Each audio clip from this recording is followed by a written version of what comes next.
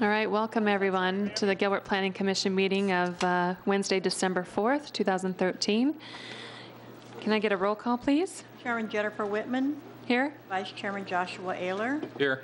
Commissioner Anthony Bianchi. Here. Commissioner David Cavaney. Here. Commissioner Chad Fuller. Here. Commissioner Bridget Peterson. Here. Commissioner Christopher Sipple. Present. Alternate Kyle Paul. Present. Thank you. Can I, Vice Chairman, get an approval of the agenda? I'd like to make a motion to move a few items on the agenda. I'd like to move 9, 10, 11, and 13 as a continuance to January 8th, and item 12 as a continuance to February 5th, move to the consent agenda, and then for approval on the consent agenda, items 15 and 16. Okay, I've got a motion. Do I have a second? Second. All those in favor? Aye. Thank you. Okay, moving forward to communications from citizens. At this time, members of the public may comment on matters not on the agenda. The Commission's response is limited to responding to criticism, asking staff to review a matter commented upon, or asking that a matter be put on a future agenda. Is there anyone here that would like to speak under those? Yes, please come up and state your name for the record. This is something, go ahead to the podium, please. And if you could state your name and city of residence for the record. And it's to discuss anything that's not on the agenda. My name is Larry Hyde. I'm speaking regarding item 19. I live on Sunnydale Drive, right near that neighborhood in Breckenwood Estates. Actually, sir, that'll be on the agenda for a little bit later. This item was for anything that was not on the agenda tonight. If somebody has, that's okay. Sorry about that. We should have made that more clear. If there's anybody wishing to speak on anything that is not on the agenda this evening, please let us know. Okay, otherwise we'll move forward to the public hearing consent. Madam Chair? Yes. Can I just by way of clarification, it Certainly. might be helpful if we said what items were now on the consent. Sure. I just want to make sure I understood that. So am I accurate that the consent calendar would be items number 7, 8, 9, 10, 11, 12, 13, 15, and 16? Is that accurate? That is accurate. So the non-consent then would be 14, 17, 18, and 19. Correct. Okay. All right. Thanks. All right. Madam Chair, if I could just ask one question. I got a note here from staff that someone wanted to speak on UP 1319, which is number 16. I'm not sure if that was the applicant, but I just know. UP 1319 is 17, and it's not on the consent agenda. That's number 16. I thought I heard. Your agenda's different. Okay. On our agenda, it's number 17. Okay, I guess I must have an earlier version. Sorry. That's okay. Everybody's a little confused tonight. All right, so just to be a little clear, let me use some zoning case reference numbers rather than numbers on the agenda. I'm not sure if there are multiple versions of the agenda out there in your guys' hands this evening, but just to be abundantly clear. So on the public hearing consent, we have case UP 13-18, which is Verizon Wireless. It's a wireless communication facility. We have case number 8, which is Z13-31. It's the colleges, public and private, the amendment to the Land Development Code. We have agenda item number 9. It's UP 13-20. It's a conditional use permit for a car spa, and that's requesting a continuance to the January 8th meeting. Item number GP 13-16, which is the Epicenter at Higley and Ray, a continuance to January 8th. The companion zoning case for the Epicenter is also on consent as a continuance to the January 8th meeting. Agenda item number 12, which is the foul regulations, that's recommending a continuance to the February 5th meeting. Number 13, which is Z13-12, which is the Copper Ranch PAD, a portion of the property located within there, a continuance to the January 8th meeting. Agenda item number 15, which is an ordinance to remove 14 acres at the southwest corner of Santan Freeway and Ray Road. It's the Gilbert Crossroads or the golf facility. Agenda item number 16, which is Z13-34, which is the Bridges Phase 3, Parcel 1. So that concludes the items that are on the consent agenda. So with that, we will move forward. So the public hearing consent. Consent public hearing items will be heard at one public hearing. After the consent public hearing, these items may be approved by a single motion. At the request of a member of the commission or staff, an item may be removed from consent calendar and may be heard and acted upon separately. Other items on the agenda may be added to the consent public hearing and approved under a single motion. So I just read all of those cases before, so I don't know that I need to go and review all of those again. But with that, we'll open the public hearing. Is there any discussion from commissioners or a proposed motion? I don't have any cards for anybody on these ones. We already checked that. Thank you. Commissioners? Anyone? You ready for a motion? I am. Did you close the public hearing? Well, Do you have any discussion? is there any discussion? Oh, I'm sorry. I thought you were ready. Discussion or motion? I'm ready for a motion. Okay, well then we'll close the public hearing and be ready for a motion. Commissioner Fuller. Okay. I move that we approve the consent calendar as as the chairman recently delineated in her oratory. That was a long Not quite sure how to phrase recommendation. that, but I think that is sufficient. Okay, do I have a second? Second. Okay, I have a motion by Commissioner Fuller, a second by Commissioner Peterson. All those in favor?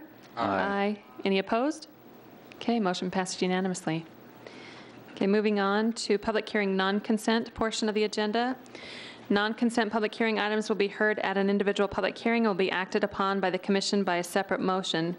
During the public hearings, anyone wishing to comment in support of or in opposition to a public hearing item may do so. If you wish to comment on a public hearing item, you must fill out a public comment form, which are in the back of the room. They're on these blue slips. So if you haven't filled out one and you wish to speak, please make sure you fill out one and bring them up to the table up here, indicating the item number on which you wish to be heard. Once the hearing is closed, there will be no further public comment unless requested by a member of the commission. So with that, we are moving on to agenda item number 14, which is Z13-02. Right?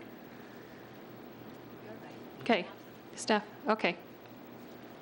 Z13-02, which is the recovery residences. It's a request to amend the Town of Gilbert Land Development Code to permit recovery residences by right in the single-family and multifamily residential zoning districts. And with that, we'll invite up Mr. Mike Melillo.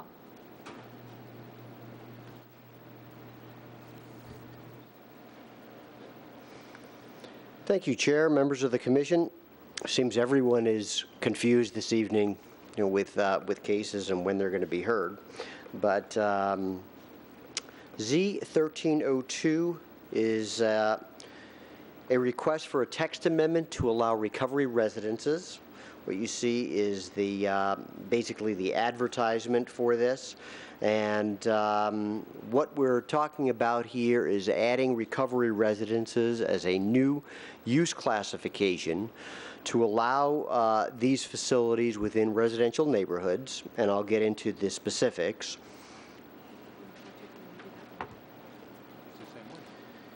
You heard this on 2 occasions previously, and you also heard from various members of a focus group. We established the focus group the early part of the summer, and the focus group met on 4 different occasions. We basically came up with a couple of different alternatives for how to deal with recovery residences.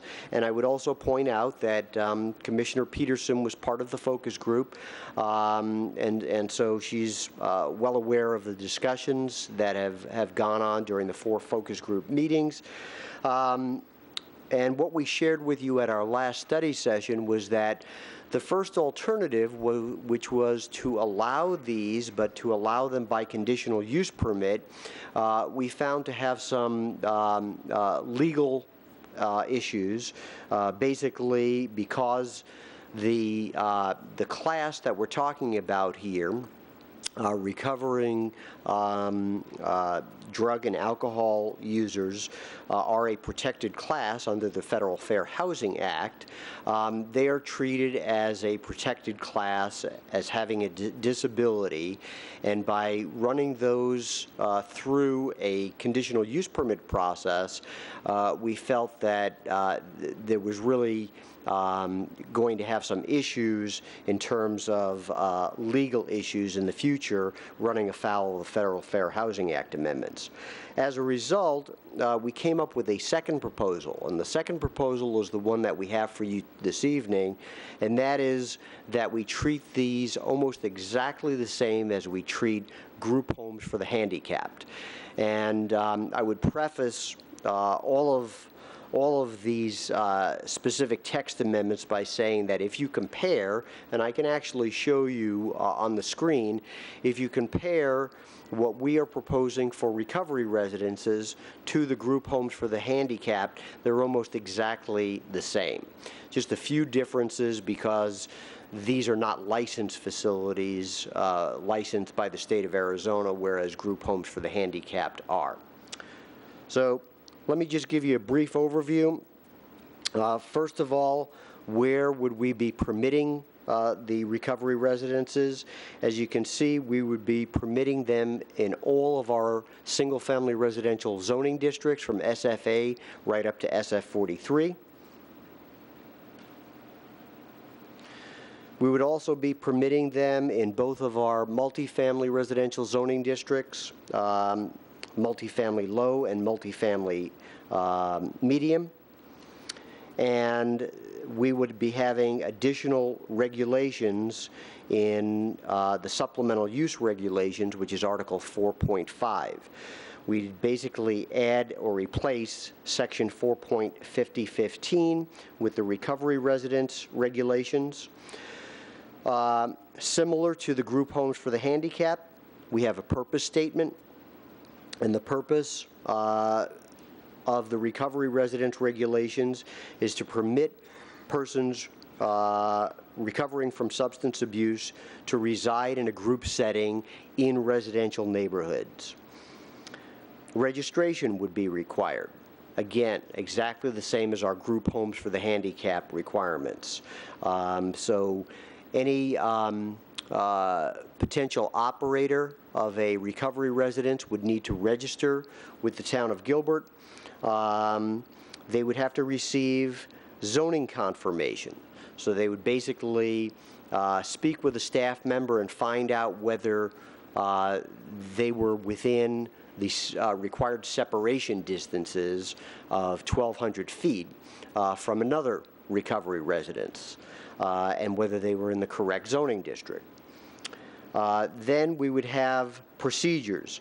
This is where we have a little bit of a deviation from the group homes for the handicapped. Group homes for the handicapped do not have operations and management plans, what we're referring to here as an O&MP. But we felt that due to the potential impacts of these facilities on residential neighborhoods, that we should require an operations and management plan, so that's part of the procedures. It would that O&MP would include all of the contact information, so that if there were any issues that were to arise in the neighborhood, we would be able to share the contact information with homeowners association representatives or neighbors within the residential neighborhood. Then we have standards. Number one, they have to be operated in compliance with the O&MP. Number two, minimum separation between recovery residences would be 1,200 feet. That's the exact same separation distance between our group homes for the handicapped, and it's measured the exact same way. In terms of occupancy, here's another deviation from what we have in group homes for handicapped. Group homes for handicapped, you can't exceed 10. So you can only have up to 10 handicapped persons within a group home. With recovery residences, we've decided to go with 2 residences 2 residents per bedroom, and provide the zoning administrator with authority to deviate from that if, for example, they happen to have extra large bedrooms or an extra large bedroom that could accommodate more than 2 residents. So the zoning administrator would be able to make that decision. There shall be no sign or other exterior indication of a recovery residence. Same exact language as we have for group homes, and obviously, because we want to mainstream this group back into society, we don't want to have any exterior identification that would show that this is a recovery residence. Parking for the recovery residents, this is one of the major issues that were discussed during the focus group meetings. These facilities will have to meet the parking requirements within the zoning code. So they don't have any special parking requirements. They will have to park the facilities per the parking and loading regulations in the zoning code. And the tenancy requirement, that again is exactly the same as the group homes for the handicap. And so we just carried it over into this, into these proposed regulations. Request for accommodation, that is exactly the same language that we use for group homes for the handicapped. And this is basically a safety valve to where if we see we're going to possibly run afoul of the Federal Fair Housing Act amendments, that, and if there's something unique about the facility to where maybe they don't meet all of the standards that we've put in place, but they still feel that they would like to open up a recovery residence, they can request an accommodation and put that in writing to the zoning administrator. And then we have certain things that need to be included there. Finally, we have use definitions and glossary of general terms. So we have a recovery residence definition, which you see up on the screen. It's a dwelling unit or building used to provide stable, clean, and sober environment for individuals recovering from substance abuse. And it excludes the house manager, because many of these facilities, we found out through the focus group, actually have house managers, but they are excluded from the count. And each one of the residents is an individual with a disability as defined by federal law. And then what we're also doing, because we use the term single housekeeping unit already within our code, is we're actually creating a definition of the term single housekeeping unit. So again, staff feels fairly comfortable that, number one, this is a needed use classification within the town. There is currently a gap within our regulations. This is not a legal use in our zoning code currently, although we know we have these facilities within Gilbert. Number two, we feel confident that these proposed regulations comply with the Federal Fair Housing Act amendments. And number three, we feel that they will protect the neighborhoods based on the standards that we've set forth here. I'll be happy to answer any questions from the commission. Thank you, Mr. Malillo. Are there any comments or questions for staff? Vice Chairman Ayler? Number 5, the parking, is the regulation stated on the amount, like if you have a 5-bedroom house, are you having to park all 5 bedrooms even if you're not occupying all those at that point, or is it based on a stated occupancy? How is the parking stated per a larger house that they might not use all of? Commissioner Ayler, the way our regulations are written for single family is that all you're required to have is 2 enclosed parking spaces. That generally means that you also have to have a driveway in front of those 2 parking spaces, so that it'd require, that'd be a requirement for 2 enclosed parking spaces plus the driveway. But our parking requirements for single-family are not based on numbers of bedrooms. Right, I understand that, but I mean, I guess that's kind of what we talked about, or I had mentioned in the past, was now you're putting 10 adults, maybe they drive or they don't drive, and we're still holding it as a home. I really appreciate what we've put into this, but I wish we could put a little something more into the parking, because it's being treated as a single-family home, which is what our parking code would be as a group home too.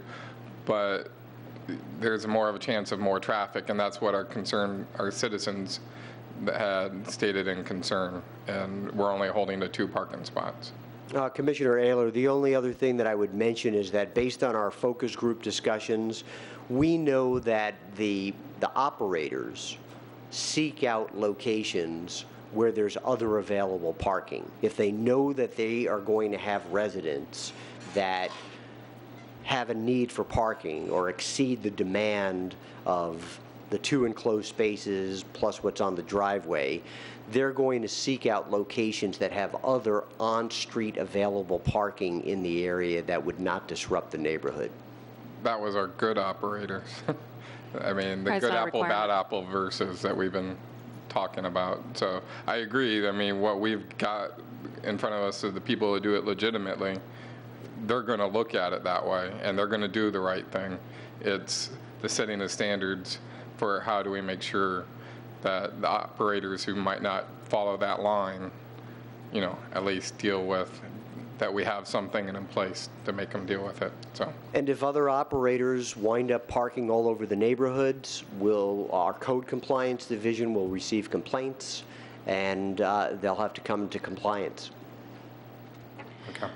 So just as a clarification, building upon that, are you saying that if there's on-street parking allowed or permitted in that whatever zoning category they have, or residential subdivision there is, assuming it's a public street and it's wide enough for on-street parking, are you saying that they could not park they couldn't use additional area or park on the on-street parking area for the home? So say they had 5 or 6 occupants, 6 of which drove cars. You have 4 spots in the driveway, 2 in the garage and 2 in the driveway. Where do the other 2 park? On street? Yes. In situations permitted? where on-street parking is allowed, and we do have locations where it is allowed, they could park within reasonable limits on the street. If, on the other hand, they start parking all along the street for, 5 houses down, I think that probably wouldn't be a reasonable use of the on-street parking, and we'd probably have to take code compliance action against them. Okay. Commissioner Cavney? So I guess what I'm hearing you say, other commissioners, is there anything to enforce this? Is there any provision to enforce this? And I think you're just saying it's regular parking code, and I think that's making a few of us a little uncomfortable, that's all. And the other points I wanted to make while I've got the floor here, I imagine these standards were drawn from other situations, other communities or whatever, because you mentioned you've kind of looked at that. One of the things that I noticed that concerned me a little bit is the use of, and you said this was a change of bedrooms to evaluate the number of users. And of course, we have to write provisions for the worst operator, right, so that we make sure that we keep a consistent thing. But I think I'm wondering why you're doing that, because I know that a bad operator might classify every room in the house as a bedroom, and in the end you end up with a well over-occupied unit. So I'm wondering why we didn't use perhaps a maximum, and I know the size of house could affect that, or maybe square footage of the home, something like that. That's one of my thoughts on that. And so anyway, just a consideration. Commissioner Cavney, just to clarify, we really didn't go to other communities in order to borrow regulations.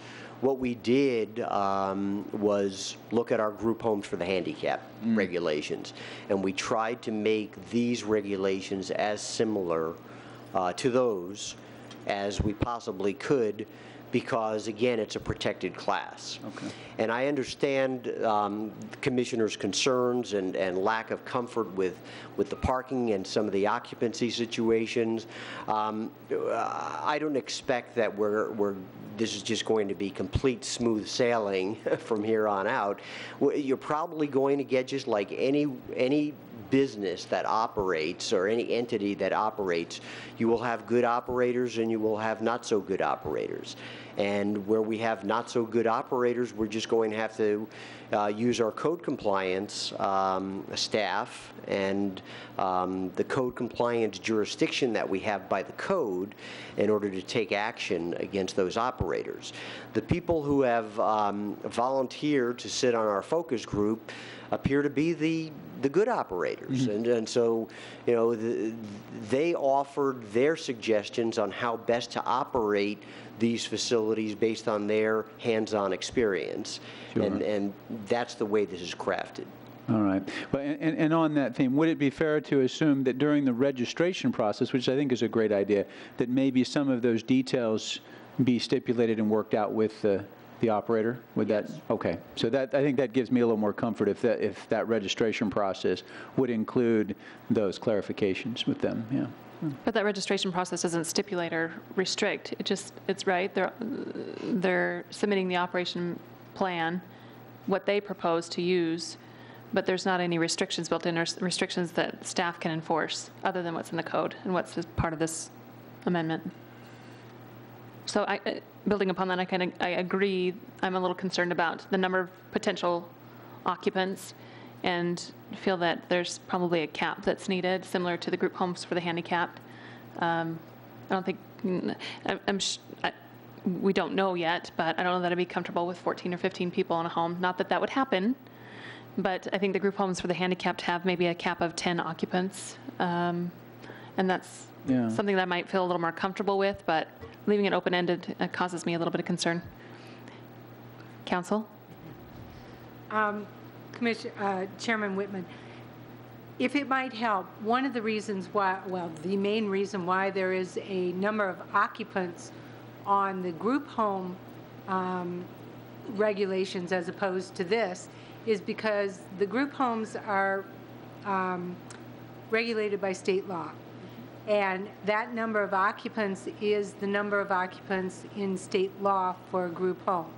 One of the reasons we went with bedrooms, number per bedrooms, is to do with building code, because there is no state regulation on sober homes, but there are building code regulations as to bedrooms and occupancy per bedroom.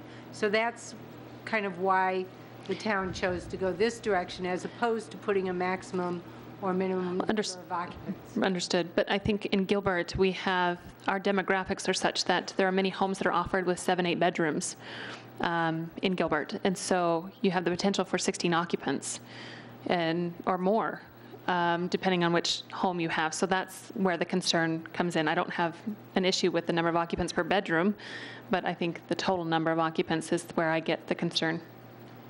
Yeah, and that would impact parking and so forth too. And maybe part of my concern would be softened if we had a definition of bedroom in there. I mean, you know, if there were some parameters so that, I'm afraid of a vendor that or an operator that would classify rooms that weren't meant to be bedrooms as bedrooms just to get by.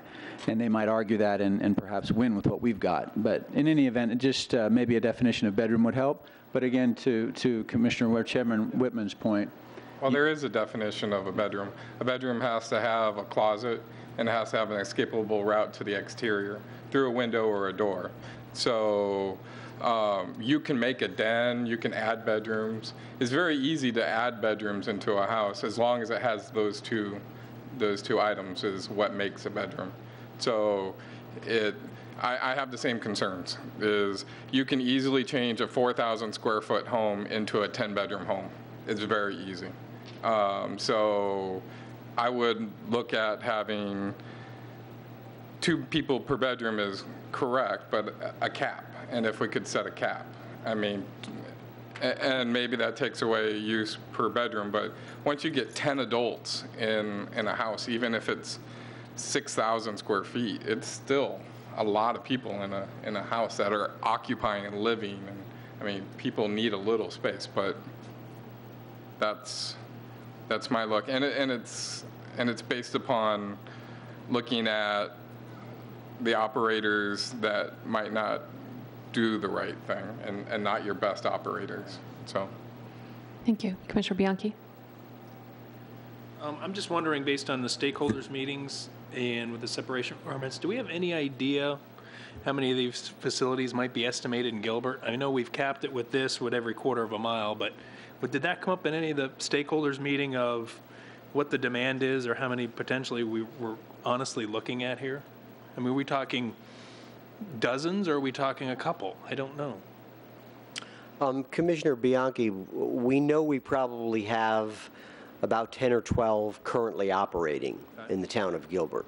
And no, we did not do an analysis figuring out 1,200-foot spacing, throughout all our residential neighborhoods.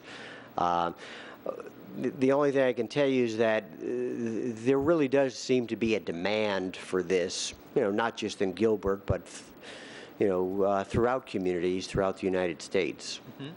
And in those discussions, did they talk about if there was any sort of preferred house or lot size that these setups work best in? I think we probably did. I just can't recall a specific number, and you might ask a couple of the sober home operators that are here this evening to respond to that. If they want to bring that up, or Commissioner Peterson, if she might have any feedback, because I know you sat on this. But I guess where I'm going with this is, if we're going to allow them on every residential component, how does this actually work in a multifamily environment? If you're going to have a house operator and you've got 1 or 2 bedrooms, how does this work if we're permitting it in a multifamily environment? I don't know. That's my curiosity, is how would this type of facility that we're talking about work in an apartment? And the main reason we stuck with all of the residential components is because of the other homes, because the other classification, and we're trying to just mirror that. If we try to differentiate, we are changing this classification to a different kind of classification, and we're not allowing them all of the opportunity that we could allow them. So we're changing that and maybe going against what we should be doing for them in this classification. So we left that open. Working with these businesses, they are not going, these legitimate businesses that have come to this focus group, these are not going to set themselves up for failure. This is a business for them. They're going to choose houses the size that they can manage. They're going to work in neighborhoods that they have available space to park, whether that be in a garage or on a driveway or public parking on the streets. They're going to set themselves up to work. They don't want to set themselves up to fail. No business wants to set themselves up to fail. So we have to remember that these folks are running a business, and that's their first and foremost. And then they need it to run properly in order to keep people, keep the process working for the people that need these facilities. And if they don't have a decent business, they're not going to keep that process going. So for them, they need to set it up correctly to start with, and we're comfortable with the parameters that we all sat down and came up with. And I understand maybe making a cap on the number of people allowed in the home. I understand in Gilbert we have 7 and 8 bedroom homes. I don't know that any of these businesses would want to even try and set up in a 7 or 8 bedroom home because of the other issues they'd have to deal with. So many people in one building, like you said, that's a lot of people in one space. The parking that they would have to deal with. So to get these legitimate businesses running the best way we see fit for Gilbert is to work out these factors for them. And I think that to keep them legitimate with the other businesses that we're looking at that are state regulated, and the recovery homes are not state regulated. So we're trying to keep, some information from them on record here at the town. So permit them blanket, through all the classifications. So that they match. Right, okay. All right, I understand. It's not feasible that they would want to But it's not choose a feasible to 2-bedroom multi-family location that you'd have to deal with only 2 bedrooms to put people into, not enough parking for them to park in. I was just curious if that was in the discussion, if that was something they were pushing for, or like you said, just make it uniform. No. Okay. And from what I remember, they're mostly looking at maybe 4 and 5 bedroom homes. Nothing that's too outrageous for them to handle for that scope, Okay, thank you. Commissioner Sippel? Mike, I want to commend you for all the hard work you and your team did on this. And I would agree with the other commissioners about so many people in one home, and maybe a compromise is to do the two-bedroom with a cap of no more than 8, 10, 12 people in one of the facilities or one of the homes, which might, help alleviate some of that as well. So I would just throw that out there for a discussion piece of a both, two people per bedroom with no more than even if they decide to convert their house into an 8-bedroom home and the cap is 12 people, they can't have more than 12 in the entire house anyways. So maybe that's a good compromise to look at as well. Okay. Any further questions or comments for staff? All right, this is a public hearing, so is there anybody here that would like to speak to this item? I don't have any cards here. Anybody else? Oh, please come on up.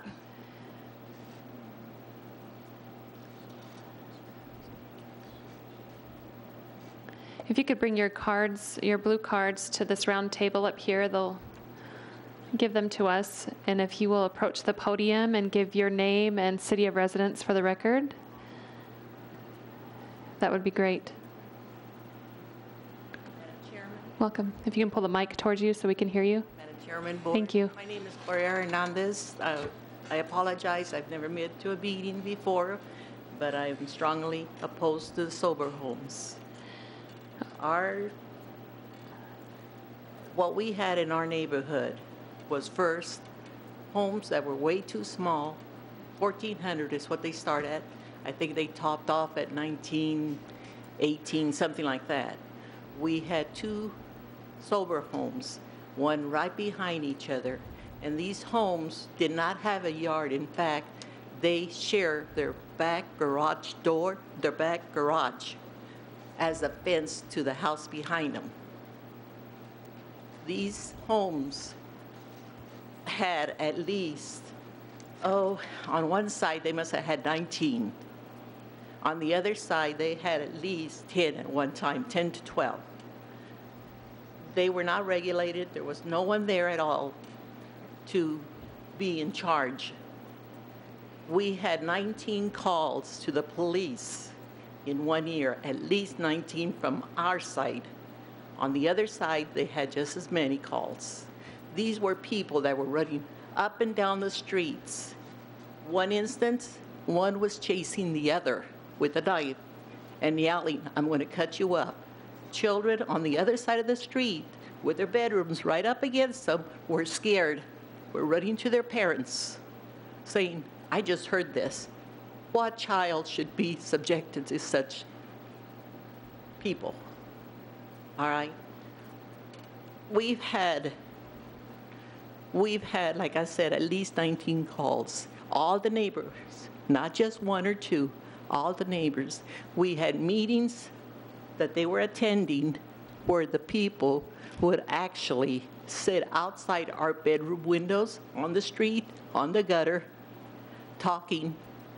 Heaven knows what they were talking about. They said it was about the meetings. What meeting is held out there from 11 to 3 o'clock in the morning? This is in a residential. The kids are going to school the next morning. We have to get up at 6 o'clock in the morning to go to work. Is this what we want in our neighborhood? You say that they are compared to handicap. What handicapped person is up at that time of the night, is up running around, keeping everybody else awake, putting everybody in danger? Is this what we want in our neighborhood? Yes, there are some larger homes. You say this was advertised. I'm sorry. I never got, the only way I got word of this is because the homes were there and they were infringing in our lifestyle. People that have this business should be, there's plenty of buildings that are empty. Why do they have to go into the residential? Everywhere you drive, there's empty buildings. Evidently, it's because they're more expensive, right? And they want to make their profit. Let them make it on their own terms. Somewhere else, away from us. Don't make us pay for it. All right, thank you. I appreciate your comment. And I think that's kind of the purpose tonight, is to discuss putting some restrictions and limitations on those that currently exist and are causing problems such as this. And Gloria, would you mind coming back up for just a quick question? Did you have any opportunity to reach out to the operators of those two facilities? These were people that said they were from the sober homes. And yes, we did talk to them, and we tried talking to them. And they were always polite with their responses as far as speech. But as far as acting, no one was there to enforce anything. There was no one in charge. In fact, we tried talking to the person that leased the home. We could never find them. What they do is they lease the home, they give it to somebody else to run, and then they get whoever they want to. If you go by a sober home, their lights are on all day or all night because they're expecting somebody to be dropped off all the time. Now, these are cars going up and down the street all night long. Okay. So, yes, we have had, we were able to talk to them, but they would not listen. There was no one to regulate them. Okay. But the thing is, what I'm saying is, why are you comparing them to a handicapped person? That's like oranges and apples. Yeah, I don't Yeah. think they're really comparing them. I think just as far as use restrictions, they were looking at kind of a little bit of the similarities as far as housing people within homes, but I don't think that they're comparing them as apples to apples, certainly. Okay. Another thing is that I did hear that they'd like to, it's wrong for them to park 5 houses down. That's exactly what they do. You will never see them park in front of their house. Why? I have no idea why. But they will park down the road. They will park all over. They will leave all times of the night. Okay. And this is just disruptive. This is not the way to live. They want to get themselves ready for society. Well, this is not the way it's done. The way they're acting is not right. Okay, thank you. I appreciate your comments, Gloria. We have Janet New. If you could give your name and city of residence for the record. Janet New, and I live at 1202 East Liberty Shores Drive. I've been there for 3 years now, starting the 4th year. Okay. And I've had a sober house behind me for almost 3 years, and a sober house 2 years on the other side of me. Come here in the winter wanting to vacation, enjoy my home, and these sober houses have made my life a living hell because I don't ever get any sleep. I have to run a fan continually all night long, but the cars still keep coming all night long. My other concern is we have a little spatial HOA where we live and small streets. There's not even enough room to park. If there was 5 guys there now, there's not a room for them to park. So they park in front of everybody else's homes and come and go all night long and make noise. That's my big concern. How are you going to handle the parking? It won't work in our area where we live, at Liberty Shores Drive, Heritage Cove, Windrift. It will not work. There's no way it can, because it hasn't worked. And I've been there with 2 sober houses behind me now for 3 years. So what recourse do I have? My only one that I can see is to move. And I almost did that last year. And if this happens and there's not regulations, I will have to move because I'm just I can't handle it anymore. I'm too old. I come here to vacation in the wintertime, and I own my home, and I pay for it, and I pay taxes. So these are my concerns. Thank you very much. Thank you, Janet. We appreciate your comments and taking the time to come down here tonight. I do have another speaker, Gonzalo Ardovan. State your name and city residence for the record.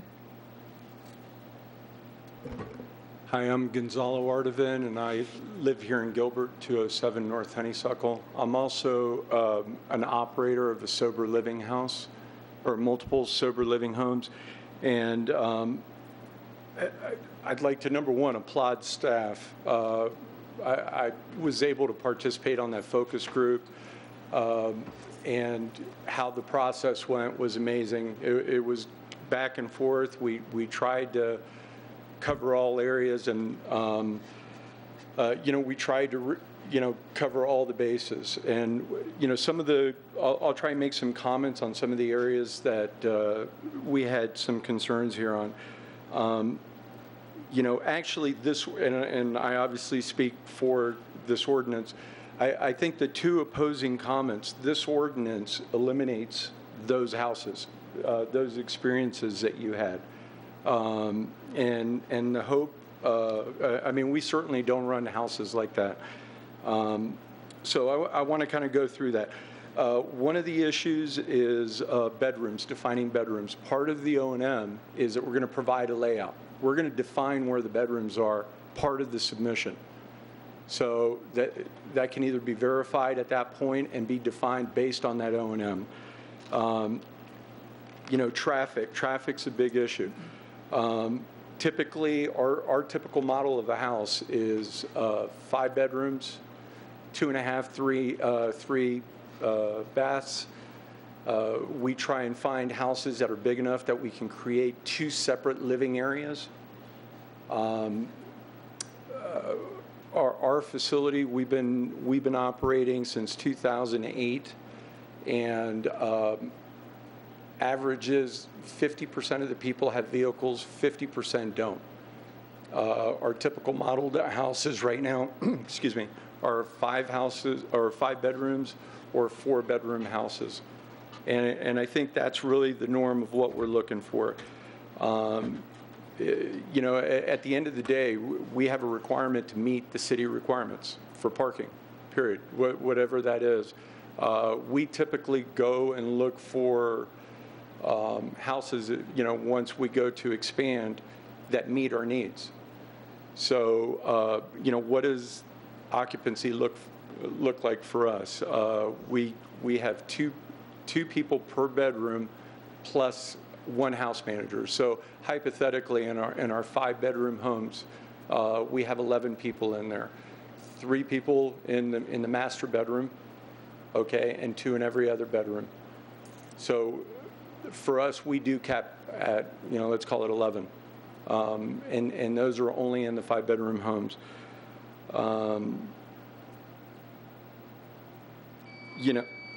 Okay.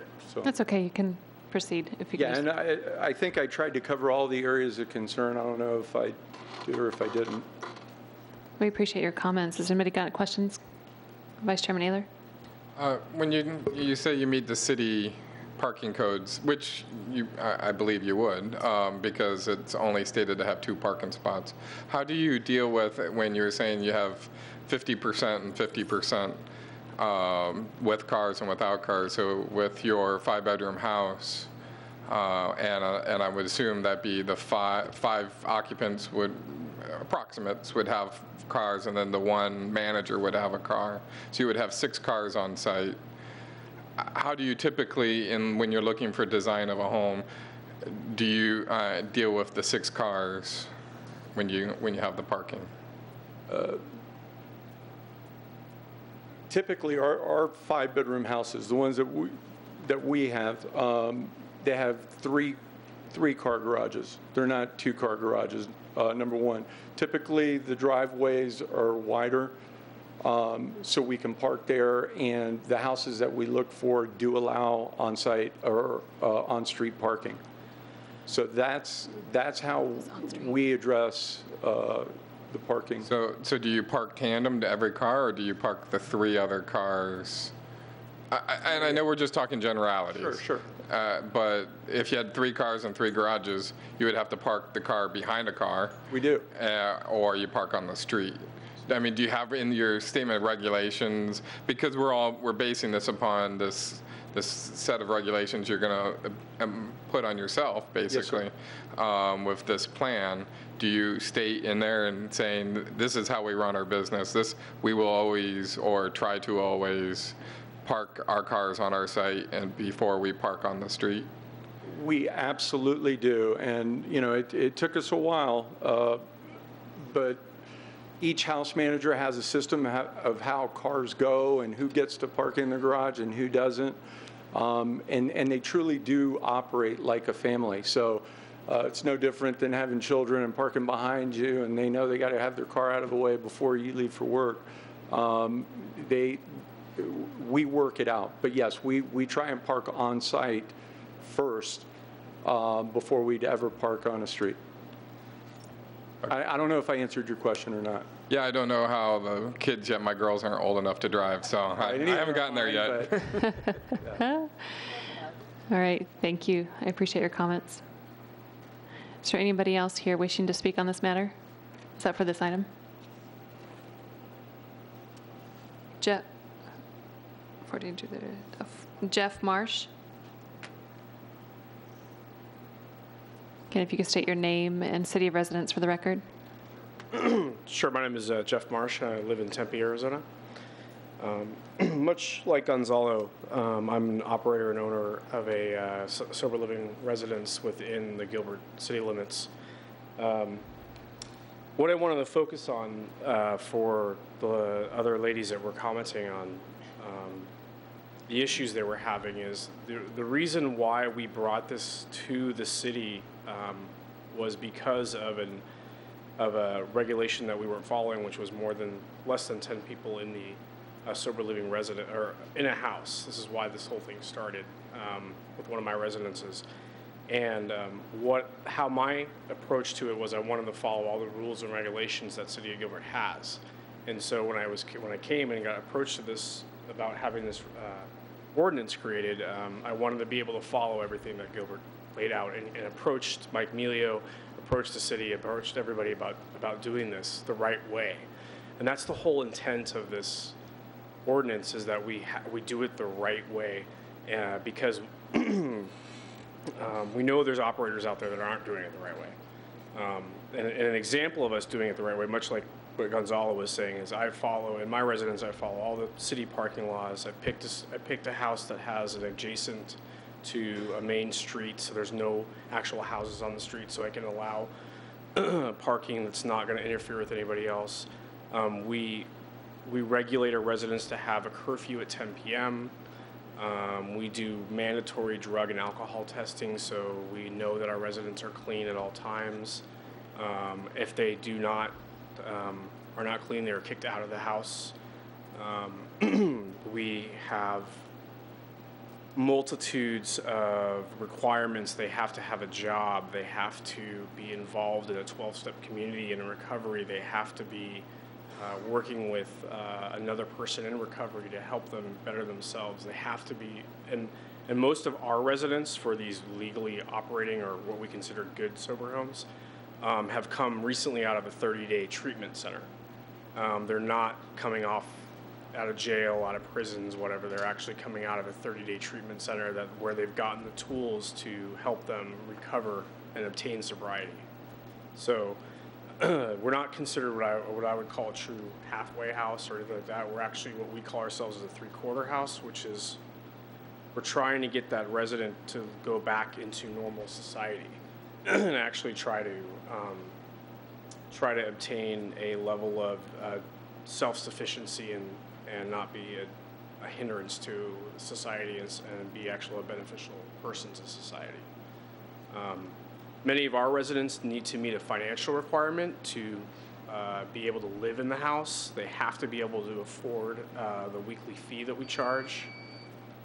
That's okay. Just trying to give you some examples of what some of our residents, and similar to Gonzalo, are required to do, and that the overall intent of this was to establish an ordinance that would prevent the description of what the ladies had in their backyard. So, great. We appreciate your input. Is there any questions for Jeff? Mr. Marsh? Oh, Commissioner Bianchi? Thanks, sir. Actually, you answered a lot of them, because that was kind of my question with the first speaker is, how do you ensure that these uses aren't disruptive to the neighborhoods as the other speakers have experienced? And, is there a need, if you're the sober house operator, how do you patrol that? I mean, are you there to inspect it? Do you visit? So in our instance, and much I believe Gonzalo and Dee Dee and the other women and other people that are here that are operators, we have a house, like for my instance, for my house, we have a house manager and assistant house manager. So someone there is there almost 24 hours a day. And we usually schedule these managers or whatnot that they would be at off times. So somebody would be working for the day or somebody would be working at night.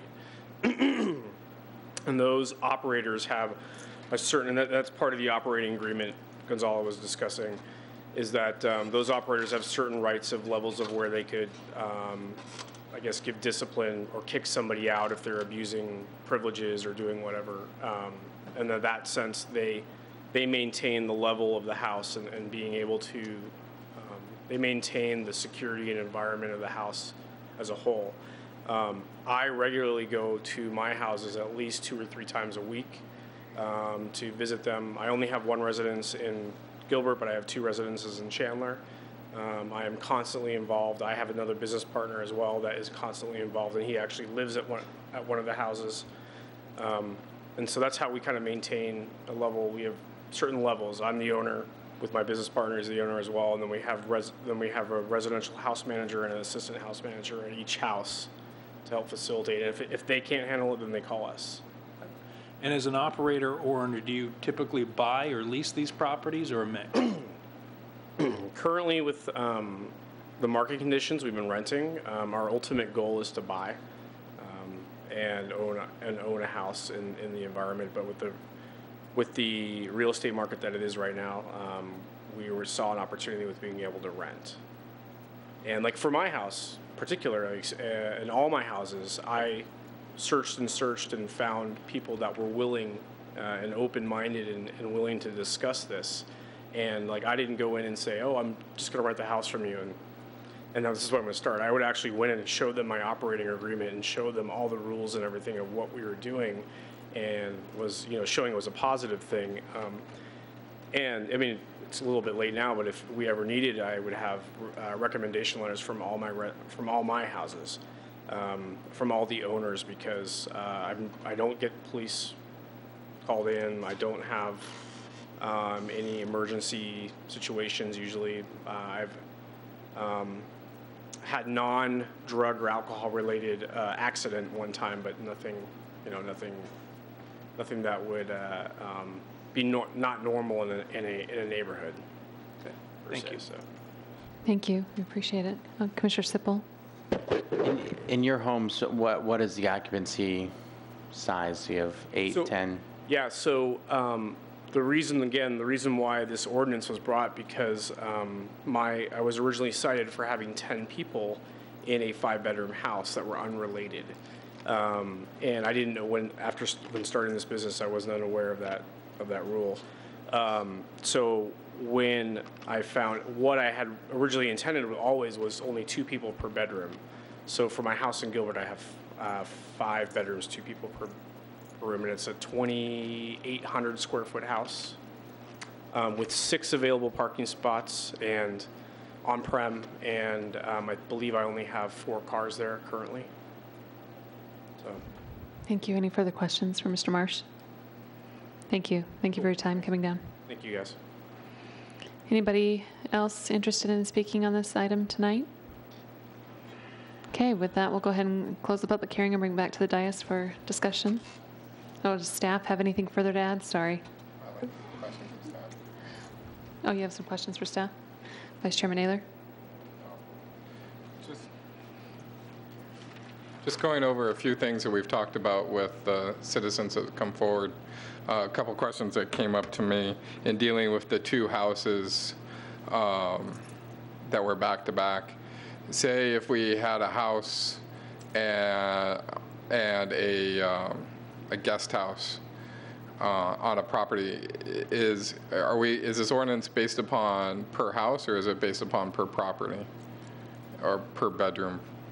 It would be basically based on the per property, because we measure from the lot lines, the separation distances, And there's actually a sentence which, if the commissioner is inclined to approve this tonight, there's a sentence we probably need to add in the separation section, which is exactly the same as the sentence we have in the group homes for the handicapped, but it clarifies that, how we measure it. And it is lot to lot, so you wouldn't be able to count the guest house separately. Okay, and then say if there was a stipulation that we've kind of discussed of the 10 cap, if that was the magical number that we might be looking at, if there was one, would that still be per house or per property? Well, that would still be per the property. Okay. So. Per business? Yeah. Okay, and then I know none of these are legal at this moment in time, or legal or not legal, but none of these will be grandfathered for separation. No. All of the uses that are currently operating are illegal. They're not operating legally because we don't have any regulations that address them, but they will not be grandfathered in. Each one will have to go through a registration process and make sure that they meet the separation distances before they can actually become legal. So in an instance, and I have no idea, we were talking that there might be 12 in the area operating, we don't know. So it's first come, first serve, first guy to the door takes that radius? Correct. Okay.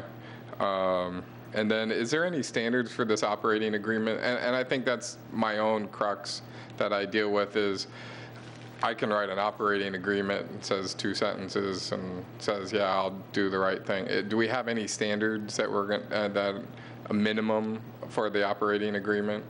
I'm just looking if there's. Commissioner Adler, you're talking about the operations and management plan? Yes. Only insofar as we have it outlined in the actual code. So contact information, and let me go back to it. I can tell you exactly what's in there. So the operation and management plan goes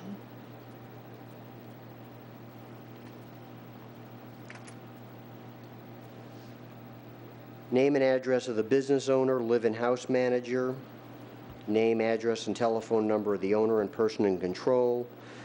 Plan shall provide emergency contact phone number, indicate the number of persons per bedroom, maximum number of occupants, typical length of stay, and guest and resident rules of conduct.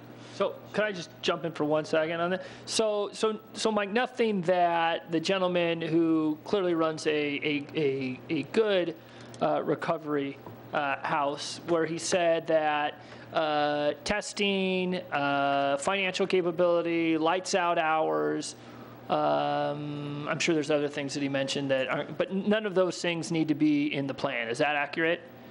Well, a lot of those items that you mentioned, Commissioner Fuller, I think would fall under rules of conduct, which is mentioned.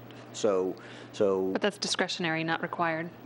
And each business will have their own. Their own, because right. each Well, yeah, business runs that's their the own. point. Right, where I'm getting is, I don't think, and this may be a conversation for later, but I don't think anybody has a problem with a properly run, I shouldn't say, I'm sure there are people that have a problem with it, but I think the majority of people don't have a problem with a properly run recovery house like the gentleman, the 2 gentlemen who got up mentioned. I don't think really most people have a problem with that. I think the people really are concerned about the ones that aren't run that way. And I think the point is for us to consider, and what we were discussing with Mike is, it's great to hear how they're run right. I don't think the code reflects I don't think the code would reflect what they said. They said, we do it this way, I stop by 3 times a week. That's great, and we think that's wonderful, and we wish everybody did that. Clearly not everybody's doing that. So we're enacting a code, we're enacting this regulation. I'm not sure that it solves the problem. I think it raises the bar, but my question is, does it raise the bar high enough to where our citizens feel like some meaningful legislation that will be passed? I know that was not, there was not a question anywhere in there for you, Mike.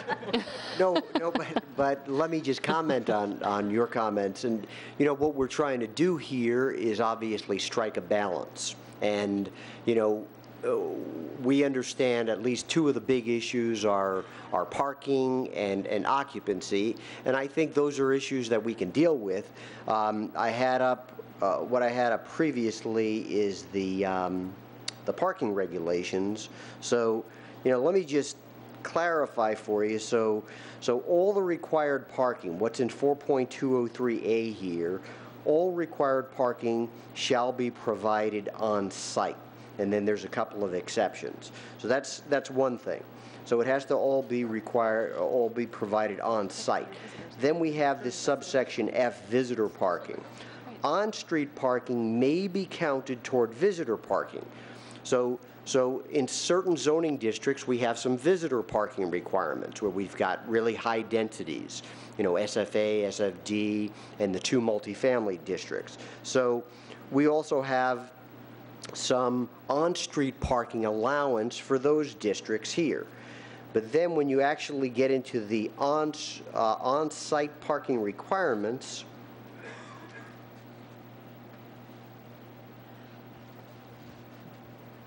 this is what we require. We're single family, 2 enclosed spaces per unit, you know. Single family with no on-street parking, 2 enclosed spaces per unit plus 0.25 guest spaces per unit. And then multifamily, it's based on the number of bedrooms. So these are the on-site parking requirements that we're going to apply to these uses. And you know, sure, there are a couple of instances where we do allow on-street parking to count for some of the visitor spaces, but you know, this is what we're going to apply to these facilities. How do we get to the visitor? Because I'm reading that as if I have a single family home, how do I deal with guest? How is that defined to get me to the 0.25? Because I'm looking at it as just 5 bedrooms needs 2 enclosed parking spaces. Because where you have the SFA and the SFD, and certainly, well, really. Well, I'm looking at a 5-bedroom house. What we've been talking about, 4 or 5-bedroom house, FF7, FS8. And that's not really going to apply there. Right. So in your standard neighborhoods that we have, 7, 8, 10, we have 2 enclosed parking spots required. 2 enclosed parking spots, and you know, obviously what you normally see in those neighborhoods with those size of houses is larger garages, so they, you know, they go beyond the minimums. Right, and that's what we're hoping that the right user or business selects a space where they know they can park. So, okay.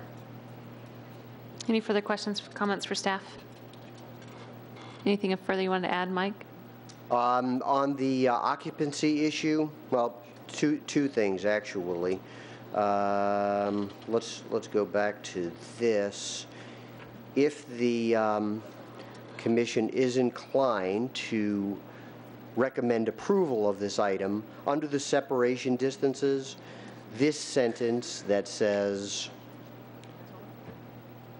no separation is required when group homes are separated by a utility right-of-way of at least 300 feet in width or by freeway, arterial street, canal, or railroad.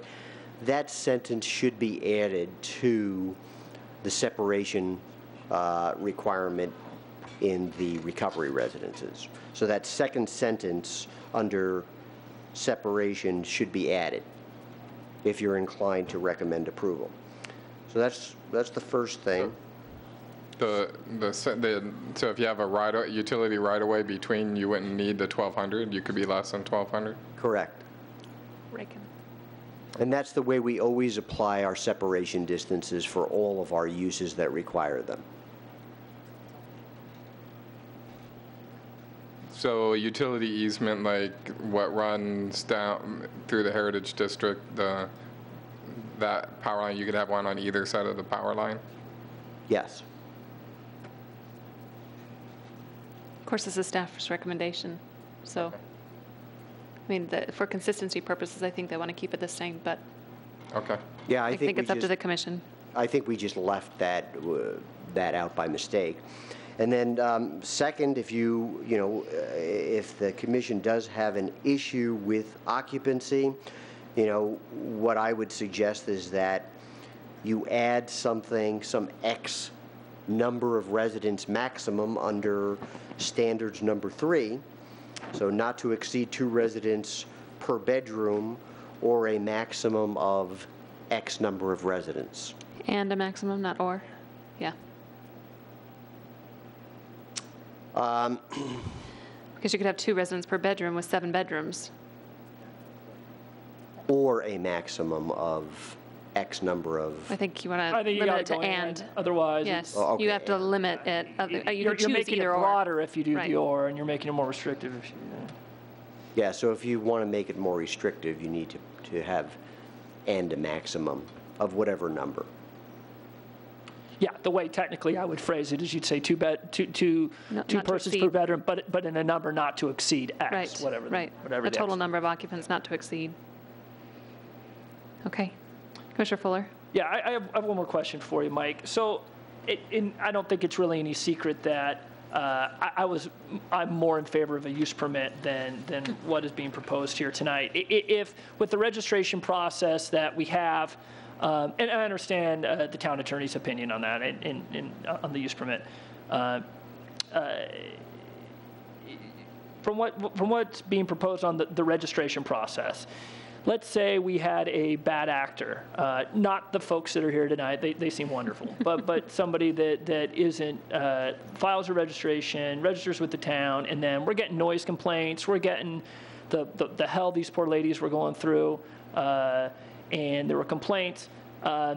Is the registration something that could be pulled, or is that, how would that, would it just strictly be a code compliance, like, you've got your registration now, I guess we can issue a fine, or we can do something, but we can't pull your registration, your ability to operate the recovery house? How would that, would that be a remedy the town would have available under the scenario that's contemplated here tonight? Commissioner Fuller, I believe it would be code compliance activity. The registration basically is a formality where they're going to be providing us with information, and we're going to tell them whether they meet certain minimum requirements like the separation distances and they're in the right zoning districts. So it's just an information card. It's like, hi, we're here, we're in your town, here's our information, here's our emergency contact. It's kind of what you fill out for your kids at school. Here you go. It's not like that's something to be revoked. It's just, here's our information. Correct. Okay. Yeah, so that, again, we can talk about this later. That's nice. It's kind of like the file that schools have for all of our kids. They pull it up and say, oh, we need to call Chad at work or Dana at home or whatever it is.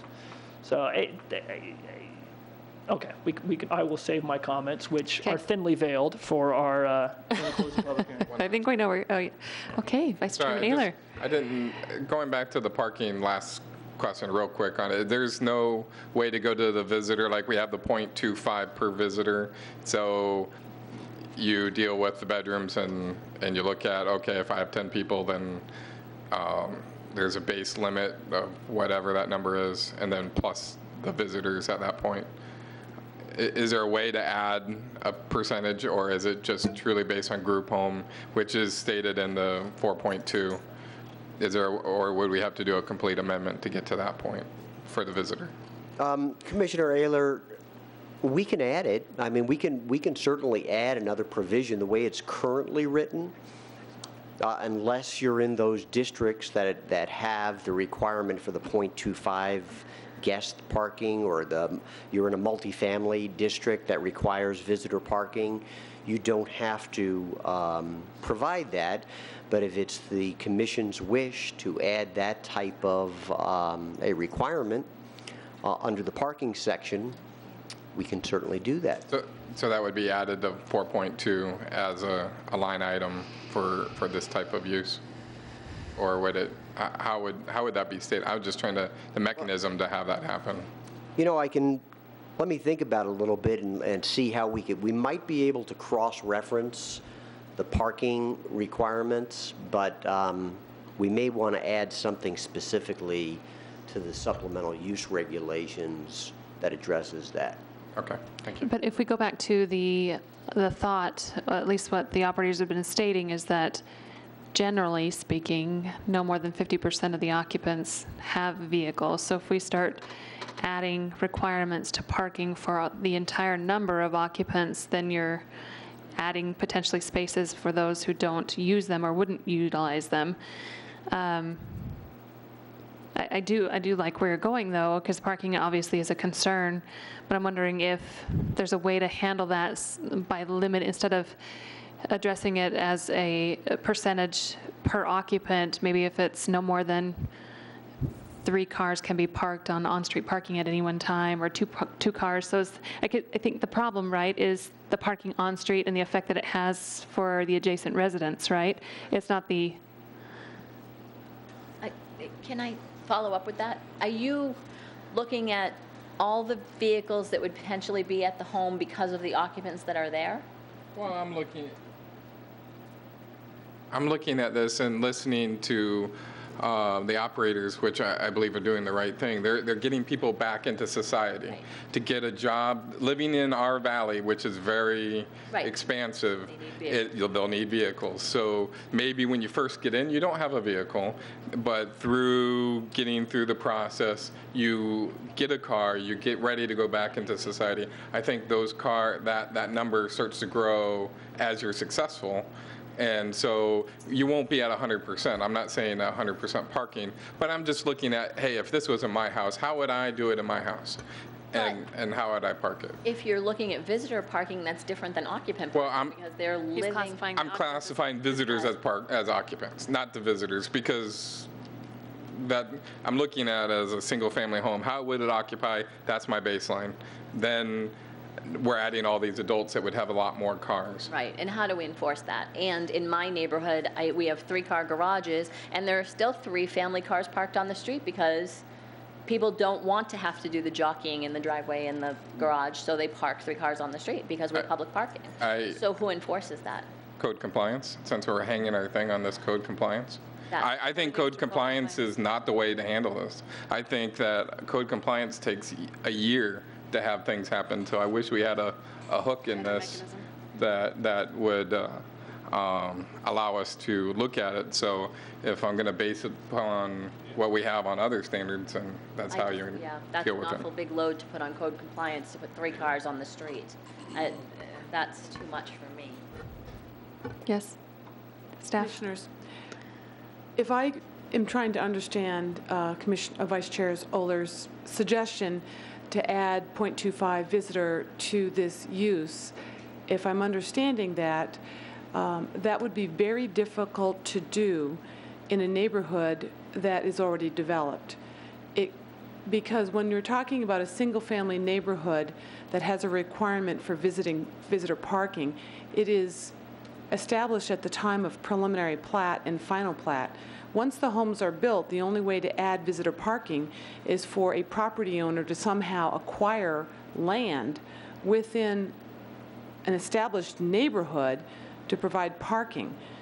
If the streets are public, anyone can park in the street. Right. Whether it's 3 cars or 15 cars, it's public. And code compliance cannot kick someone off a public street if they're parking legally, which means not in front of a fire hydrant or in front of someone's driveway. So that would be very difficult for anyone right, I'm to add looking, visitor parking. I'm using the word visitor is because what we have in the code, but I'm looking at this as occupant, and I want the occupants parking on site. If I got 6 cars, I want to force as much as I can to get those cars on site and not off site. So I use the word visitor, but I mean occupant. And as occupant, I want to be able, if you have to park, then you have to have a large enough lot to park on site in a side yard that's allowable, or tandem if that's looked at. I'm looking at, so you're not buying a 2-car garage and have a little driveway and put in 5 bedrooms in a tiny house, and now you're overloading the streets. I understand. So our code requires parking per unit Right. on site. Currently. A realistic sober home could have more cars per unit, just like any family with teenager has more cars per unit. So we just advise the commission to be careful that we're not requiring something more of a federally protected handicap class than a normal family with teenagers. Well, I think, too, that in following up with that, in my particular home instance, we have a 3-car garage, and then we also have the parking area in front of the garage. But we do have a teenager that's at our house a lot, and we added on some concrete to the side of the house so that there was additional parking area provided. So essentially, in my particular instance, we could park 1, 2, 3, 4, 5, 6, maybe 7 cars. But I think I think that addresses the concern. The concern is we're not wanting to create a burden on existing residences for these uses coming in and parking along the street. I think, and if it becomes a requirement that these businesses have to find a home that has 4-car garages, 3-car garages, or enough parking available, or make it such that there can be enough on-site parking available so that it doesn't intrude on adjacent residences, because the adjacent residences, because this is a protected class, they have no remedies other than code compliance. There is no way for them to control the bad operators. The good operators, I think they're not going to have any problem with, and hopefully that'll be 99.9% of the operators in Gilbert. But in the instance that it isn't, I think that's what the commission is trying to do, is trying to figure out how to craft this code amendment such that there's some protection for these, built-in protections for these residences, because there will not be any remedies, unfortunately, because it's a protected class, and the way the code is written currently, there aren't protections. So I hear you, though. Okay, so with that, is there more questions for staff, or do we just have additional discussion? Because if there's not any more questions for staff, maybe we'll close the public hearing, bring it back to the dais, and then go from there. Sound good?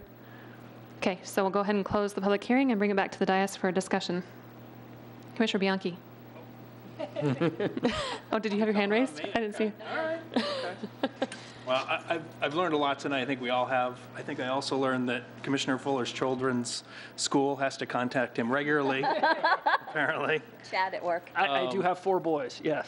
But I really don't want to undervalue the work of staff, and especially the stakeholders group. But I'm having a real hard time wrapping my head around this for approval. I mean, when I come down to it, I look at this is really a recovery business. It's operating in a residential area.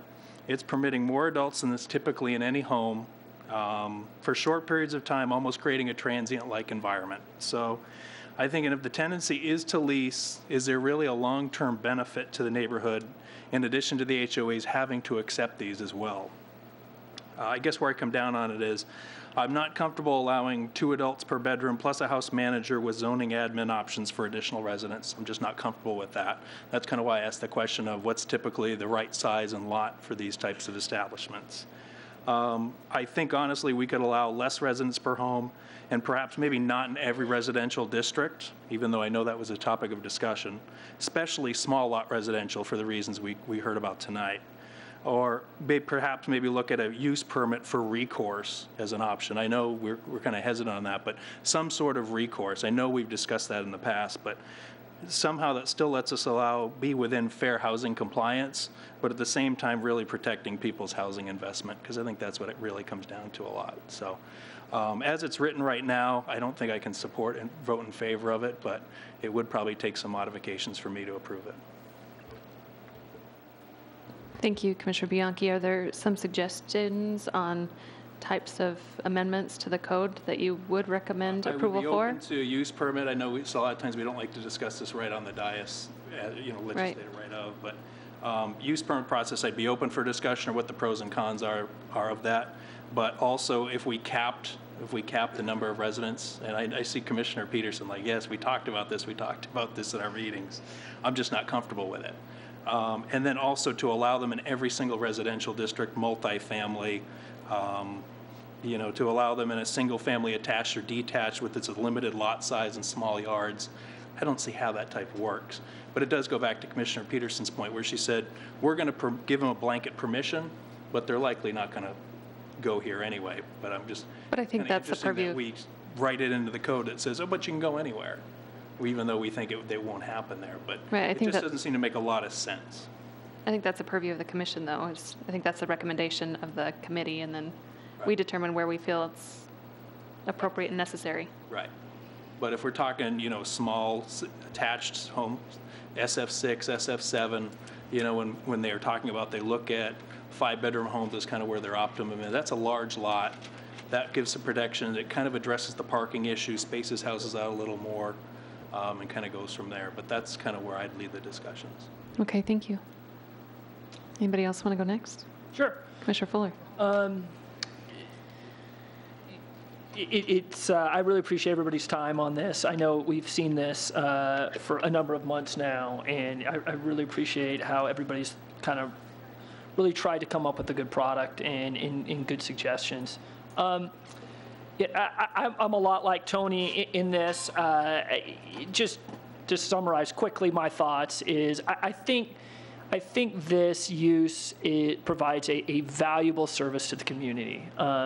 I really do, and it's one where if operated like the two gentlemen that were here today, I'm not sure many of us would have. I'll speak for myself. I would not have a problem with that if it was operated well, because it really does provide a benefit to the community. From what I hear, we've had people at the pulpit come up and say how it's changed their life, how this is really the only thing that could get them back to being a productive member of society, and how invaluable it is. That's good for them. That's good for us. That's good for the town. It's good for the community. So I think that's great. And I think it's something that has a place in the town of Gilbert. Having said that, we hear at the same pulpit horror stories from these poor people, and it's not just the two ladies who came here tonight, but we've heard many of them say just how disruptive a poorly run house is on them. And I can see from the stories that they've told that they're being genuine, and I can see where it would, having lots of people in a house that aren't there for a long period of time, that if it's not managed properly, it can be a destructive and negative influence in the community. So having said that, I think we need, personally, I think we need to have somewhat of a balancing act. Is how do we find this beneficial use for the community generally, and the individual specifically? How do we balance that with the neighbors? And to me, and I read our town attorney's memo, he couched in such a way that it's probably not, anyway, we won't get into the legalities of it, but I think there's some room there. I would be in favor of a use permit. And in my mind it's, hey, look, if you operate by the rules, then you're going to, and your residence is operated well, it's operated like these fine gentlemen say they operate theirs, no issues. If there is an issue, they act on it and they take care of it. That's fine. If it's not, then there's some sort of remedy that, frankly, I don't see in what is being proposed here tonight. Code compliance is not the remedy, I think. It's not a proportionate remedy to the destructive nature of a poorly run house would have on the community. It's a disproportionate remedy. I think we need something that is more finite, something that's more severe is probably the wrong word, but something that gets the attention of the operator that, hey, you're having a very negative effect on your neighbors, and you need to clean it up, or you could be in danger of losing your use permit.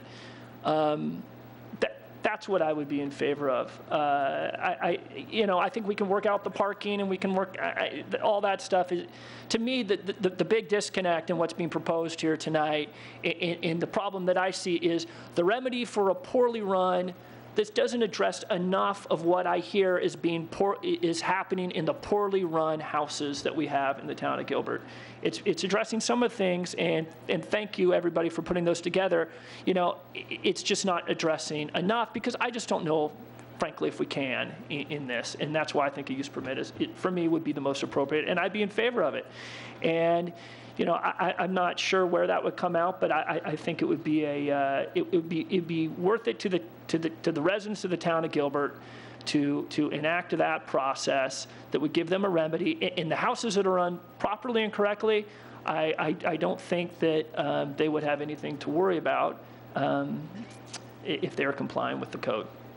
So the use permit requires notice, right? So how do we get over the notice requirement? Because that was one of the issues, right, of being treated differently as a protected class? I don't think we would treat, I think we would give I would think we would post the notice, they would come in for a use permit, and the people that would come in, and this is all hypothetical, but the people would come in and say, we don't like having a halfway house or a recovery house in our area. And I think the commission's response at that point would be, that is not a legitimate excuse for not having it, for not allowing a use permit.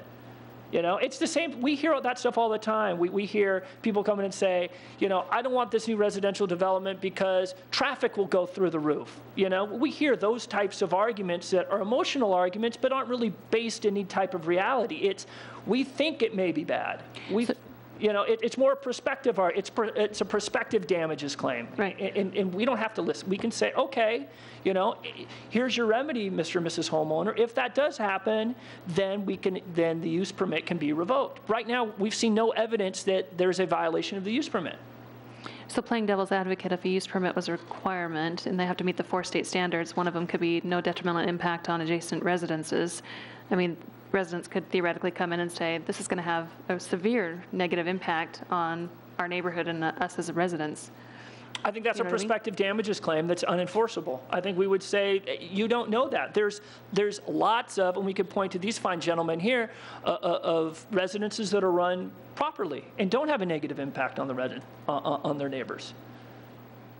I would feel entirely comfortable making that argument. I guess then we could refer to the operations plan to make sure that it's couched in a way that would protect and regulate that residence. And then you could look at the resident in the eye and say, and if they don't do this stuff, then they're in danger of losing their use permit. Well, right now we say, well, if they don't do this stuff, then I guess code compliance is going to go after them, and they may or may not get a fine and a letter that they may or may not pay. I mean, I don't know. There's nothing that revokes their ability to operate what they're doing. No, I agree. Can I make a comment? Can I just jump in here, please, with the use permit, the whole discussion of the use permit? Coming in tonight, our packet didn't discuss a use permit as an option, and we didn't allow the public to even discuss the use permit as an option. We went with what was presented to us by staff and in our packet this evening. I'm hearing what I'm hearing from a couple of commissioners, it would be more beneficial to me and maybe other commissioners if we continued this for 1 more month and came back and actually discussed it some more and heard from the public as to how they feel about a use permit, why it would be a good idea and why it would not be a good idea, because we didn't even put that on the table tonight for them to, for these business owners to even step up and discuss with us. I heard from these business owners in the meetings that a use permit is going to open their property up to everyone.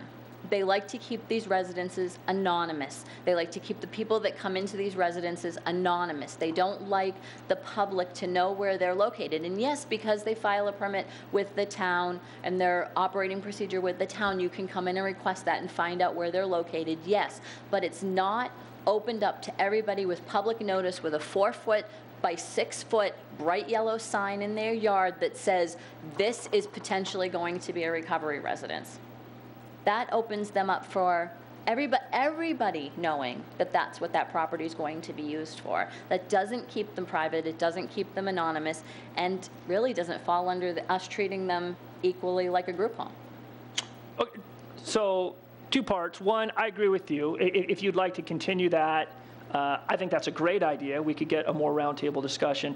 2, they're not private now. They have to file with the town. If we were truly concerned about them being private, then we wouldn't have a registration component. Sure, is it more public? Yes, but they're not private. A lot more public. The residence is going to be published in our packets. It's going to be noticed with a 4 by 6-foot sign. It's going to have to be aired here on television on Channel 11. The packets and the address for the location will be on the website. That's a lot more public than them coming in to file an application with the town of Gilbert. Sure, that presupposes that anybody watches Because this on then Channel you- 11, but right, yeah. People do.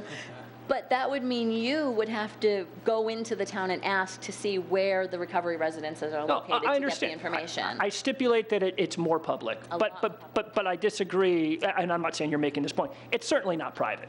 We're requiring them to register with the municipality. Not completely private, no, but a Yeah. lot more private than the other option. And that's the part that they're struggling with. Yeah, and I'm not sure, frankly, Bridget, that that's a bad thing. I don't think it's necessarily bad that the neighbors know that a house is going next to them. I could understand their desire to be more private, and I can certainly understand the neighbor's desire to have it more public. But back to your initial point. I'm not going to be here next month, obviously, Oh, in yeah, an that's official right. capacity. But if it's the will of the commission to continue this for a month, to have more dialogue on the use permit, that's fine. And I will completely leave that, obviously, up to you guys, because that will be outside of my tenure. But I would, as presently constituted tonight, I would not be in favor of this. For what it's worth, I would be in favor of a use permit.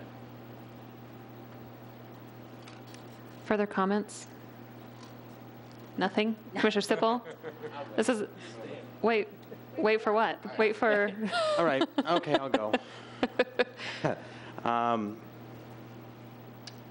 You know, I would be okay with continuing it to discuss more about a use permit, but as it's currently written and currently stands, I would like to see some sort of not to exceed at 11 or 12 number-wise. I pick 11 because if there's 2 per bedroom and 1 on-site person, that's where I got the 11. The 12 is a buffer. And then also some sort of, when the parking requirements were up on the screen, they had different classifications within there as well. And so maybe there's some sort of classification we can look at as well, 1 spot per bedroom or something like that. I don't know if we can do that. Those things are not. So those are the 2 comments I have on what's currently in front of us for moving forward, for me to be comfortable with it.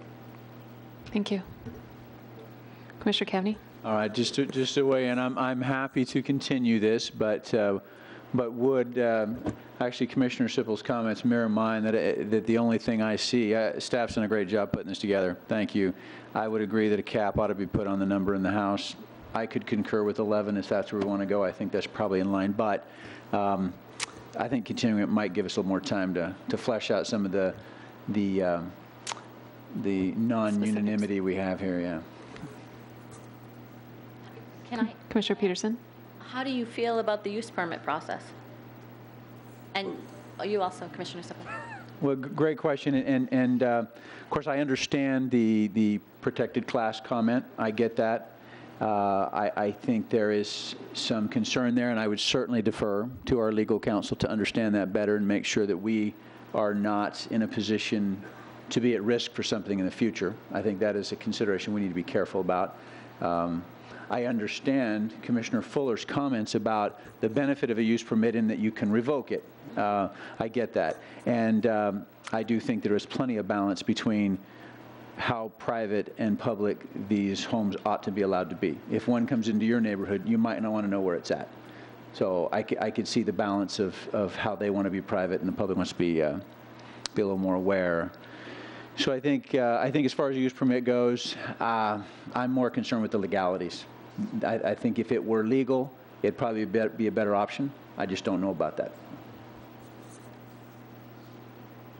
And since David agreed with me earlier, I will agree with him at this point. As an HOA president, I would think of my community. I would absolutely want to know if there's one in my community legally. If we can do that, I don't know. If we can, I would be in much more support of use permit just because of that piece.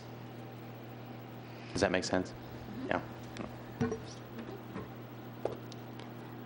Okay. Vice Chairman? When it comes to the use permit, maybe there's a different mechanism that we can use. I can understand. If it came in front of me and we were that way, going towards that way, I would not be against a use permit. But I would like to find out if there's another mechanism that we can go outside of that. And one major thing that's a mechanism that I'd like to see if it sets standards in that operations agreement. Because an operations agreement could be the school card that we have, and yeah, we'll try hard. That's our operation agreement. And I'm only basing this upon a user who is not wanting to tote the line that we want as a good community. And so I think there is something, if we can write that in a basin, and I would want some help from the community that's here that has how they operate in a proper way. If there's a base 10 things that all good operators should do, then let's do that, if there is such a thing. Because those types of standards would be nice to have. When it comes to lot size, I didn't get part of the conversation, maybe it happened in the study groups, when it came to the different lot size and multifamily, and where did that fall down? That, because I do think a small lot size, that's my more worry. An attached townhome that someone squeezes a couple extra bedrooms into where a den was, and now you've got 10 guys in that unit. The residential uses came from staff directly out of the group homes. It's exactly the same. It's just mirrored, yeah. It's just mirrored exactly the same to keep it fair. And the owners of the businesses tonight said that with their owner's manual or operations manual that they turn in, it would outline what the rooms in the house look like. So it would say, this is a great room, this is a kitchen, this is a family room. Right, but I could make a great room into 2 bedrooms. They could. Today. Right now, and then I come in with my plan and say, oh, look, I got 10 bedrooms. And so could I in my house and have extra people living there. Right. No, I completely But that's agree. the point. But this is an operation. This is stated business. This is not a family. Not regulated by anything. Right, and I completely think we need this regulation. I am 100% in favor of setting some kind of standard that works, and we're getting to that finish line. I believe that with the help that we've had and all the conversations that we have, that we're 90% there. I think all the things that we have in there are good, but we don't have any hook. We don't have anything that states for the bad apple, and that's where Commissioner Fuller, I completely agree. And we've done everything based upon the good operator, which is great, and that's who we want. And I think this is 100% perfect for the community. A good operation, I would have absolutely no problem having them in my neighborhood. Absolutely. I don't know how you welcome someone to a neighborhood, but I would have no problem into the neighborhood. But it would need to be with some mechanism that the bad operator doesn't come in, and then you have the same stories that you have that we've heard month in and month out. Every time we have this, then someone else comes in and says, hey, I had it, here, and it was badly run. And I know that it's easy to say, it's always easy to complain and argue, and you don't get someone coming in here and saying, well, I had one next to me and they were the best thing, they were quiet, we're not getting that person. We did the first meeting. But we're not getting that over and over. I know. We're getting over and over the argument. But the reason that we're getting the bad stories is because there's no regulations at this point, so there's nothing. There's nothing. But we're not raising that bar high enough. I think we've raised the bar, we've set a good standard, but we haven't gone to a point where we've made it go over that line. And I have major concerns of setting through that we do follow protected classes. So use permit, I think, is going to be a real hard issue. So I'd like to see if staff could really look and see if there's other mechanisms. We looked, when we discussed this, we looked at administrative, we looked at conditional, we looked at all of the options. And this is what we came up with as a group, and with staff, and with our town attorney. Well, and then the last point on it, code compliance is to overload our code compliance staff with this type of thing would be tough. It's hard for them, and in the enforcement, it's a letter, then 30 days later, it's a letter and you're going to be fined, then you're fined, it's $100 or whatever the number is. I mean, that drags out month and month, and there is no solve for a bad apple. So you like the idea of the revocation of the use permit if if there's a problem, there's a way to fall back on it. There's a Right. way to pull back on it. Right. And But you're not necessarily for the use permit in the sense of the whole public hearing and all of that. right, and that's where I think the mechanism of having the 10 items in an operation manual, and if there's something in there that they're not matching and they're not doing, then you can pull them, and there's a mechanism to pull per those 10 standards or 20 or 1 or whatever it might be. For the record, Bridget, I'm with Josh as well. I don't, the public, the fact that they have to go through a public process is not as much of a deterrent to me to not be in favor of the use permit.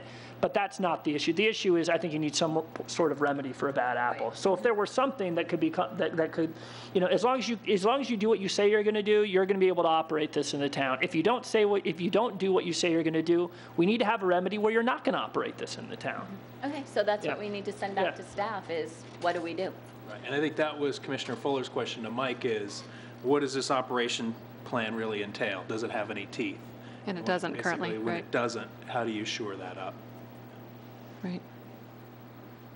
Commissioner Peterson, do you have anything further to add? From my 2 cents, I agree with the majority of the commissioners here. I think there needs to be some sort of remedy in place. I think our job as a commission is also to protect the existing residents. And right now, I don't think the way it's designed, it's necessarily doing that. I think it's protecting the operators and this protected class, but I don't think it's protecting the residents. And so I have I'm very concerned about that.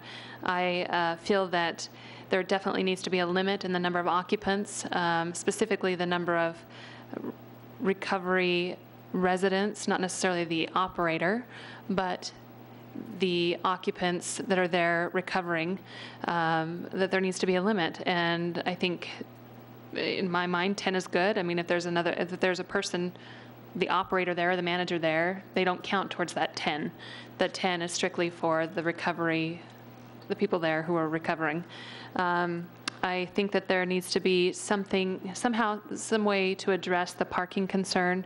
We certainly don't want to overload the streets in the subdivisions and the adjacent residents with the occupants and any potential drivers. I think that we definitely need to provide and maybe staff can come up with this, maybe working with the committee or certain parties, but I would like to see maybe an outline of a operation and manual plan that addresses hours of operation, addresses, the specifics that we talked about, so that you have categories basically that each operator has to complete as part of their plan, rather than leaving it open-ended, and so that there is some teeth and that they have to answer specific questions.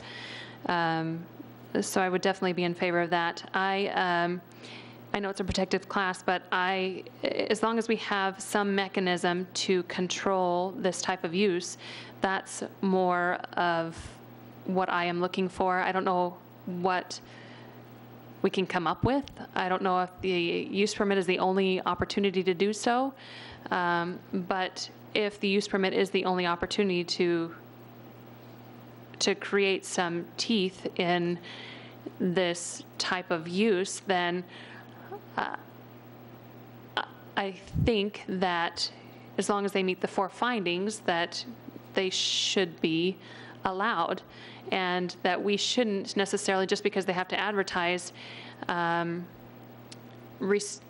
prevent them from advertising. I think residents need to know what is coming into their neighborhood or what's proposed to come into their neighborhood. They've invested in their neighborhood, and I think they have the right to know without having to go and do their own research or to find out about it after the fact when they begin to have problems, if they have problems. So as with the other commissioners here, I would be in favor of, unfortunately, a continuance so that maybe staff can come up with some creative ways to maybe address some of these items, maybe with stakeholders, or maybe they've got some ideas of their own that they can propose, but I certainly don't feel comfortable moving forward with it today. I'm not going to I don't feel comfortable recommending denial, because I certainly think that there's some regulation is warranted, and we want to prevent or stop the operators that are currently operating poorly. So I think there's definitely something that we need to do, but I would definitely be in favor of continuance after an hour of discussion or more. More, hour and a half. So with that, do we have a motion? I'll make a motion. Okay. I move to continue case Z13-02 to the January meeting. Okay, do I have a second? Second. Okay, I have a motion by Commissioner Sippel, a second by Vice Chairman Ayler. All those in favor? Oh, yes. Would the commission consider continuing to February? Two reasons. Number one, we're in the holiday period. We And you're out. probably need a chance to meet with the focus group again. Number two, I'm not here in January. I would hate to give this to another staff member. I mean, I probably should, but I wouldn't feel right.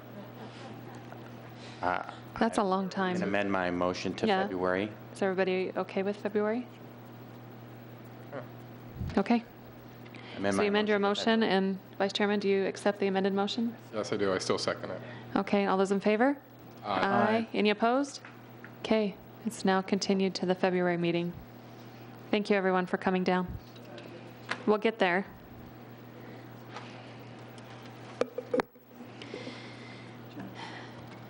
Okay, moving on to agenda number 17, which is UP 13-19. It is a conditional use permit for an approximately .02 acre property located at the southwest corner of Higley and Williamsfield Road to permit a new wireless communication facility for a new 59-foot tall monopole. And with that, we'll invite up Mr. Al Ward. Thank you, Chairman Woodman and members of the Planning Commission. This is a use permit for a new facility, a new monopole facility. It's actually called a mono tree, which is the first time we've had this in Gilbert. We've had monopoles, monopines, monopalms.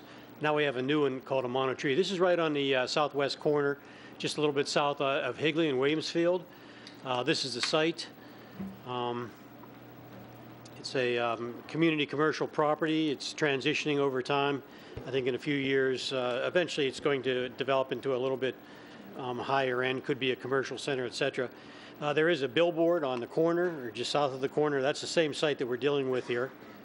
There's the billboard, looking northward, I believe, from along Higley. I believe that's the direction.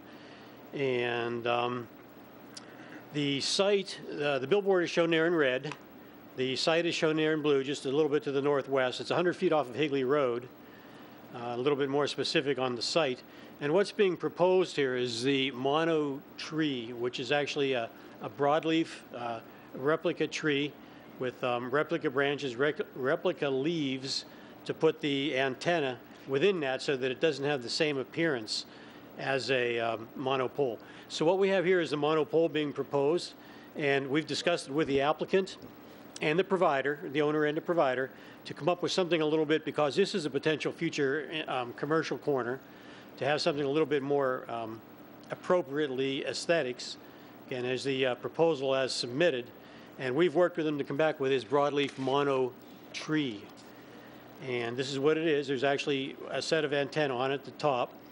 And the thing about this compared to a mono palm is that it is co-locatable. The epicenter, or I should say the rad center, excuse me, on the antenna is 55 feet. Top of the pole would be to 65, including all the leaves. There could be a second set of antenna at 45 and even potentially a third set at 35. It's a little bit low, but it is co-locatable. This is what it would look like. And this is the other thing that we have, the other type of tree that we have. We only have one of these right now. That's called the monopine, and it's actually a pine tree. So this is similar, it's just a broadleaf tree. And I do have some better photo simulations of it, but this is pretty much what we're looking at. One of the conditions of approval would be to have two companion trees located adjacent to it, broadleaf trees, so that it would kind of blend in over time. Thank you. So say that again, your last sentence, two companion trees? Yes, two companion trees stipulated to be located next. These would be actual broadleaf trees, so that as the... Real trees compared to the non-real? Yes, to make it fit in? yes, In this lot that's currently dirt? yes, it is. You're just going to have 3 trees in the middle of dirt to make it fit in better? Okay, I know I see where you're going with it, though, but, We just feel, that's up to the, if the commission doesn't feel that's an appropriate condition, certainly the case. For example, you can see here that there are some trees at the north end of the site, a couple of trees around this site. Obviously, when the commercial development comes in, it's going to have to work its way around the billboard if it's going to continue to be in place as well as this tower. So okay. Thank you. I do have, does commission have any questions for staff? I just want to know, what's the caliper of tree that we're requiring? Just The real or the fake? the fake. I'm assuming the caliper of the real one's like 24 inches, or the fake one. I just didn't know, are they just so for knowledge? I mean, you have a tall tree, and then are you starting at like a 24-inch box and it grows, or? I'm just asking. Water it? It doesn't grow. I don't think it grows. No, the real trees. the real tree, we would probably be a 36-inch box. Okay, I just didn't know if we had a standard that we started them to require at. Our standard is 24, but I think in this case, they'd be prepared to go 36. Okay. Any further questions for staff? No. Sorry. A little delirious here now. All right, thank you very much. We'll go ahead and open that up. Or is the applicant here and would like to speak to this matter? If you can give your name and city of residence for the record. Good evening. My name is Steve Seolick with Coal Creek Consulting, representing Verizon Wireless. Address is 1525 North Hayden Road in Scottsdale. Verizon is experiencing some capacity issues within the neighborhood due to the number of growing cell phones and wireless tablets and other wireless devices in each household. They're influxed with capacity issues, slower data speeds, and even dropped calls. Verizon would like to co-locate or preferred to co-locate in this area, and we looked at several different options. One was an existing monopole to the west. However, that was concrete, and it had coax cables and shrouds up the outer edge of the pole, which limited the co-locating option. Another one was to co-locate on the billboard itself. However, with the lower rad, it did not provide coverage needed. We did meet with the landlord and even with staff, and we tried to come up with an appropriate design here. I know there's, only a handful. It's usually a flagpole, monopalm, which is found all over Gilbert, and, just a pine tree. And we agree, a pine tree is not indigenous to this area, and, no one really wants a year-round Christmas tree, even though, Christmas trees are fun. But, we need something else, and we came up with this one design that manufactures our faux palm trees and pine trees, and we came up with a broadleaf tree that kind of resembles an elm. There are mature trees to the west of the property that will kind of mimic, and we agree with staff that, additional live vegetation would, be required and fitting in this neighborhood. If you have any questions, I'd be happy to answer.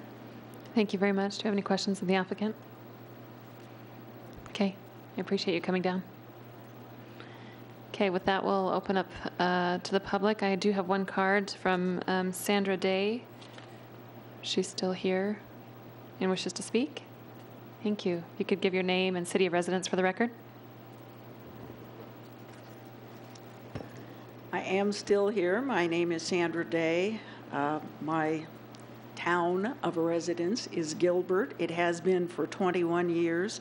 For 9 years, I have been living in this area, in the street immediately south of this parcel of commercial property.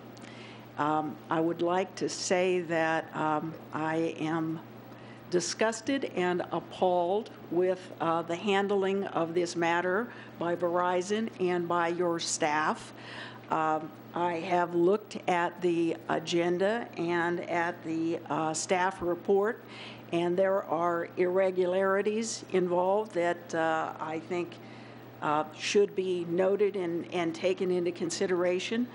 We have a notice of public hearing that I only became aware of through the Homeowners Association, because all of you living in Gilbert would be aware of the fact that Williams Field and Higley has been one massive, horrific construction zone for months.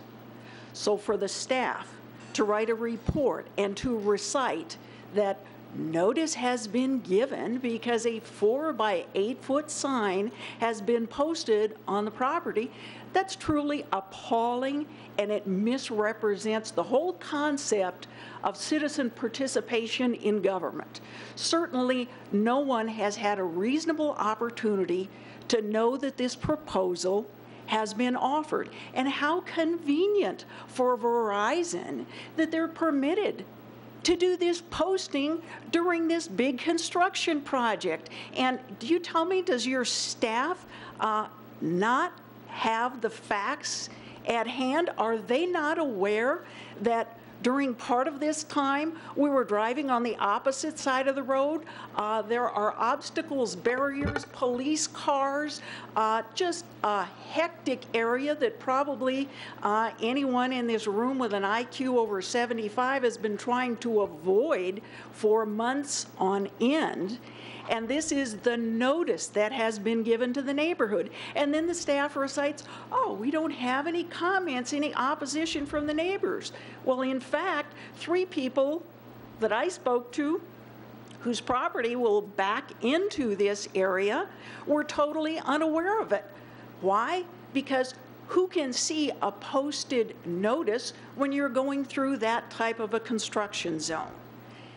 This is not a compatible use. It's really an unfair sneak attack on the neighborhood. If you look at the property, you'll see the distant tower, the 85-foot tower that is to the west. If you look at their site plan when they say the southwest, when the report talks about the southwest portion of the property, it's not the southwest portion of that little square that's shown on the notice. It's the southwest portion of this entire area. And the people who built homes there were aware of the substandard or non-standard, the Maricopa County allowing anything to be built 30-some years ago, an 85-foot concrete tower, fine. The people that built there knew that the tower was there. Now you're talking about people who were unaware of it, who knew they backed into commercial property, who would anticipate something like a restaurant, like a Walgreens, like some service industry, and now they're going to have a 65-foot tower that is going to be a great surprise to them. While staff refers to the holiday season here, yeah, isn't it convenient that this was scheduled during the holiday season when nobody had the opportunity to even learn about this? It will depress property values. It will distract from the visibility that people have had, loads of residential single and 2-story residential. Now we'll have a 6.5-story building, a 6.5-story structure. And please note, your own agenda says 59 feet, and the staff have a report saying 65 feet. You know, what kind of notice are you giving? What kind of information are you providing? And why are we doing this? There are other sites that Verizon can go to. This is prime commercial space. Do we want a Tower Plaza Gilbert? Is that what this is about? And the proposal in the notice that was given shows the plain structure, and now we're supposed to be so thrilled because it's going to look like a tree that's 6.5 stories high. I mean, what garbage? Why not make it look like a Christmas tree and put lights on it?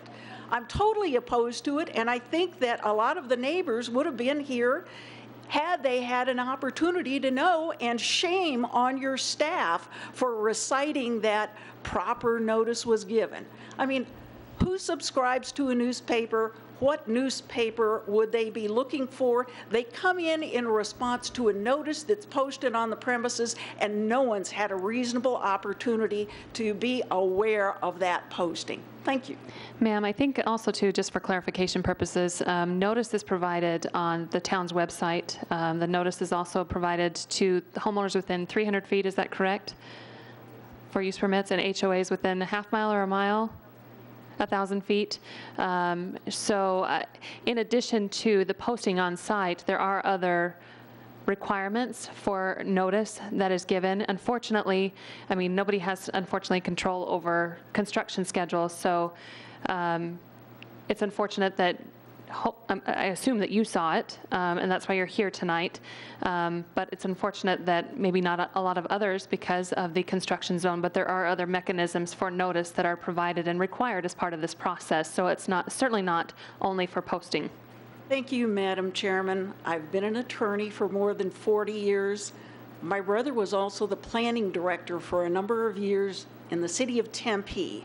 And I don't believe that the city of Tempe, knowing of a major construction project, knowing that people would not have the opportunity to see the posted information, would choose to rely upon the legally sufficient notice that is actual non-notice to people negotiating the area. Thank you. Okay. With that, is there anybody else here wishing to speak on this matter? Staff, do you have anything further to add? Just two things. On the height of the pole, this pole, as you can see, is a monopole. It came in. It did come in at 59 feet, and with the mono tree, counting the very top of the limbs, the antenna haven't changed in height. It did come in at 63 feet. The report does say 65. So we do apologize for indicating 59. It's actually 63. With respect to notification, yes, the sign was posted according to standard. It was just the way the application came in. It's posted according to standard. And notification was sent. We have an affidavit indicating notice was sent to property owners within 300 feet. We do have a list of the names here of which it was sent to. It goes on to a second page. So I don't know if I could speak with the speaker or ask her whether her name's on here or not, but it was done according to the regulations, and I do apologize for the height. I have a question for the attorney. Was the public notice provided for 59 feet or for at the agenda notes at 59 feet versus the 65 as provided in the staff report?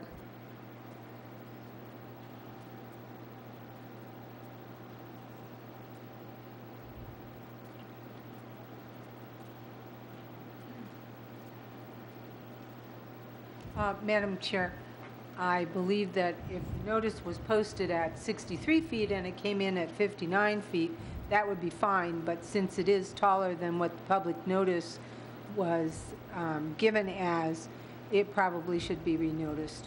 So we need to continue. Would your recommendation be to continue the item? I would recommend that you continue it to provide proper notice. Okay. Questions for Commissioner Sippel? Yeah, actually, my question is, the monopole is 59 feet, right? The 63 is because of this decorative elements? Enormous tin Charlie Brown tree we're going to put up. So my question then leaves to, do we have to do the tree? I mean,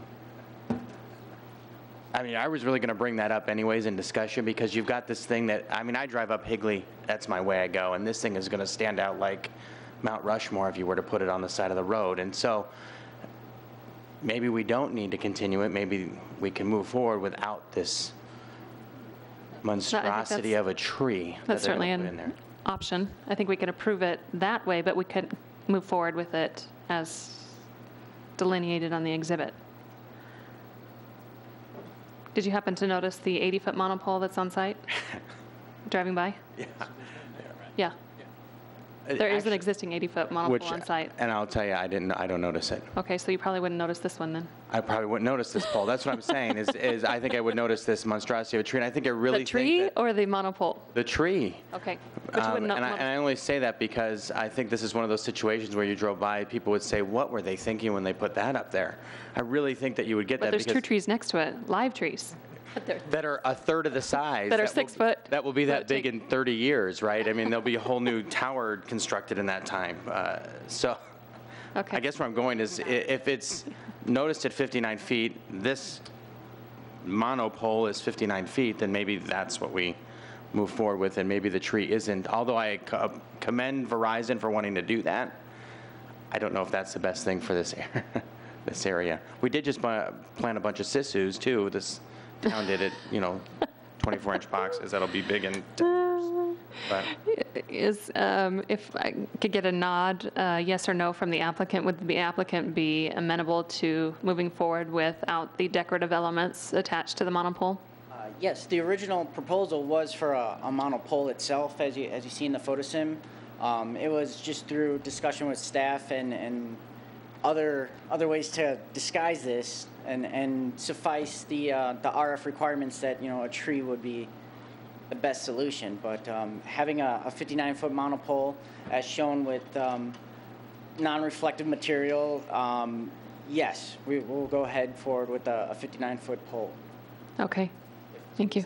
So I think the existing pole remains and that there's not capacity. Is that correct? That the existing pole remain on site?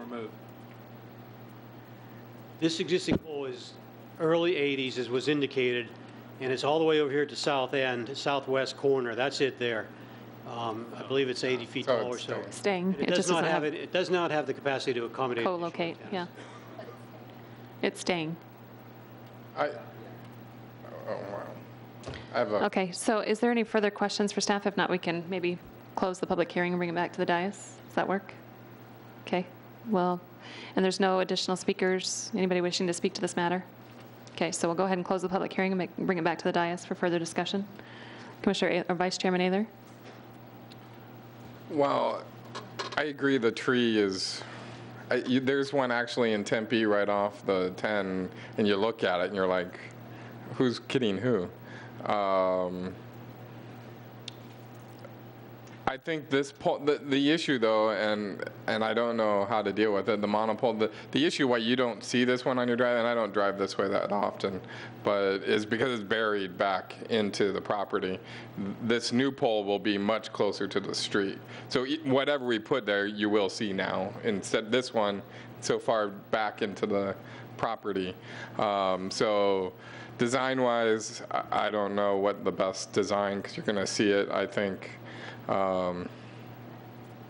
It has an issue, and I personally, if we were putting, 3 or 4 inch caliper trees, which would be like a 60-inch box, then you've got something. But to make them put 2 trees and then you're putting irrigation in it, because if you don't put irrigation, then you're not going to have trees, or they'll never grow. So I don't see a point in adding the 2 live trees to this stipulation. As much as I like trees and I would love for us to plant a lot more of them, but it doesn't make sense as a stipulation, because it just they'll never get there. So I guess I'd leave it open that I'm in favor for a pole of some sort, but what that final design is, and if that means we go back to the drawing board and staff comes back with what they think is the best design, then I'm all right with that. If we can craft something that we're good with here, then listen to what that is. But I mean, overall concept, I think having a pole is all right. Are you good with the location? Because the location's kind of a concern for me.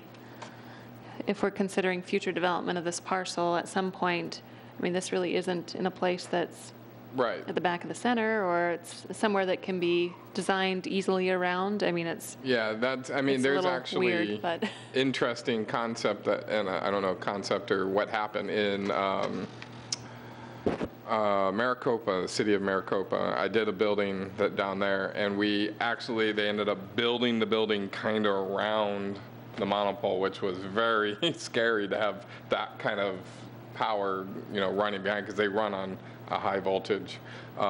It's possible in that they did it down there, but I think the location itself, I mean, on this site, you really don't have another place to put it. I mean, they're putting it in the back of that property's corner, but not a developable whole area.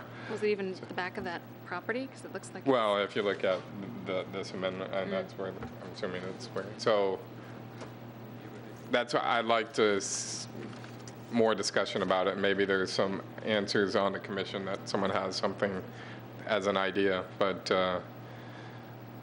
that's my 2 cents. Okay. Anybody have any further comments, questions, concerns? Commissioner Cavity? I'll weigh in. I don't see a problem with the basic pole. These are features in our world today, and I don't think it's an eyesore any more than a power pole is or anything else, so I think that's fine. I don't think we need live trees to hide it, even if we did the tree. I agree with that. I do join you on your concern about the closeness to the street frontage. These typically are embedded deeper within the mile squares that we see, where you don't necessarily see them as readily. So I am a bit concerned with its closeness and the way it impacts future development. So I would argue that that's a concern that we might want to consider further, but everything else I'm fine with.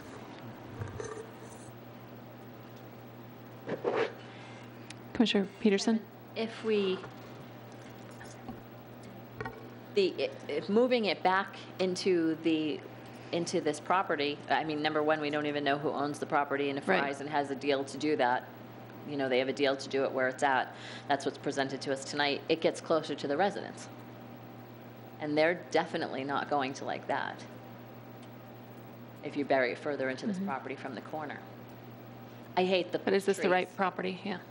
Commissioner Sippel, I hate the trees. There's a mono palm here at Lindsay and Warner that I drive by all the time, and it sticks out like a sore thumb. I'd just as soon see the poles. And like Commissioner Cavity said, they're a part of our environment now. Commissioner Bianchi?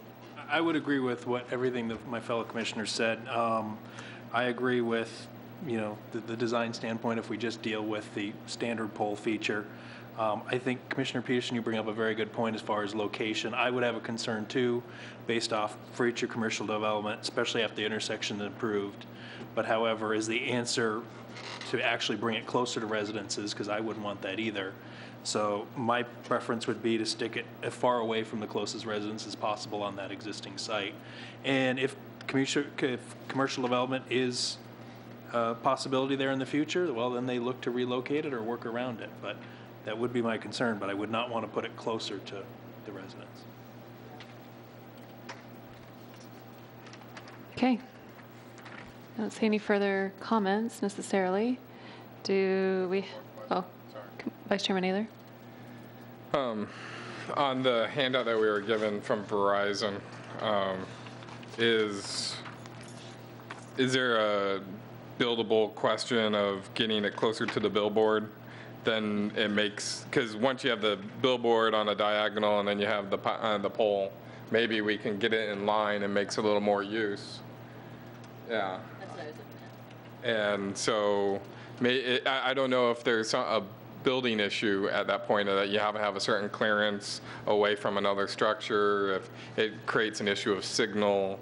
I just don't. And there may be a restriction on the billboard lease, too, that prevents anything from blocking, locating in a close vicinity. But if we went to a monopole style, like, and then I guess the other question, too, the final on the design side, they were doing this tree so it's multiple, because then you can have multiple signals going down the thing. Are we then going to have one that has multiple still, or are we going to go to a design that we kind of see there that's just a top piece? Or, because they were using the branches to hide those pieces at that time. So as a pole with a top, okay, but now are we having a bunch of signals going down the pole? Chairman, I think I've asked that question in the past, too. If it's made into a mono tree, we'll say, of some sort, does it limit co-locating in the future? So if it doesn't have the tree on it, it leaves the pole open to have another carrier potentially co-locate in the future. On the exhibit that we got tonight, it's on page Z-3, at the very top of the exhibit, it says lessee to provide pole extension flange for future co-location. So I assume that there's ability built in to co-locate. I don't know if that means increased height, and if that means increased height, then they have to come back and ask for additional height and amend their use permit to allow that co-location. That I don't know. I don't know what the flange is. We've already closed the public hearing, but we can certainly ask staff or the applicant to answer the question. Height goes, Chairman Woodman, there wouldn't be any additional height provided on a monopole like this. However, it is co-locatable, so there could be at least one more set of antenna below what we're seeing here on this photo sim. It is co-locatable. There could be a second set. That would have to come back through a process before. So the exhibit that we're looking at tonight that says lessee to provide pole extension flange for future co-location at the top of it, I don't know what that means. That leads me to believe that there's additional height to be added to the pole. To answer that, the monopole, it could co-locate another set of antennas below or above using the flange. So depending on the other carrier, the next carrier in line, what they need, if they need something lower, how much lower, or if they need something above that, we also provide like a flange on top that they could just add on and have the extra 6 feet above what is existing or what is proposed. And that you realize that would require you to come back through the process? Correct. Okay. But yes, it's a couple different ways to encourage co-locations. So yes, below, you could go up to 2 carriers below or have one up, depending on the other provider's network and what their coverage needs are. So if we collated below, would we have to come back? And are you proposing if we went to a standard pole, you're only bringing in one band at this moment in time? Below would be future still? Correct. Okay. I don't think, as long as the height isn't increased, I think that the approval includes co-location of anything below the height maximum. So they could come back, they can add that at any time without coming back through the process. If they increase the height though, right, when they have to come back? Is that correct? Chairman, they do have to come back if a co-locator wants to locate on an existing monopole. Oh, they do, even if it doesn't increase the height of the pole? Whether they want to add more antennas or increase the height, they would have to come back to you to amend the use permit. Oh, okay. That's good to know. All right, Commissioner Sippel? Yeah, I would agree with talking about what our other commissioners have said. If they could move that pole to somehow line up with the billboard, I think that kind of puts everything in one area. So if we have future commercial, but again, there might be stipulations to the reason why they didn't choose that area. It's not, because even if they move it down south, it wouldn't butt up next to the residential, right? There's a lot of space. Well, there's space between that and the residential anyways. It kind of puts all the high things in one area, or the booming sky things in one area there. I agree with that. Okay. Yes. Could I add, the applicant's indicating subsequent co-location on that pole would potentially have a RF radio frequency interference with the billboard. So they're concerned about relocating that a little bit closer to the billboard, in that it may affect subsequent co-location reception. Great. Thank you. I appreciate that input. So there you have it. All right, with that, do we have further discussion or potential motion?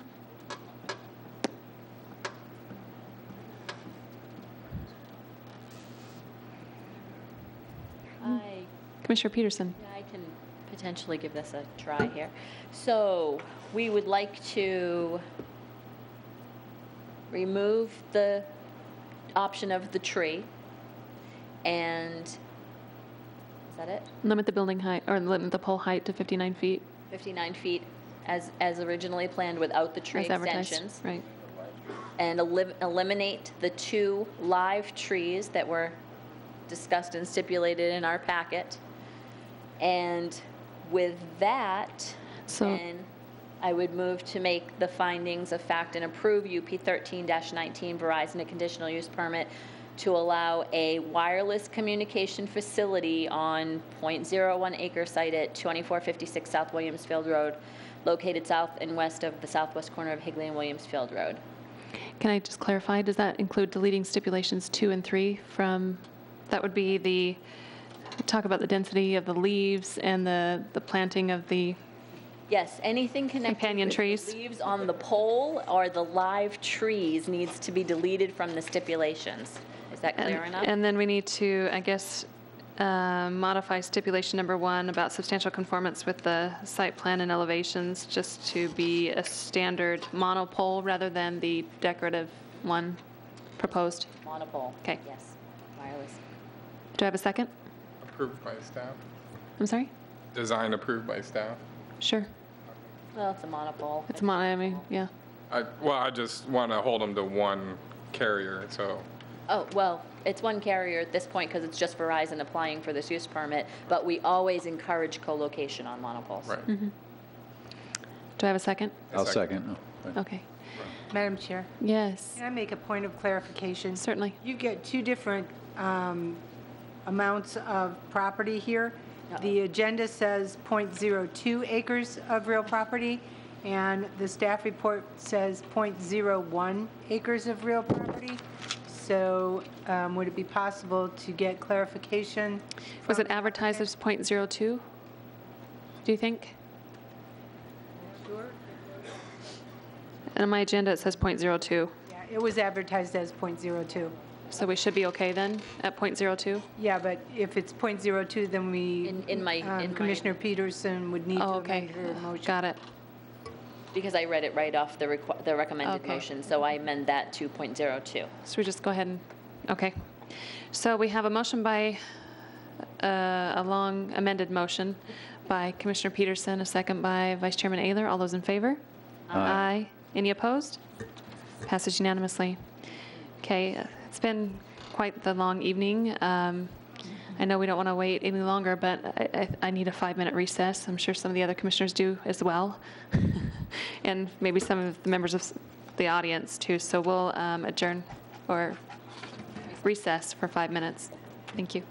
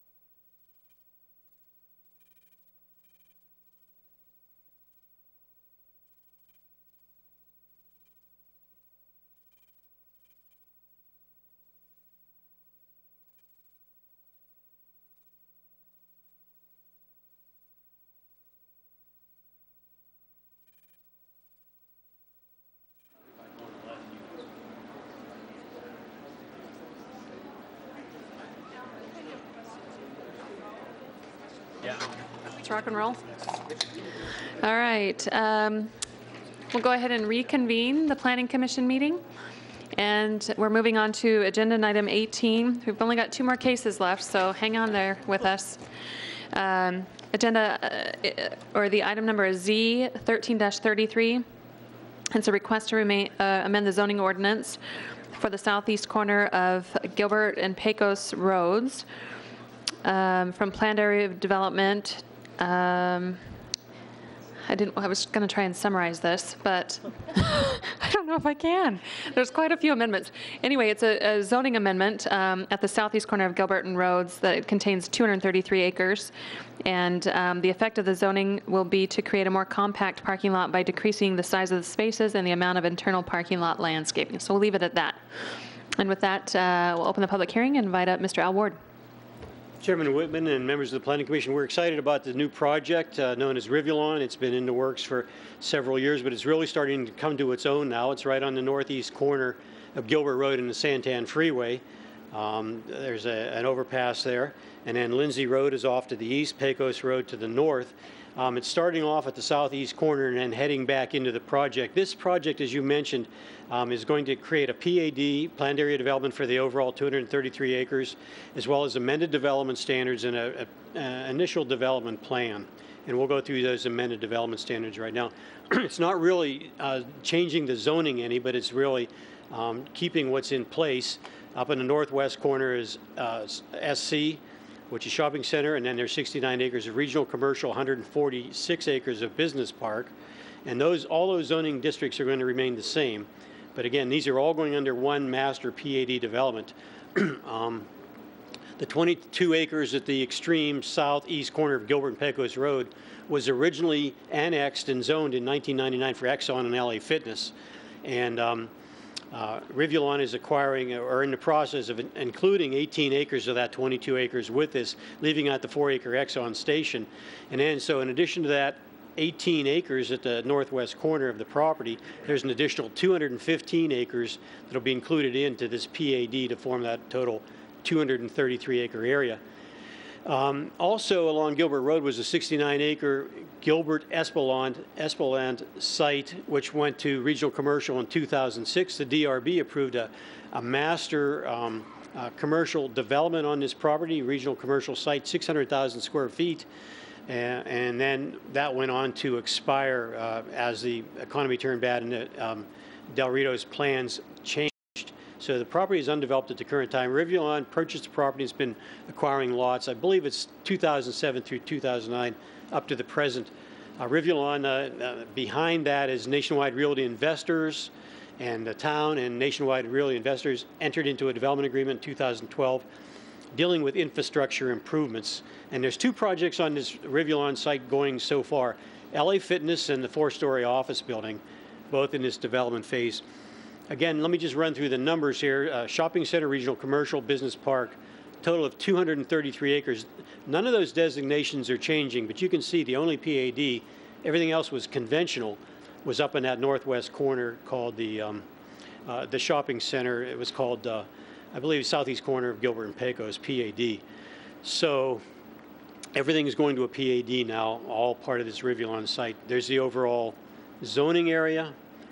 Here's the outline of it. Those are the 2 projects in phase 1. Rivulon Boulevard is coming in off of Gilbert Road, a signalized intersection going up into a turnaround.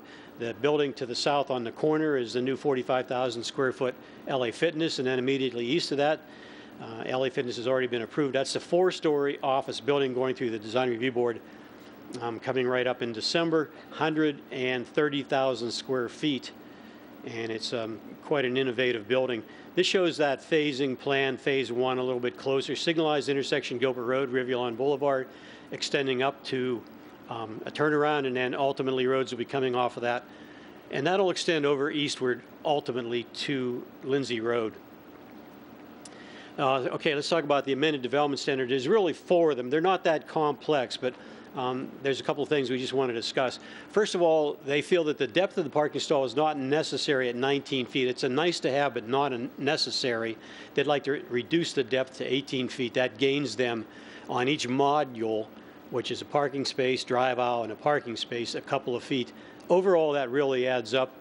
And they also would like to modify the number of parking spaces, parking spaces between landscape islands from 8, which is a standard Gilbert, to 12.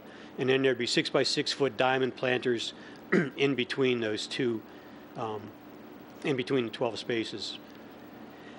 Parking lot screen wall, because of the length of the property, a lot of frontage, probably 1.5 miles of frontage total. They would like to have, plus internal streets, modify the amount of parking lot screen wall from allowed to be for a berm or landscape instead of just a standard 3-foot wall, from 25 to 50% bicycle parking reduction, from 1 space per 10 parking spaces, all the way up to 1 to 50, 1 to 100, with a maximum being required instead of 150 spaces.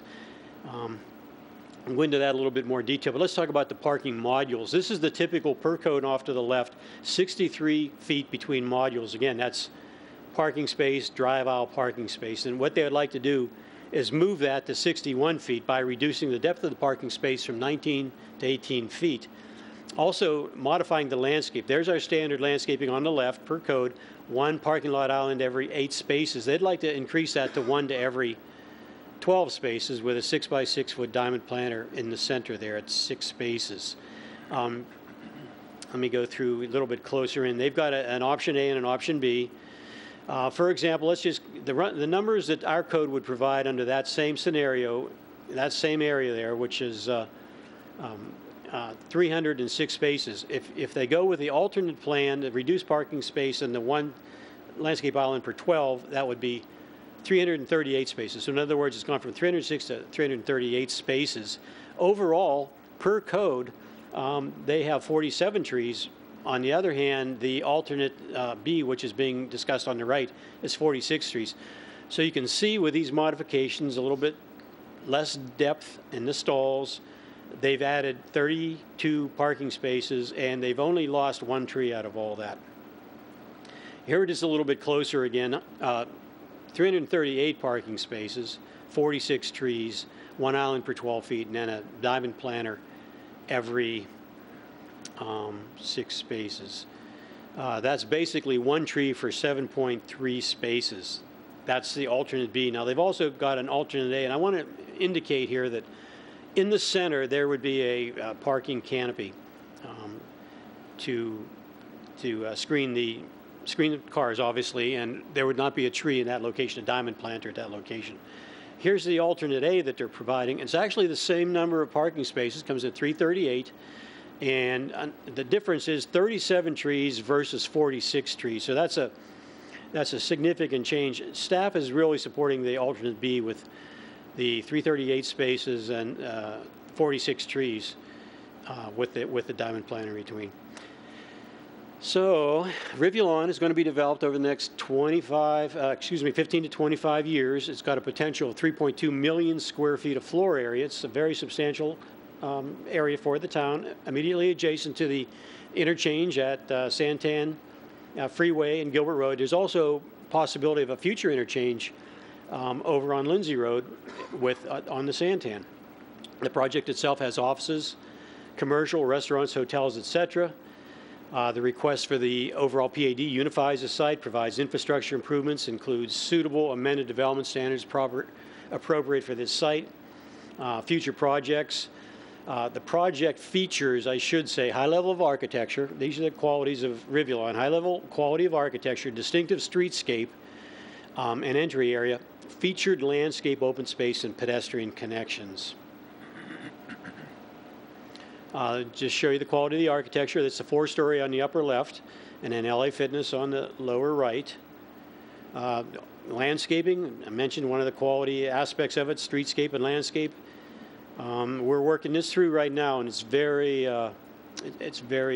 high quality landscaping.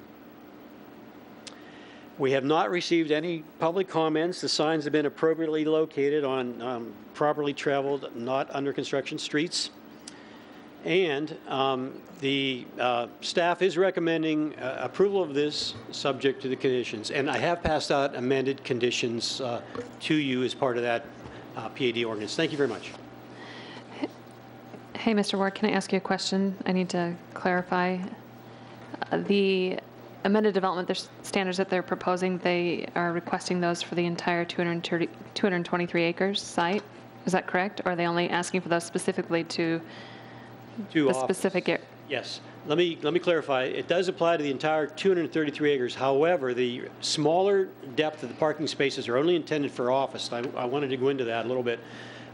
That being the case that an office typically or be more familiar with a little bit less deep parking space versus a commercial person who's coming in and coming out may have just visited the center for the first time. So yes, it applies to the entire property. However, the reduced parking stall modules only apply to office developments. So the reduction in the parking lot landscaping applies to the entire PAD Yes, it does. as well as the parking lot screen wall Yes, increase? it does. It's only the depth of the parking space that only applies to office. Okay. Question, Vice Chairman Naylor? Yeah, do we accept diamond planters as a town right now? As a use for the trees? Because we talk about the trees, but how many shrubs are lost in the landscape? Because don't we require in the planting islands X amount of shrubs per tree? And if you're doing the diamonds, there's no place to put, you put a tree, that's it, you're not putting shrubs next to it. Commissioner Ayler, yes, you do have a good point there. There are shrubs associated with parking lot too, so mentioning only trees may not be 100% accurate, but I do want to bring your attention to this. As far as the overall open space, the reduced module alternative A provides 7,500 square feet of open space in the same area that we're comparing to. The standard code would be 9,200 square feet. So it does reduce the amount of open space. I think the applicant's point is, and they're here to present their case as well, that it still provides the same number of trees, and it does allow for increased parking, more condensed parking lot, and they are putting open space in other locations around the building and through some other open space corridors that are being provided. And I don't know if you have this number, but what is that a ratio to? Because to me, 1,800 square feet of open space lost is a lot in a parking lot. There's a major differential with that square footage when you go to older shopping centers that have smaller, just one tree every 12 spaces, which is what we're looking at, or greater. They look desolate. And the same thing without shrubs, and I mean, it just gives a lower look. So I would like to know what's a ratio to, because that's, I mean, normally 5% of open space is, if you're looking at a ratio, you know, I don't know what 1,800 differential square feet is to what acreage of parking lot. And then, and I guess I wonder on the bicycle, what the rationale is of reducing bicycle parking, bicycle racking, because you had that the lowering of that. I mean, what would be the rationale to not having bicycle parking? Commissioner Ayler, on bicycle parking, the applicant is here, and I think they're going to try to give a little bit better perspective on it. But for example, the 4-story office building, I forget the number of parking spaces. I don't know whether it's 600 or 800 parking spaces, but it would require a lot of bicycle parking, and it's just felt that would exceed a rational level of the number of bicycle parking spaces that would be actually used on the site.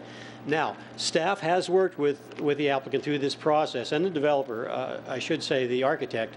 If they do find that they need additional parking spaces, they have expandable parking capacity, bicycle parking capacity. So in other words, if they came in at 40 spaces and it just wasn't meeting demand, they could expand that actually to 80. But I believe the applicant will, as part of his presentation.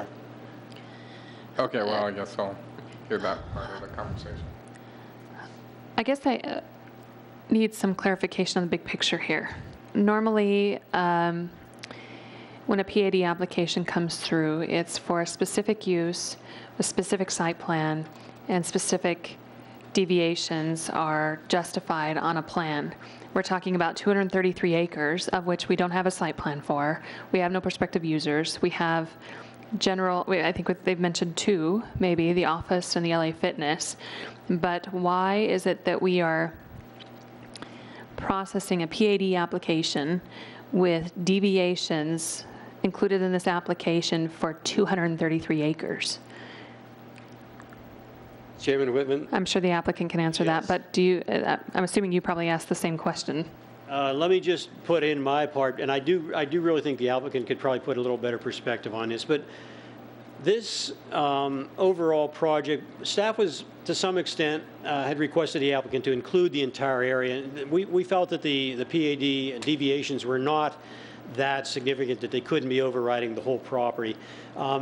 The applicant really officially only needs this for the first two uses on the site, which are the LA Fitness and the four-story office building. But we felt that there are additional offices being proposed for the site. The applicant felt that there was an opportunity to extend these same provisions, and I haven't really been able to show you much in the way of the overall open space, but there's a large corridor walkability throughout this site, not just sidewalks, but through a central green belt, so to speak. So they are putting a lot of their open space into that area. I think with that, the applicant might be able to paint a better picture than I've done. Okay, thanks. Further questions, Commissioner Cavney?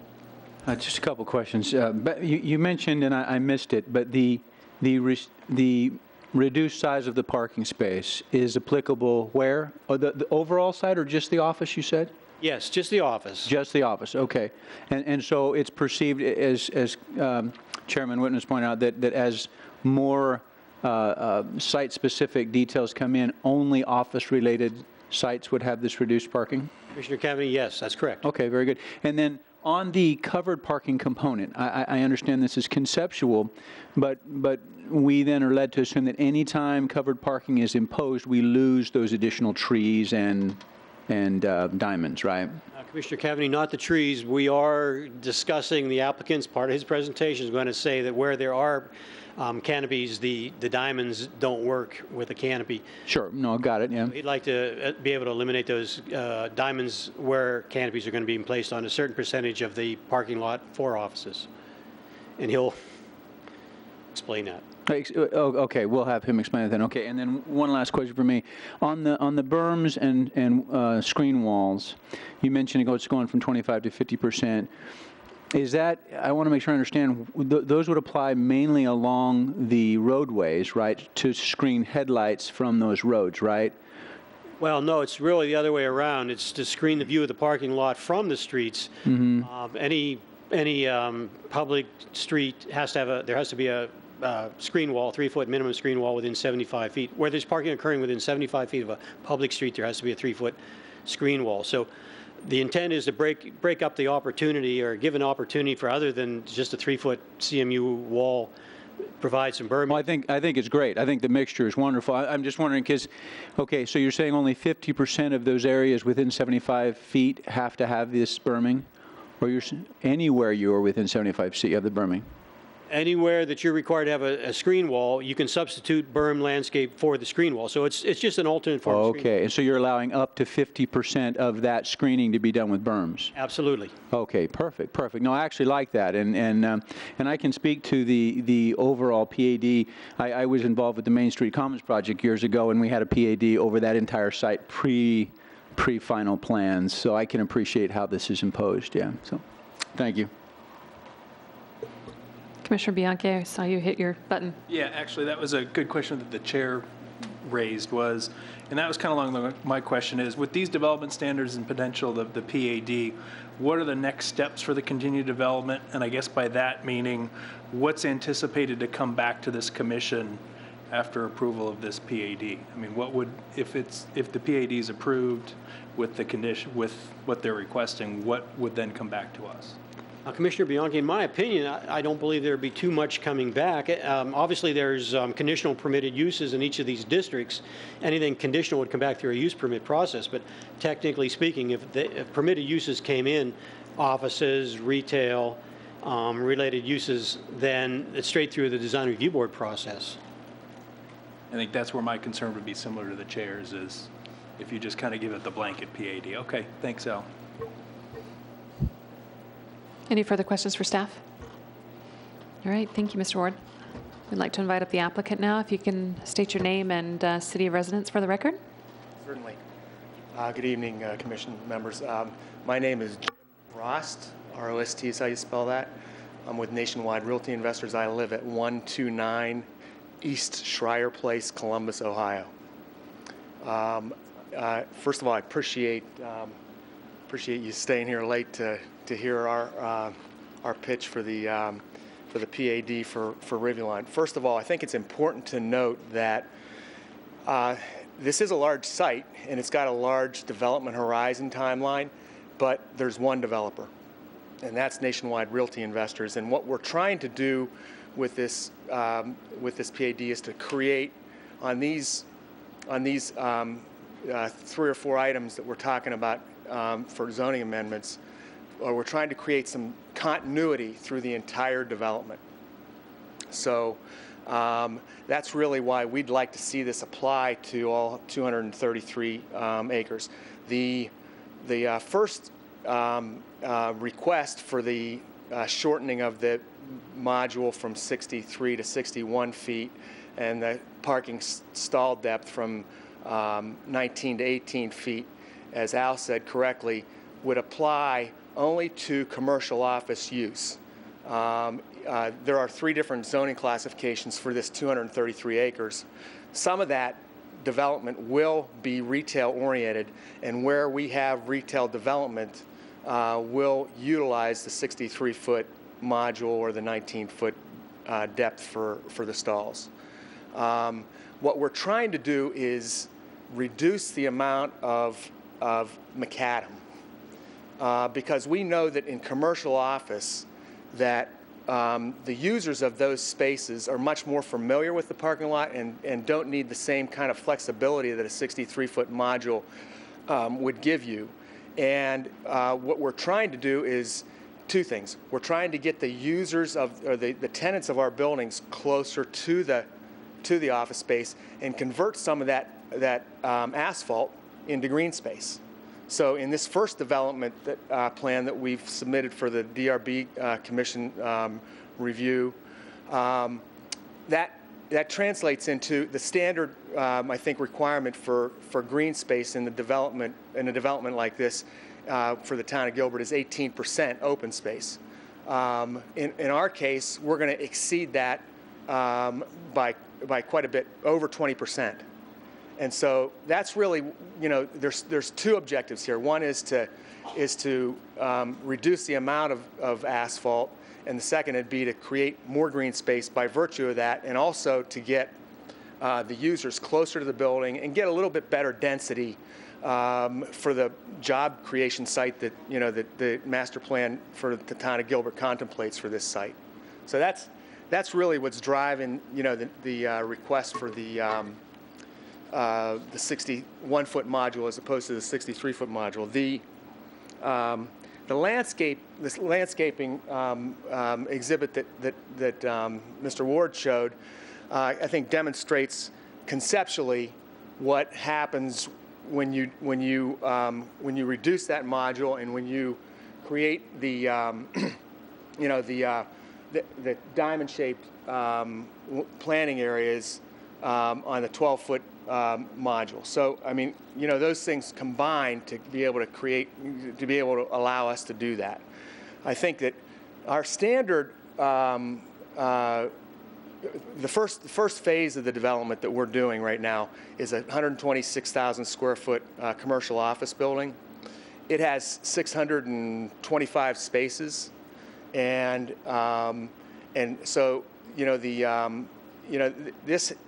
over the course of the entire development, there'll be more than 4,000 to 5,000 spaces, and so it has an impact on our ability to create the environment, the landscape environment that we'd like to create for Rivuline.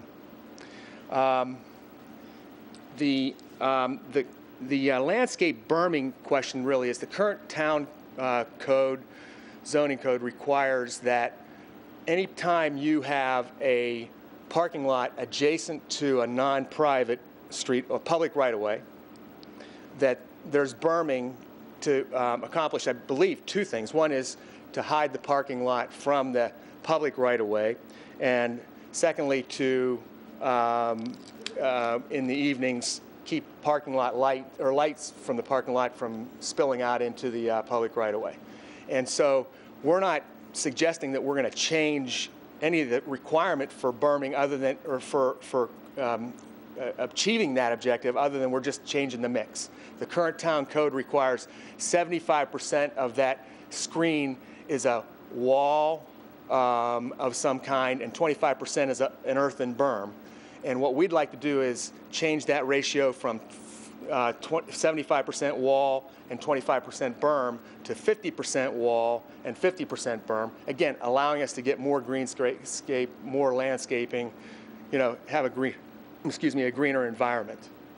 And then finally, on the question on the bicycles, the current code requires 1 bicycle space for every 10 parking spaces, and over the course of this development, that'll generate a need for a number of parking bicycle spaces beyond what we believe the need is going to be. So what we're asking for is a reduction in the requirement from 1 to 10 to 1 to 50. So for the first development parcel, that would translate to 12 bicycle parking spaces for that development, and we've agreed with staff in discussions with them that will create space to accommodate another 12. So there'd be a total of 24 spaces available. Now, if there's a need for more than that, we'll supply it, because we're gonna meet our tenants' requirements. If our tenants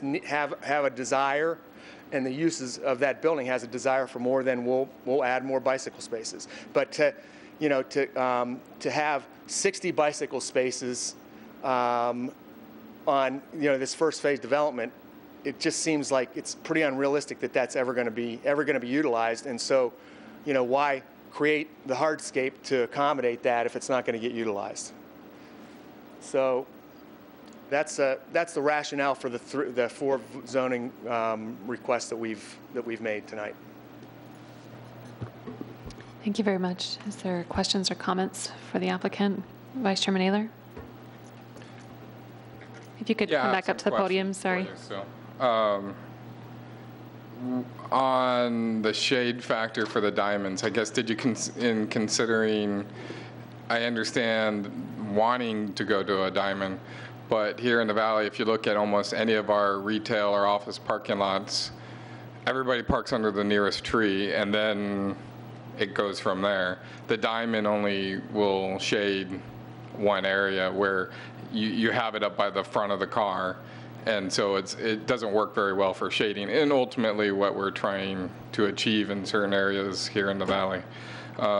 So I know you're talking about canopies, but what's your solution or your idea to going to the diamond? Well, the current code, I think, requires an island every 8 spaces. Right. And what we're trying to do is go to a module that has an island every 12 spaces and have a diamond every, I think it's 6 spaces, so in the center. And so, we feel like that, again, this is about trying to create green spaces at the perimeter that are really usable for the users of the office, and make those significant. Do you have anything to show us how that's done? Well, I only have, I guess I thought we were going to bring the site plan for our first development with us tonight, but we can distribute that to you. But the first phase development, as I said, exceeds the town requirement for greenscape by at least 5%. So the requirement is 18%, and we're at 22%, in excess of 22%. Where? Here we go, right here. I don't know if you, Al, if you can These blow that exhibits up. weren't in our packet. Yeah, right? we haven't seen. We haven't seen these exhibits. This is the first time we've seen these exhibits. So, usable, I mean, I see what I can see from here, but I'm looking at, I understand your need to make it more compact parking because we do have a heat sink island here, and less asphalt is always good in development, 100% agree. But I also look at, when you do that, taking away shade from the internal part of that parking, there becomes a disconnect because, I mean, why, you park your car, you're not going to be able to walk, I mean, park in the buffer, you're going to park in an open area. So I kind of want to look at that, and then if we're making this consideration, how are these implemented, these usable green spaces? Because right now I don't see it, or I squint at it, I guess. But can you describe what we have up there? Is there? Well, let me, if you don't mind. Yeah. I think we have a laser pointer up here too, if you need one. Would you like a laser pointer, or you? Sure. That'd be Okay. great. Thank you. I'm not sure how to work it, but you're welcome to use it.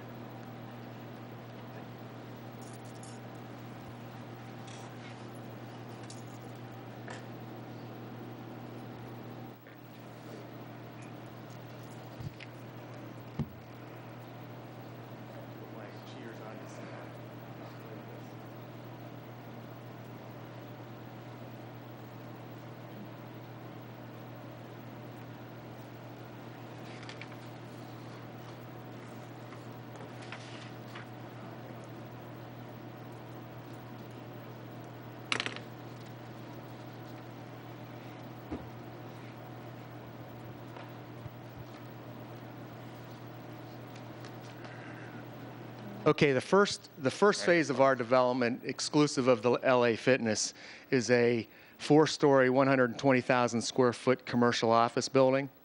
And you can see in this image that we have a really generous buffer around the building.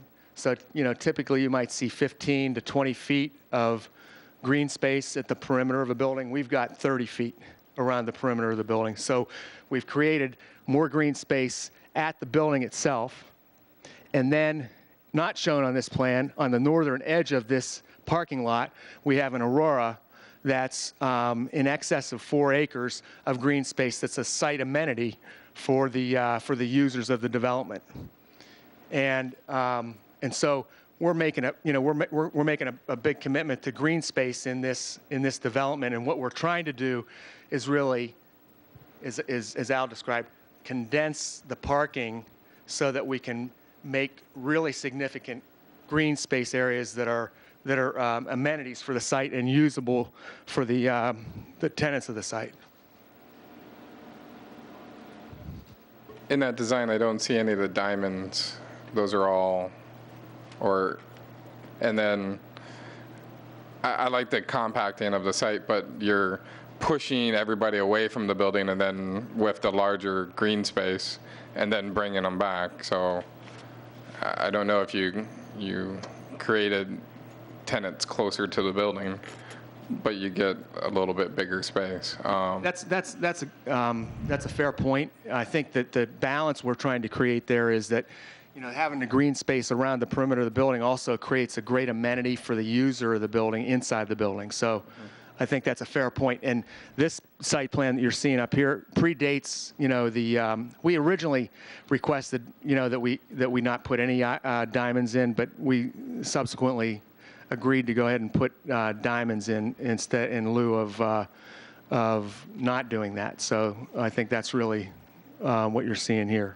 And can you speak to the point of the covered parking portion? Because Yes. I'll find that's probably pretty important to your end user. We have our standard commercial office development will provide roughly 5 to 5.5 spaces per 1,000 square feet of commercial office. And what we typically do is apply 20% of those spaces as covered spaces.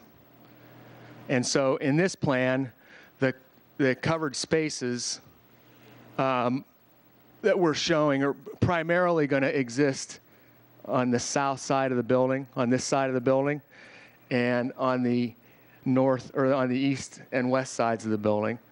But, you know, sometimes users require or ask us to do more than 20%. And so we'd like to make accommodation to be able to increase that amount. And so we see requests as much as 40% of the site for covered spaces. Yeah, here in the Valley, I find it very important, but that's to your end user. And then I guess the last comment on the berming, I'm 100% agreement, the mixture. I think having just a wall and having the mixture, but the only worry that I have is taking into consideration retention, because normally the reason why you have so many long walls is because they back it right onto the retention, just so you're mixing that in your design. Yeah, we're considering that. We're just looking for a little bit more flexibility to add some green areas at those perimeter areas when we can. I think that's really what the objective is. Thank you. Additional comments for the applicant, questions for the applicant? Okay. I guess I do have a question. It looks like, based on what's been provided in our packet, you note that the deviation to the landscape islands are basically justified by providing additional landscaping throughout the entire site. Did I hear that correctly? That's to some minor degree. That's correct. Yes, I think you know. From my perspective, the diamond shapes were just a way to get a little bit more compactness and try to put that into green space at the perimeter, yes. Okay, because what we have before us tonight, what's in our packet and what you're stipulated to, doesn't include the additional green space that you're talking about as justification. In fact, I think the stipulations refer to it in Exhibit 3, and the packet doesn't have an Exhibit 3. It has an Attachment 6, which I think they're calling development plan. So, I mean, it doesn't, and it's very, very vague. It doesn't have anything that helps to justify what the deviation that you're requesting. Well, I guess, you know, because these exhibits aren't even in our packet. This was the first time I think we've seen these exhibits too. Chair. I don't know how to. Chairman and Commissioners, if I could just jump in and try to help out here a little bit. The reason why we brought you these deviations and we thought that they would be acceptable is because in our community we have received approval, support from the Commission on large PADs. Examples of those are Target or Walmart or recently Central Christian Church. And I'm sure our staff could think of other examples where we have deviated from the 8 to 10 or 12 spaces between the landscape islands. And I think in this case we're talking about a very large employment center. It is the Growth Corridor 4. It is growth area Gilbert 202. We have a vertical overlay district here for up to 11 stories. My guess is that with over 3 million square feet of office space on this one project alone, that we will have garage facilities to accommodate even more. So we felt that with this type of employment center, that there would be pockets of green space appropriate between large users, and that we felt that the parking deviation from 8 to 12 was similar to other approvals on large projects. And I get the concept, but I think those are specific requests for specific development plans with specific plans that are brought before us. This is 233 vacant acres. And so I think the request to deviate on at least from my opinion, is a little premature. I think that it's warranted in specific cases and specific reviews, but on a blanket 233 acres with no justification, no stipulation to provide anything additional, I'm just having a difficult time with that. Any further questions for the applicant? I mean, Commissioner Cavney? I can respond a lot bit. I've done a fair number of commercial developments, and honestly, 12 spaces between islands is fair. It's actually reasonable, and I think adding the diamonds is you know, a justifiable way to get a little more greenscape. With it. They're not ideal. I don't prefer them, but I see they're trying to get a little bit more greenscape and not give up parking. I can speak from personal experience that right now the market is moving towards a trend of densifying office space. Huge. In fact, in some of my buildings, we're looking for 6 to 7 spaces per 1,000. He's offering 5 to 5.5. That probably wouldn't do for some of the spaces we're doing right now. We're asking for a lot. Most only offer 4. So I think they need more parking. They definitely, in today's world, because they're using linear benching, they're using you know, collaborative spaces. That's where the office market's going, and so that's why they're trying to densify parking. I get it, and honestly, 18 feet.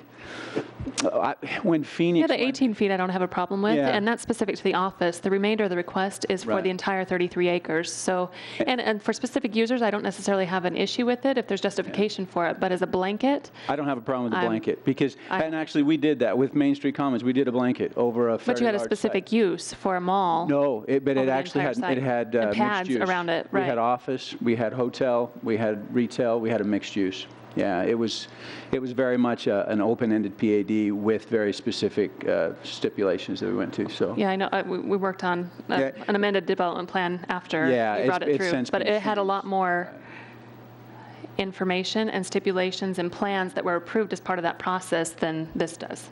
And so Yeah. that's where I'm having a little heartburn. I see what you're saying. I don't have so much of a concern because I think they are held within the bounds. They've stipulated office only to have these No, these it's parking steps too. No, just the reduction in the length is only to Right. the office. The landscaping and everything else is for the entire site. And I don't have a problem with that. I think, you know, the developments I've done, we've gone with 12 between and been satisfied. It's been very pleasing. That's what Kierland is 12, and we didn't have a problem. We don't have diamonds either, most of that. So. Kierland Commons. Yeah, I know Kierland Commons, but that is not 12. That's great, and they have it less than 12. It's 12.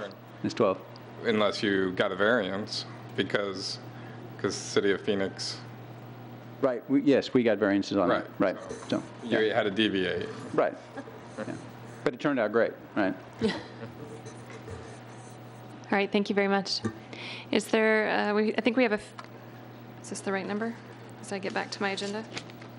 I don't think we have any cards to speak on this matter. Is anybody here wishing to speak on this matter? Okay, seeing none, is there anything further that the applicant would like to add?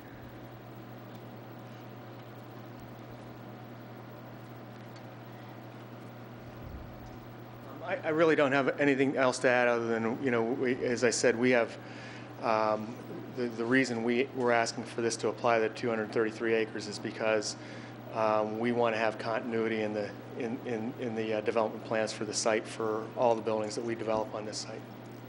Thank you. Thank you. Anything further staff would like to add? Just the 2 projects we've dealt with so far have been excellent. Provision of open space. I believe the minimum requirement would be 15% or maybe 10% in the business areas, but I think they're providing more like 20, 25, or even 30%. It's very substantial. And I wish I would have brought the exhibit in that showed the Aurora, that 4-acre area immediately north of this project. So again, condensing the parking lot, maximizing the usable open space around the building, and putting it into this central connecting theme that will go throughout the development. Great. Any comments or questions for staff? Okay, well then we'll close the public hearing and bring it back to the dais for comment, discussion. Sure. Just a Commissioner couple Cavney? more points that we didn't just talk about that I just want to, you know, make sure we talk about. As far as the bike racks, the additional bike spaces, I agree that I don't see this as necessarily a cycling destination, but I do agree that if necessary, the applicant has said they'll supply it, and I believe they will to meet their tenants' needs. But I'd rather have landscaping than bike racks if I had my choice there. So. As far as the berms and the wall screening, I'm very much in favor of that. I think that's the right way to go to create more greenscape and still achieve the screening that you need. I think the landscaping against the building, I like how they've done that because it does soften the architecture. It brings a softness to those hard surfaces and sometimes hot surfaces. So I think that's all. That's all. Those are my points. All right. Chairman, Commissioner Peterson? I'll make it easy. I agree with everything that Commissioner Cavaney just said. I would like to add that I was a little concerned about the decrease in the parking space, but if the applicant is going to only do the decrease for the office and leave the retail at our development standards, I'm okay with that, because he's right. People pulling into the same parking space every day, you get used to it, you know where you're going. But for the retail, we need the larger spaces. In Gilbert, people drive big vehicles, and they need to be able to park them when they go someplace. So, Vice Chairman Naylor? Overall, I see the concepts as a good idea. The issue that I have is we talk about condensing and creating more greenscape, but we're not holding them to it. They're just saying they're going to do it. So if there's a stipulation to be added that there's a percentage to be that's greater, then I'm all right with that, because then you're reducing the parking, creating it, and you're held to a standard to get to. And how that's created, I'd leave it open to them. But they're not increasing it. There's one set that you have to meet a minimum, and they're going to be greater than that from what they're saying. But we're not saying getting that to the greater number, because then you could just use it for something else and than what you're saying. So overall, the berming, I'm all right with. The parking, I have an issue with the diamonds overall, and all the development that I've worked with, the diamonds just don't work. The curb, they hit them, and those trees die. If you look at many shopping centers that have diamonds, those die first, because the bumper can hit them, and everything gets to them. So that's why I have an issue. But as a use of getting more in there, I'm all right with it to get those percentages if they feel that's good for their development. I just would like to see, if we're holding this standard, adding a stipulation for greater open space that they would have to hold to. Thank you. Commissioner Bianchi? I'm not sure. I know you're chomping at the bit. Defer to my subject matter experts on this. I shared your initial concern when I saw this proposal based off of the development, the PAD on the whole site. And I understand it's a bit of a leap of faith, but I think with staff review, I think with future design review, and also with this being a true signature project for the town, I really have no objections or issues with what's before us. No reason to vote against it. Can I ask what's signature about it? Other than they have one developer? Just the sheer size of it. And I think the office component, the employment component, the location of this. But I think that's what's there today. I think the one thing that we have is that right now we have one developer, but 5 years from now, 2 years from now, it could be sold off. It could be parcelized. I mean, there's. But if the PAD is there, doesn't that almost give you some sort of? I mean, the PAD deviations will remain intact, yes, but there's nothing in these deviations or in the stipulations that require a certain level of design and standards. These are basically development agreement stipulations that have been put into the stipulations, and they're basically only stipping them to one exhibit, which is this exhibit right here. I don't even know if it's that one. So at least that's the way it looks like. Are you asking on for the that to packet. be changed? Well, I guess that's where I'm a little confused, because I think it's probably, I think there's people out there that know a lot more about this project than maybe we do, or maybe I do, and the future development plans that are planned for this particular area. But the zoning isn't being changed, so it's existing as what is there today. All we're seeing is a PAD amendment to decrease development standards, but we have nothing. This is what we're stipulating to, and that's it. We have nothing to back up this great development plan. And as I opened up with, I defer to my Right. to you guys who are more of experts, and if you guys are okay with this as presented or changes, this is not my forte. So I look at this and I say, let's just, as I stated, with staff's review, based on future design review, and this hopefully being a signature project, then I'm putting it in their hands to deliver a good project.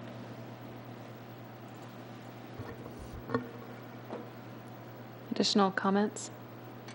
No, they don't want to go through it. They don't? Sorry. Well, I know that we had great issues with Main Street Commons too. Great project, but as far as the approval and documenting it through the town, there were great promises and great plans put in place with that overall approval, but the town was left without a lot to stand on when Main Street Commons didn't come through and other users wanted to develop, and they were trying to protect what was promised to them, but we didn't have, the town of Gilbert didn't have those stipulations in place to make sure that those standards were upheld. And so that's where I have a problem with this. I like the concept, I like the idea. I have no issue with the decrease in parking dimensions. I have no problems with the 50% berming versus screen wall. The bicycle isn't a concern to me. However, the overall landscaping and the parking lot landscaping is a huge concern for me over 233 acres. I mean, maybe it's justifiable for an office development, maybe it's justifiable for the LA Fitness, but for the overall development, when we're getting nothing in return, typically on a PAD, we see some sort of give and take. There's something that we're getting, and the way that's stipulated right now, I don't see where we're getting anything. And maybe that's just plans that we haven't seen, plans that aren't stipulated to, concepts that have been brought before. So I'm having a really hard time considering recommending approval. I could probably conceptually look at these two development plans in front of us and say, yeah, that probably makes sense. But on 233 vacant acres, which could be sold off tomorrow, and there's nothing to document it to ensure that development standards are upheld and that somebody else does what you intend to do, then I have a real difficult time with that. So. Those are great comments, and I can appreciate exactly where you're at. I was likewise devastated with the comment. Very devastated, as a matter of fact. But I think, and I understand what you're saying about the give and take. Oftentimes we'll see a concession in one area to accomplish something in another area, and we're not necessarily seeing much of that specifically. But I think what we're getting, and what I anticipate we get, and at some point you take that leap of faith, like Commissioner Bianchi said, is we're getting a very signature development here in a very key area of the city, of the town. So, but I don't see the signature development. I mean, the plan is there. It's going to be, I think it's going to be a very nice freeway frontage development that will be a signature for our community. I really think it'll stand out, especially as we see some of the elevations they're proposing. I think they're going to be very attractive and key. So I think that's what we get. It may not be what we're typically used to getting, but I don't know what else we want. Well, a lot of times we get with PAD developments a landscape plan for the overall center that ties the unified theme in, ties trees, signage, something that ties the entire development together. We have nothing other than the deviations to code.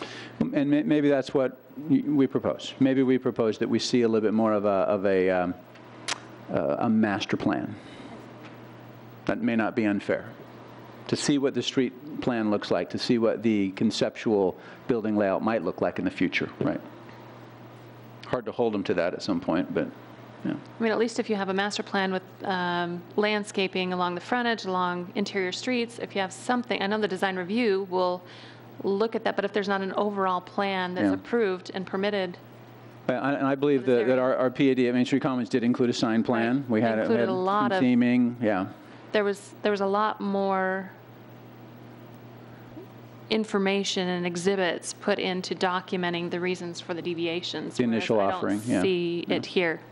Chairman Whitman, if I may help a little. Yes, please. This is a large development that it does have quite a bit of importance to the town. And the town council entered into a development agreement with this on Monday, right? I'm sorry? On Monday or Tuesday? I think. No, this development agreement's been in place for quite a while now. I thought I saw in the staff report it said December 2nd. Maybe not. The overall development plan, December of 2012 is when the 12. development agreement Oh. was entered into. The overall development, and we sort of wrestled with the overall development plan for the entire 200 and some odd acres when we were talking with the development agreement, and we've talked through some of the zonings on the property, but knowing that this needs to be flexible, knowing that there's no way coming out of the economy that we just came out of, that anybody's really going to be able to lay out a development plan over that great of acreage. We wanted to leave it very flexible so that we could be able to react to the market quickly. We wanted to put some things in place so that when there was a development that was ready to go, we had things in place that we could jump on and get buildings out of the ground quickly so that we could meet the demands of the applicants and get to the market quickly. The overall development will add about I believe it's 3.1 million square feet of office space to the town of Gilbert. I believe that essentially doubles what is in the town right now. So it is a large development that will develop over quite a lot of years. So I think that the intent of the developer at this time is to use their experience and use some of the things they've done in the past and sort of set their palette as they move forward. One of the things that was approved early on is design guidelines that will be going forward to the Design Review Board. So as these first few projects move to the Design Review Board is going to look at the landscaping, the plant palettes, the open space. So they are going to take a comprehensive look at the entire site and the guidelines for those to make sure that there is a consistent theme and that the open space is there and that we're not, we actually are getting something out of the development for some of the deviations that we're providing. I know that in the past we talked about Main Street Commons and some of the deviations we had there without a necessary overall site plan. We did the same thing at the Temple because we had some changes that we were looking for in the parking lot as far as drainage and grading and some landscaping. We didn't have an overall site plan, but it was a smaller site, obviously, than this, but we had kind of the idea that we were going to go forward with and we'd be able to carry through with the Design Review Board. And even if you go to MD Anderson and take a look on the north side, right now there's diamonds that were installed with the first phase of that in order to not only keep the parking numbers high, but because as they expand, we're going to want to have the opportunity to get rid of those and not remove islands and larger trees, but to take advantage of some of those islands. So we have done some of these things in the past, and I feel very comfortable that as we move forward through Design Review Board applications and the design guidelines that we'll be able to uphold the standard that I know that you're concerned about and that you've held to. So I hope that provides a little bit of clarity to this. I'm happy to answer any other questions that come up or provide any more details.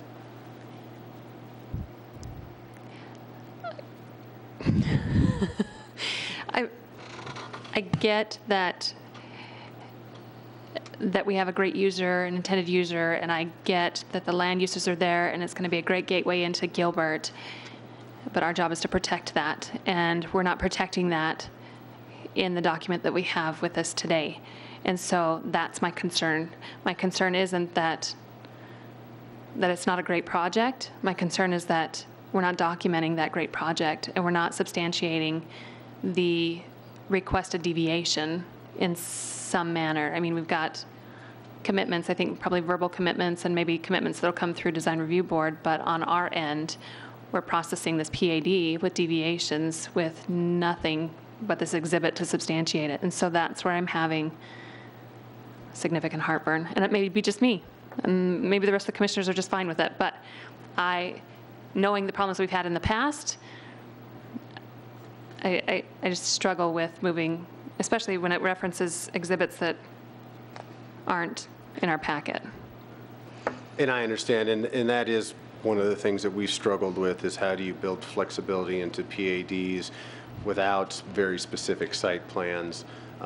Even general site plans, we have nothing. Right. I mean, No, we you don't. have 2 site plans and a street potential location, and Yes, that's it. I understand. We have nothing. So that's where my heartburn lies. No, I understand.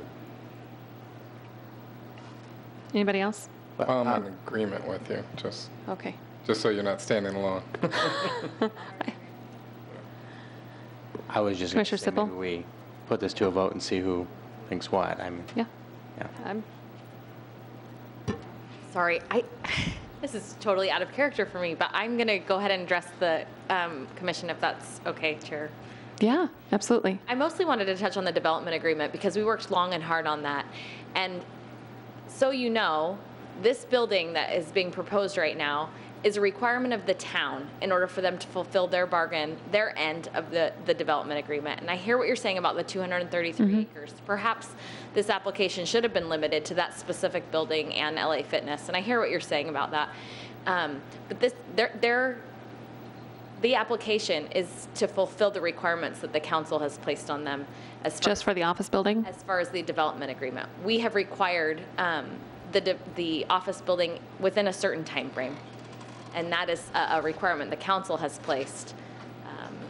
Of course, they're the ones that came forward with the deviations. Right. But we have seen overall conceptual site plans for this entire project as a council and feel very comfortable with moving forward in that direction. I realize that this will come to council, so you guys obviously make the decision that you feel is in the best interest of the town, and we always do respect that opinion that you guys have expressed to us. But I just wanted to make sure you guys knew about the development agreement, about the requirement that the town has placed on the developer. My main goal. And I think the development agreement is a development agreement, which we aren't a party to and which isn't part of this. And I think that if we looked at specifically the office building, the deviations, we could probably get pretty comfortable with that. But I'm having an issue with everything outside of that box, deviating 233 acres of which we have nothing. I mean, maybe this LA Fitness and this office building substantiates the deviation. But in my opinion, the rest of it doesn't. And so that's where I'm struggling. So with that, I've heard enough of my comments. And I sure appreciate your comments. I just would say that I'm ready to vote for it. Okay. I can agree that it's good to go, and I'm comfortable. Okay. Does anybody have a recommended motion? I'll take a stab. For the reasons set forth in the staff report that move to recommend approval to the town council for Z13-33 as requested, subject to the conditions listed in the amended staff report that was given to us on the dais this evening. Second. Do I have a second? So I have a motion by Commissioner Peterson, a second by Commissioner Sippel. All those in favor? Aye. Any opposed? Nay. So we have 1, 2, 3, 4, 5 for, and 2 against. Those 2 would be Whitman and Vice Chairman Ayler.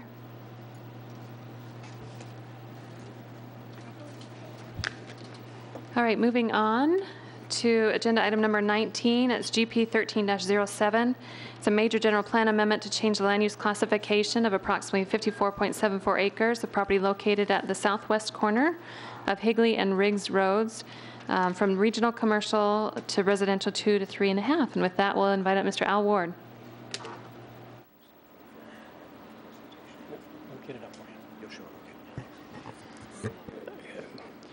Madam Chairman, members of the Planning Commission, this is 1307 GP, Vestar Major General Plan Amendment. As you realize, we only have one major general plan review a year, and this is the single one that we're looking at. Not that there couldn't be more, it just happens to be just this one, southwest corner of Higley and Riggs Road. It's a request to amend the current general plan on 54.74 acres gross from regional commercial to residential 2 to 3.5 dwelling units an acre, known as the Greer Town Center previously. The zoning that's being requested by the applicant, I should say the general plan amendment would equate to SF6, make that SF7, SF8, SF10, or SF15 district. Southwest corner of Higley and Riggs, there is a site there, 54.74. It's surrounded by other developments, Country Shadows to the north, Acacia to the south. There's a church site to the west with neighborhood office, and off to the east, there's a 20-acre commercial site, and then to the northeast corner is a 5-acre community commercial site, Seville up to the northeast from there. There's the overall site plan shown in purple. Again, the request from regional commercial to residential 2 to 3.5. Riggs Pavilion to the east, Country Shadows to the north, Fire Station to the northwest, Church to the west. Edora Trails off further to the west on the other side of Constellation Way. Acacia, SF15 to the south. There you can see there is a dairy operation on the site currently, and The applicant would propose to develop this site for single-family development. This is a site, trying to show you a little bit of context. Approximately 1 mile to the north, there's a roughly 50-acre commercial site that's known as, there's the Fry's Center, and then there's Chandler Heights Village. The four corners are on 50 acres. And then you can see straight off to the west along Riggs, there's a 17-acre site. Then there's another community commercial. Everything else is pretty much residential or currently maintaining agricultural use. Again, fading back a little bit further shows the site. Anything in red or pink is commercial. So there's a major commercial to the north, and then there's another one a mile north of that. So on the two corners going straight north, those are centers of around 45 to 50 acres in area. Again, this site, 55 acres in area. From a background point of view, we're well familiar with this. It's been before the commission a couple times already.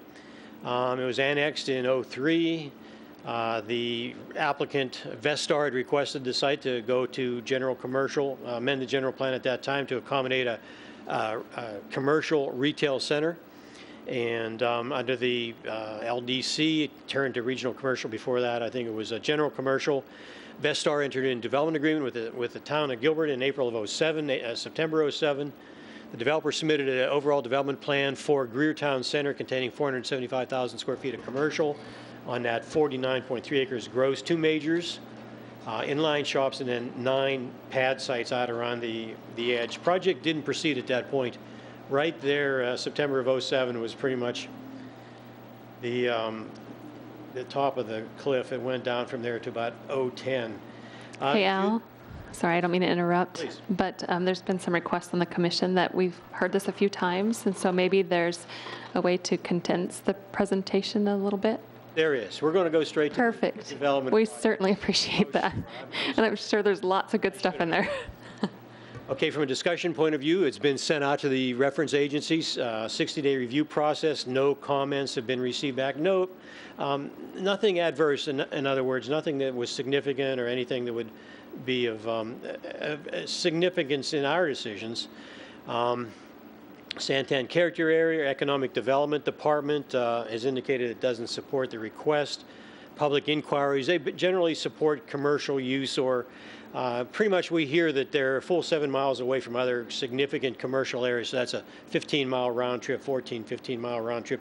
Chamber of Commerce hasn't come out with a strong recommendation or support either way, but they basically said, are there any alternative uses or can the site be reduced in size, the amount of commercial being lost?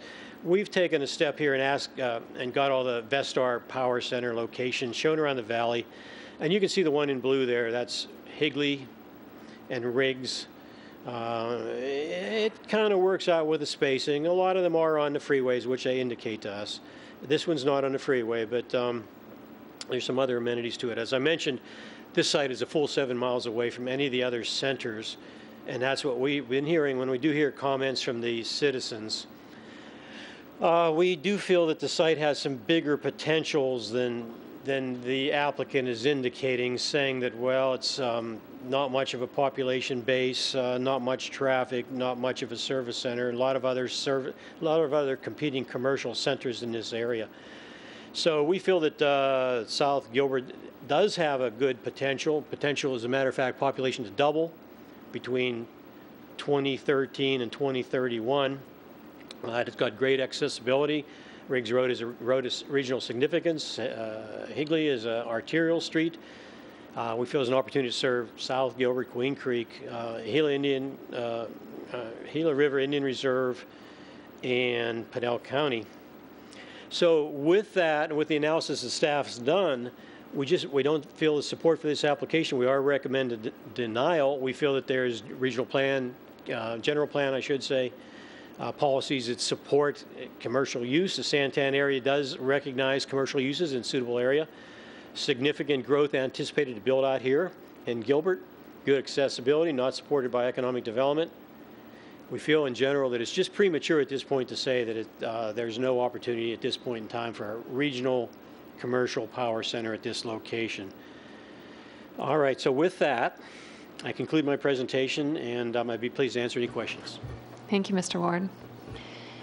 I have a general question for you. Would staff, I know that staff's not supportive of the entire request before you today of removing the regional commercial designation altogether and replacing that with single-family residential. Is there a portion, I mean, would staff be supportive of a reduced area of residential, maintaining some commercial?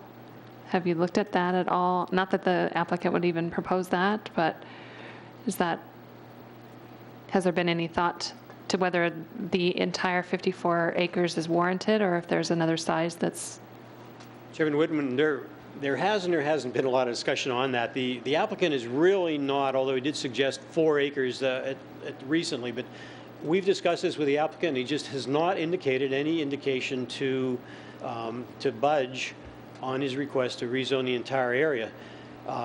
Maintaining a regional commercial site, which we do feel is justified, if there is a shrinking of the big box, if there is a erosion of economic retail sales due to the internet, if there are other centers in the area, we could foresee a reduction in parcel size, maybe to a smaller regional center, which regional commercial comes in at around 30 acres. So again, we have really not got into that point in time. Okay, fair answer. Any further questions for staff? All right, thank you very much. We'll go ahead and invite up the applicant. Mr. Pugh, if you'll give your name and city of residence for record.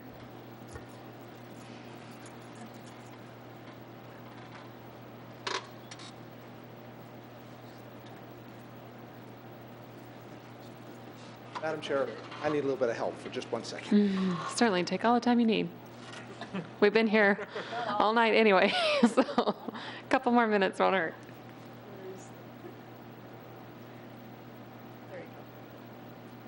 This way.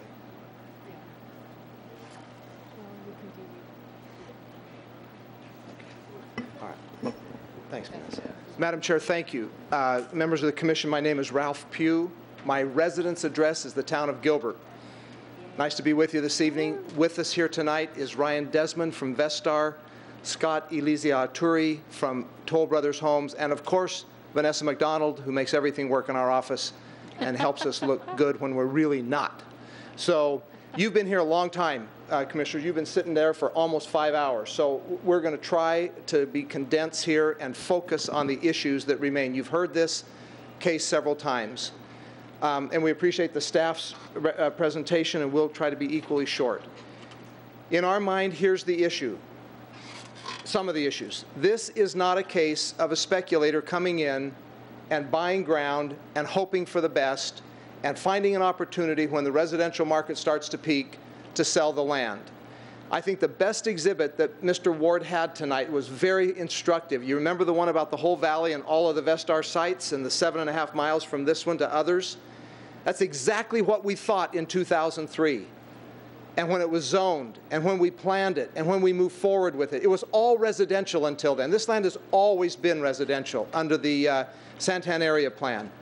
That spacing is exactly what the spacing was for the big box users in the early 2000s. It would have worked perfectly. And frankly, as I sat there tonight, the more I thought about it, my guess is if the referendum hadn't have been filed and 1.5 years or whatever it was spent on that, it is very likely that this site would have been built as one of the last projects in the heyday.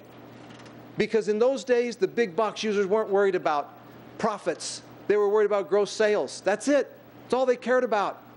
And this was on their calendar. They were looking at it. Walmart was looking at it. Target was looking at it. Lowe's and Home Depot, all of them talked about it. And then reality has changed. This is not a cyclical change. There are no big box users coming to this site. Vestar has developed the other 2 of the 3 power centers that exist in this town. You got the mall, you got Power in the freeway, and you got Gilbert in the freeway. That's the 3 power centers that Gilbert has, and Vestar has done 2 of them.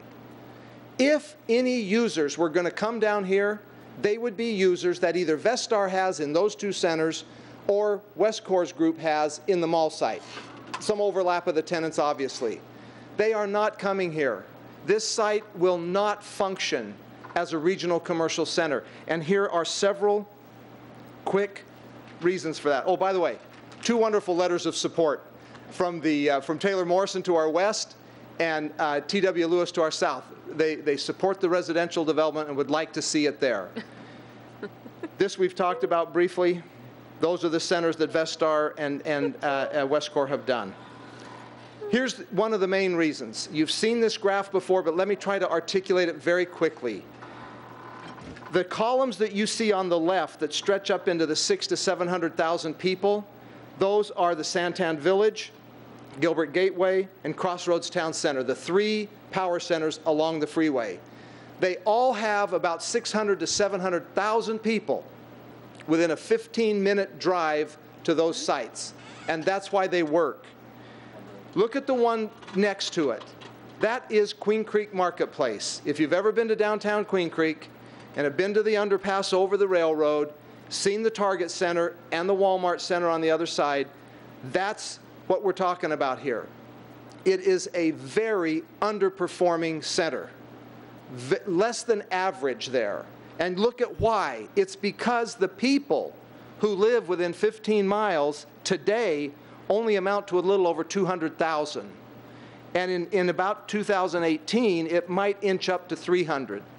It's going to stay an average performance center for a long time.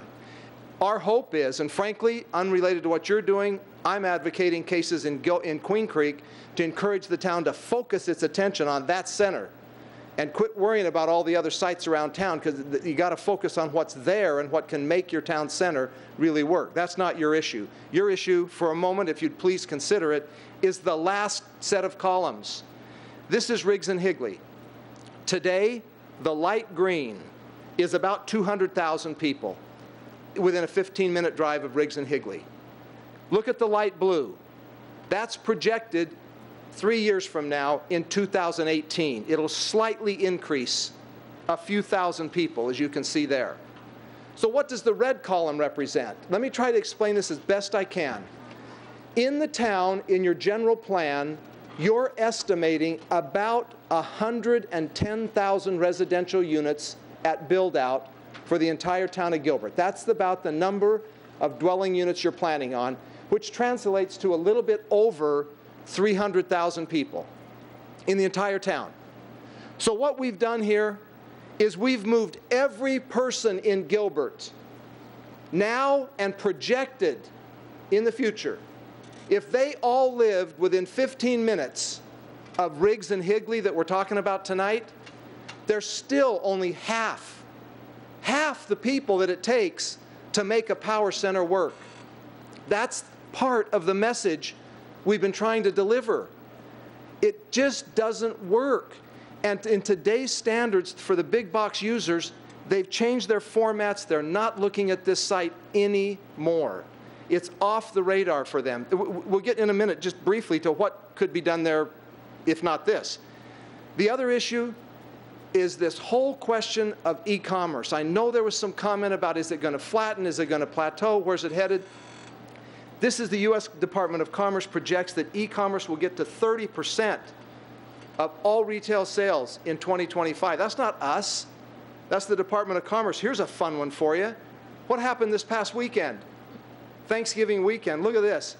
Retail sales were up 2.3% over last year, taking into account brick and mortar stores and e-commerce. Now, 2.3% is a meager increase. Stock market's gone nuts, housing market's gone crazy, other sectors are doing great. Retail is still underperforming. So what happened to e-commerce this very weekend?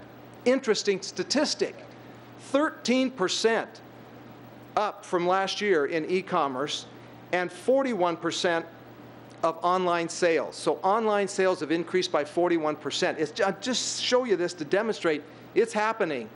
The last 2 numbers on this chart are even more interesting. Look at this. Retail sales from e-commerce on desktop computers rose 17%.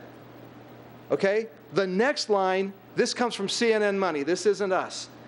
People who purchased goods on their mobile device is up 40%, 40 in this past Thanksgiving holiday. Amazing.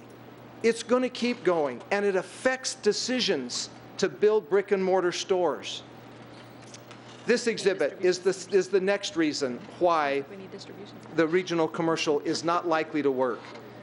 We believe all of the statistics in the staff report. Assume for a moment they're totally correct. There's still not enough traffic.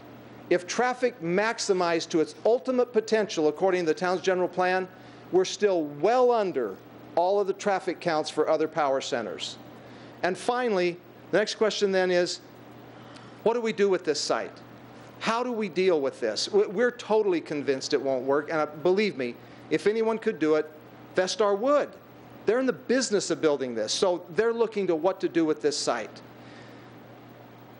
As you see this exhibit on the upper right-hand corner, that's the northeast corner of Riggs and Higley, 5 acres, okay? Look at the corner to the southeast side.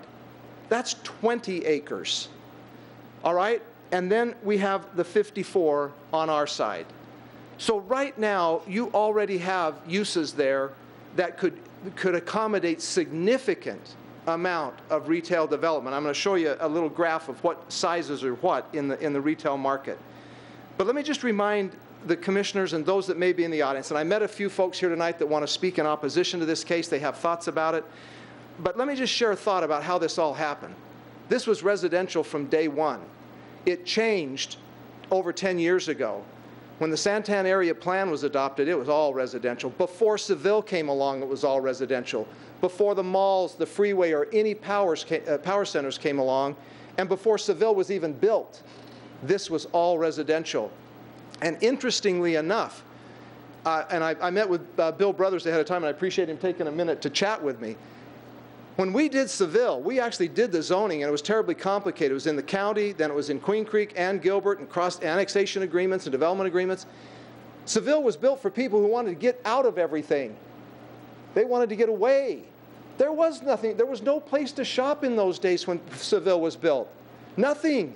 The mall wasn't there. None of it was there. So I find it hard to accept arguments from people who live in Seville that we need shopping here, because their need for shopping is a burden for us to carry on a hope that someone will come along and use the land in a way they'd like to see it used. That's never been the pattern for economic development or commercial uses in the town. Here's a thought for you. Hierarchy of retail formats. What's worked over the years in the retail sector? And why has it been sustainable for decades at a time?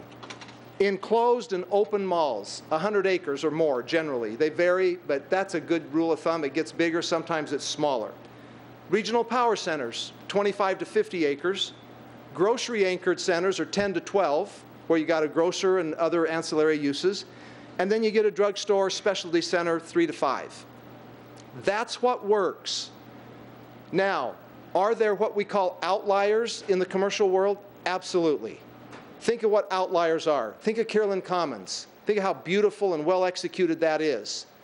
That's an outlier from most typical retail uses. There are some, but what's the key ingredient to an outlier from this pattern that you see on the screen? It is several things. It's either unique topography, unique demographics, meaning lots of people with lots of money nearby, great traffic patterns, or a great unique market. If you have any one of those 4 things, and you want a piece of land, and you want to develop it commercially and try something new, that's where you try it. You don't try something new at Riggs and Higley, a piece of land that's totally and completely unremarkable and has a 180-degree market radius. Let's face it. It is unremarkable. And it doesn't fit an outlier pattern. So what does it fit in these categories?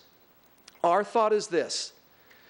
If you're inclined to say to us, we cannot see our way clear to amend the general plan of the town and remove all 54 acres from regional commercial, if that's your deeply held feeling and you sincerely believe that it's in the, quote, best interest of the town, whatever that means, to preserve acreage out here, our thought would be, since there's 20 acres to the east of us and 5 acres to the north of us on the very corner, the possibility could exist that a grocery anchored center maybe someday could work here. That means somewhere between 8 to 12 acres could be saved as commercial and developed. Why wouldn't it be 15 to 20? I'll tell you why it won't be that. 15 to 18 used to be a grocery-anchored center, but that was when drugstores took the corner site and grocery stores did not have pharmacies. Ever since the advent of pharmacies inside grocery stores, the drugstore on the corner will not locate on the corner if there's a pharmacy in the grocery store. That's why grocery-anchored centers have shrunk to 10 to 12, 8 to 12, in that range somewhere, just depending on what's available. So that's our proposal tonight. We obviously would like you to say, thanks, Vestar, for coming to Gilbert. Thanks for building 2 great centers, and thanks for having the vision and the hope and the dream that this 50 acres could work. We're glad you gave it a shot. We realize it's not happening. We're going to revert it back to the residential it was from the very beginning. If you can't do that, please don't arbitrarily find a number and say, let's make it 18, let's make it 32, let's make it 25. Every one of those numbers, anything beyond about 12, is a pure, unadulterated guess and predicated upon a hope for something to happen in the future that none of us can define today, none of us know what it is, and none of us know when it'll come. So as we see it, that's kind of the choices. We would urge you to vote approval. If you can't do it, please leave us 8 to 12 acres. We'll live with that. We'll try to make it work. In the meantime, we'll get the housing going around it, bring more houses to the area, which will then increase the chance of commercial happening. And to bring more houses in the area really is not out of the ordinary. It's totally been thought about and planned for, and wouldn't put a burden on anybody. Here's our last thought. What are the alternative uses that are allowed in the RC zoning district other than this type of center? And ask yourself, which, if any of these, are going to work? An entertainment and recreation facility. That really is a holdout for something that we have no idea what it is, and why someone would locate it at this spot. The Field of Dreams came to town, pretty cool idea, but look where it is. Near the freeway, near density. They had a chance of making that work there.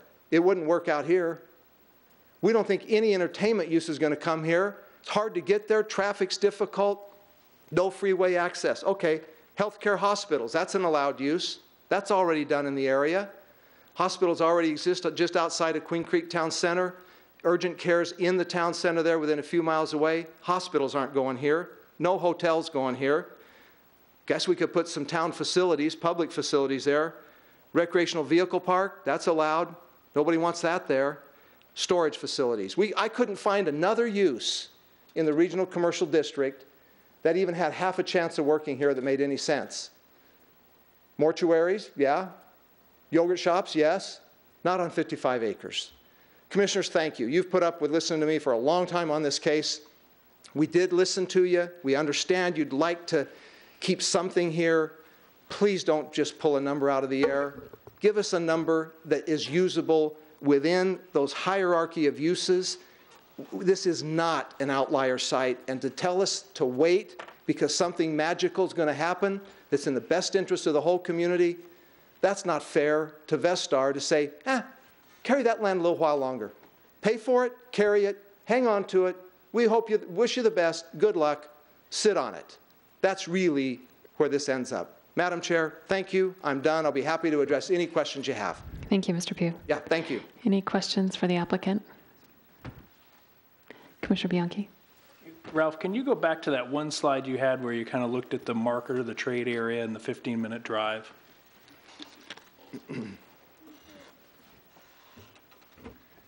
So I guess if we look at Santan Mall area or somewhere centrally located within Gilbert, I guess one of the stats you threw out was the entire population of Gilbert, even at build-out, is going to be around 300,000. So how do we get 700,000 people within that 15-minute drive time if we're not even close to build-out yet. I guess where I'm going with that is, how many of these people are potentially double counted in the market areas? Oh, the answer, Madam Chair, Commissioner Bianchi, the one-word answer is freeway. The two-word answer is Mesa Gilbert. That's the answer. People don't care about city lines when it comes to shopping. Retailers don't care. You know, some of us who know how it works make conscious decisions. Most people who don't understand city financing go to where they like. People could drive. It's a 15-minute drive. And so it's not a concentric circle. It used to be when there weren't freeways. With the advent of the freeway, the 15-minute drive now looks like a star. Right. Yeah, and so that's what that represents. That's the simple answer. Okay. I know it's confusing without that. If we're dealing with similar tenants, then I'm wondering how many of these is actual, almost a double count of the market area. I guess that's my concern. Commissioner Bianchi, there is overlap, clearly. But what is also clear is that Higley and Riggs has zero overlap. Right. And no transportation, and none in the foreseeable future.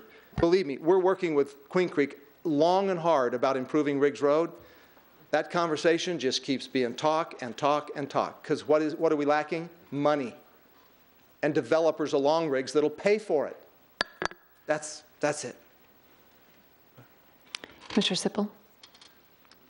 A couple things, and thank you for keeping this slide up. I've got to think that 10 years ago when Vestar purchased this, you had those similar numbers. So why was it okay 10 years ago and it's not now? So. Yep, Madam Chair, Commissioner Sippel, great question. Simple but incredulous answer. In those days, almost anything worked because the big box users did not care and focus on profit. They focused on gross sales. Wall Street wanted to see gross sales. And that's what drove everything. And I love that exhibit that Al had up here, because you could see those Vestar projects where they were spaced. That was the spacing. And our firms represented Walmart for years and years and years, and we know their plan. We know exactly what their spacings are. Today, it's nothing like it was back then. We all hoped that this would work. But you're absolutely right. It was a hope and a dream. But for the referendum, it might have happened, honestly. Commissioner Fuller. Yeah, I appreciate that thought, Ralph, and I don't think anybody's trying to say, like a blame game, like, hey, you knew or should have known, or any of that. I mean, we're at where we're at today. I want to focus a little bit on your, I'm not going to call it your closing argument, your closing statement, what you said there at the end. It was, you said something along the lines of, look, I don't think it's fair to say to Vestar, hey, wait a little bit longer. It's going to come. I do think it's fair to say that. I mean, I think we're not in the business of making planning decisions for today. We have to take a longer view as a planning commission. Having said that, I think your argument is, and correct me if I'm wrong, is it's really not a little while longer. I think your argument is it's never coming. Is that accurate, or did I misstate that? Madam Chair, Commissioner Fuller, we've all been together in this room many times on zoning cases, and your point is absolutely right, Commissioner Fuller. Many times the applicant is criticized or say, no, just hold off, because that's just the trend today. You just want to take advantage of today's current market. Whether it be residential or commercial or industrial, we always get asked that question. In this case, that's not the issue. This is a systemic, fundamental problem that will not get cured over time. That's truly how we see it, and if it were different, we'd build this if we had tenants that would come. Right. Okay. Yeah. I just wanted to make sure, because I thought that was what you meant, but I didn't necessarily hear it that way. So it's not that Vestar is not willing to wait a year or two or 5. It's not willing to wait for never, for something that's not coming. You are absolutely right. Okay. If there was a horizon that we felt that this could work, and Vestar and Ryan Desmond and David Larcher were not in touch with the big box users every day and know that their formats are changing, their square footages are changing, where they locate is changing, they would hang on. They've hung on for 10 years. If they could see it in a few years, I wouldn't be wasting your time tonight. I wouldn't be in front of you. Okay. Yeah. Understood. Okay, thank you. Further questions for the applicant? Commissioner Sippel? So you're up here, I saw both Vestar and Toll up here. Is Toll willing, and I ask this because I believe you're representing both because you put them both up there, but maybe you're not. If we go down another modified road of 10, 12 acres, 8 acres, whatever it might be, is Toll able to make that work as well? Madam Chair, Commissioner Sippel, Toll is able to make that work. It's right on the border between what can be a sustainable community and what can, and that is achievable. Commissioner Cavney? I like to hear you talk, Ralph. You're good. I feel like I have to duck, Commissioner. No, you are very good. I always enjoy hearing you because you come well prepared. You're doing great. I just, you know, I hear this story about how the internet's taken over and brick and mortar's going down, and you make some persuasive comments about that. At the 40% increase in internet sales this Black Friday, 15% plus or minus down, and you know, and yet, and I'm on Vestar's site right here looking at, they just bought $700 million of open air retail in the last 3 years, and I'm thinking, well, why are they buying properties if the internet's taken over? So I don't know that I buy that argument. I think, and especially now that we hear New York just imposed sales tax on the internet, and it's probably going to spread across the nation at this point. That's what it looks like. So I think we're going to see a leveling off. Of course, the projections are where they're at by whoever made them. But I'm not sure I'm ready to buy that. But I do commend you for coming back after hearing our comments and study session. I do commend that. And I don't know how we would address something like that tonight. I mean, I defer to some of those that are a little more long in the tooth than me here. But if we were to modify the application, I'm not quite sure how we do that tonight. But I do commend you coming back with that in mind, having heard us. That's very appreciated. Thank you, Commissioner Cavney. Madam Chair, I would make a recommendation in that regard. Since the general plan amendment was for 55 acres from regional commercial to residential, I believe, and I'm assuming that the staff will agree, that you can make a recommendation on something less than that. You can't make a recommendation on Something more than it, right. that. And I would further suggest, if you get to that point, to say, yeah, that might work for us here, rather than design it, we could call it a number of acres in like a semicircle or something there, because frankly, today, no one knows exactly whether it'll be 600 feet on Riggs and 500 on Higley or vice versa. We just need a designation of how much it is, and then when the residential develops, it'll frame that and we'll know what's left. That's the best way to do that. And I think, too, Commissioner Cavney, with respect to if Vestar could build this themselves, they would, but we all know it takes the tenant. They're the key. And without them, we're all just talk, really. We recognize that. No, I appreciate that, yeah, I understand. Any further questions for the applicant? Thank you, Madam Chair. Thank you. I understand there are those who may want to speak in opposition. Could I reserve just a moment of absolutely. rebuttal? Thank you. We have a David Hackamack. Hopefully I didn't butcher that. But if you could give us your name on the record and city of residence. David Hackamack, Gilbert. I'm opposed to the change, live in the vicinity, if you will, of this particular. Keeping it short, given the time, et cetera, the real question I guess I would ask the commission to consider is, if not this location, if this would be changing into all homes, what location? And if not now, when? This is only going to increase, if you will, the population that's in need of commercial support in that area. If we don't do anything in that area, what about the infrastructure needs? What about roads, et cetera? Yes, there are arteries, but we're going to increase traffic. We're going to increase the usage pattern. Something to consider is, what do we do if we choose to change this? Thank you. Thank you. Would you be, I know that you stated that you're in opposition to the overall change from the commercial as presented. Would you be in support of the reduced potential amount of commercial that the applicant offered up this evening? Making sure that there's some amount of commercial retained? I think if there's some amount of commercial retained, that could be workable. The challenge I guess I have is, as at least initially mentioned, the percent that would be left would make it questionable as to its real value to the community. What I mean by that is we've got a grocery store with a drugstore right across the corner, but we don't have any other type of shopping, restaurants, et cetera, that are really populated in the area that hopefully a commercial would provide. A small lot, if you will, from a commercial perspective isn't really going to provide that. At least that would be my concern. Okay. Absolutely. Commissioner? Just a quick question. I just want to make sure I understand your comment on the traffic. It seemed to me that you believe that the traffic would be increased by turning this into homes because you would have homeowners and residents there. Did I misunderstand that? Probably I didn't correctly state it. What I was referring to is that 15-mile radius.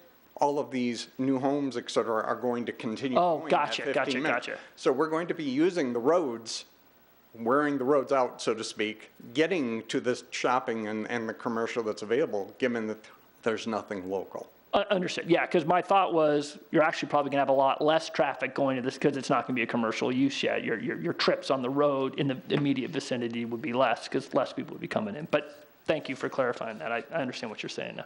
Thank you. Thank you. We appreciate it. I have a Sean Miller, says he's opposed and wishes to speak. You can give your name and city residence for the record.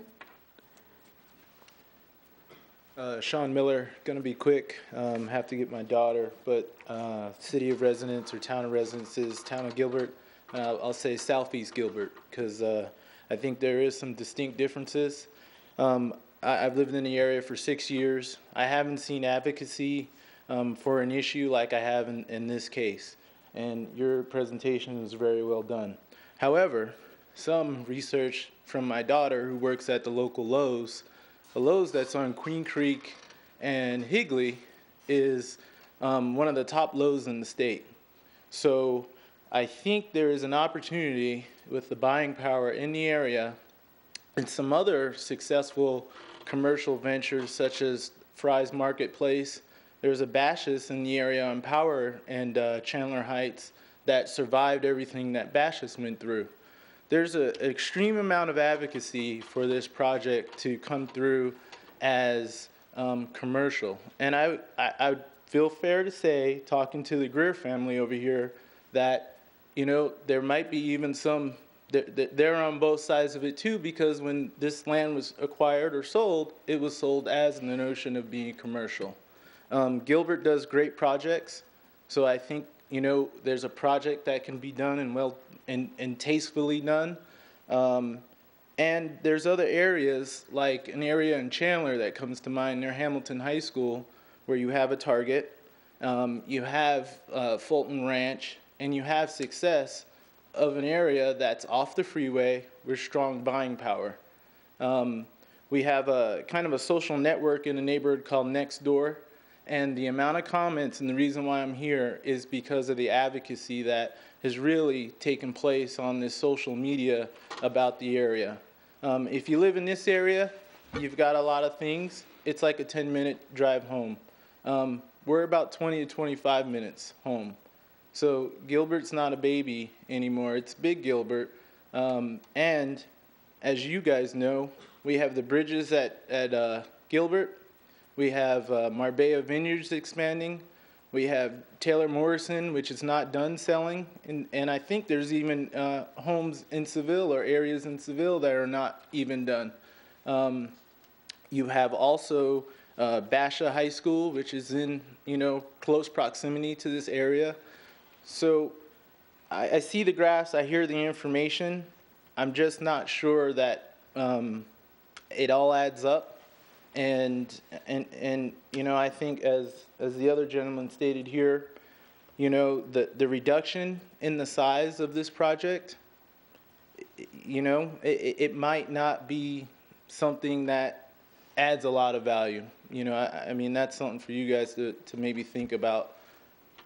You know, so having another drugstore when we have a Fry's, a Walgreens, there's a lot of talk for want of some fine dining, Sprouts, Trader Joe's, you know, maybe not as big as a Target, even though I support a Target, if they're absolutely never going to come, maybe there are some alternatives to what we can do in that area.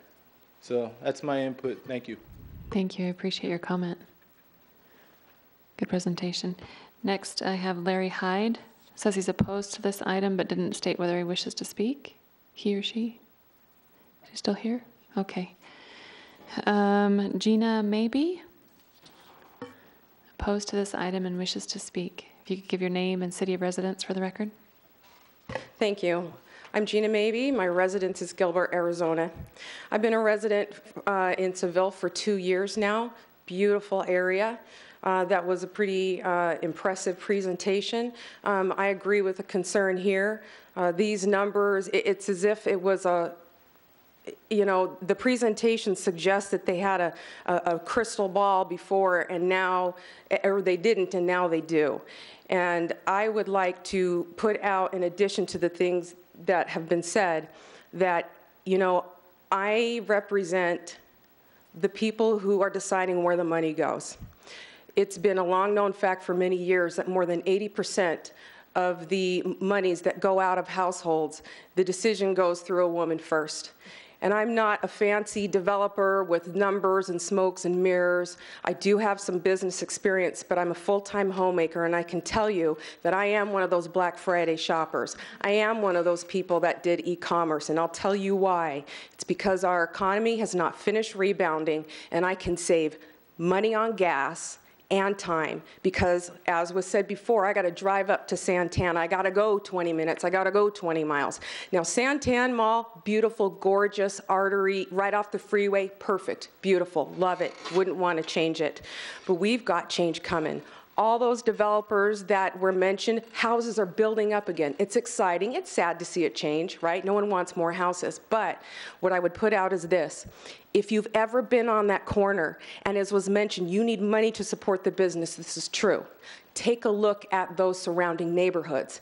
They are millionaires and some multi-millionaires. I'm talking Greenfield Acres, I'm talking Seville, I'm talking some where pro athletes live right in the area.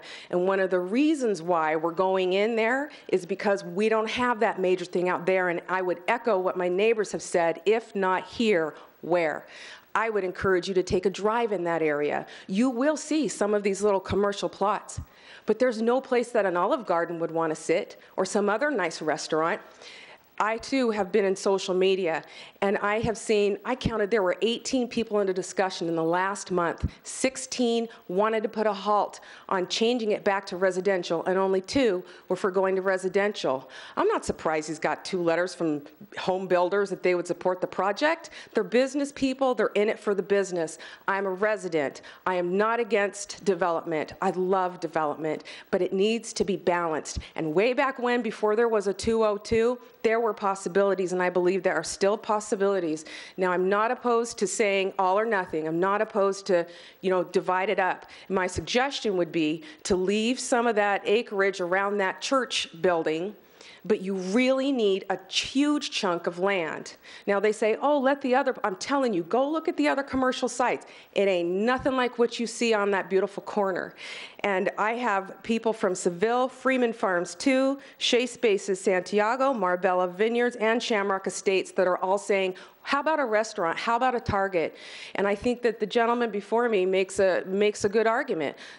It's coming back. The buildings are coming. The LDS Temple is almost done, and that alone is going to bring more business. You already have to wait an hour to get a reservation to get in a restaurant around that area. We need somewhere else that we can patronize, or we're going to be miserable as all of these beautiful homes come up. And I'm telling you, go look around the area.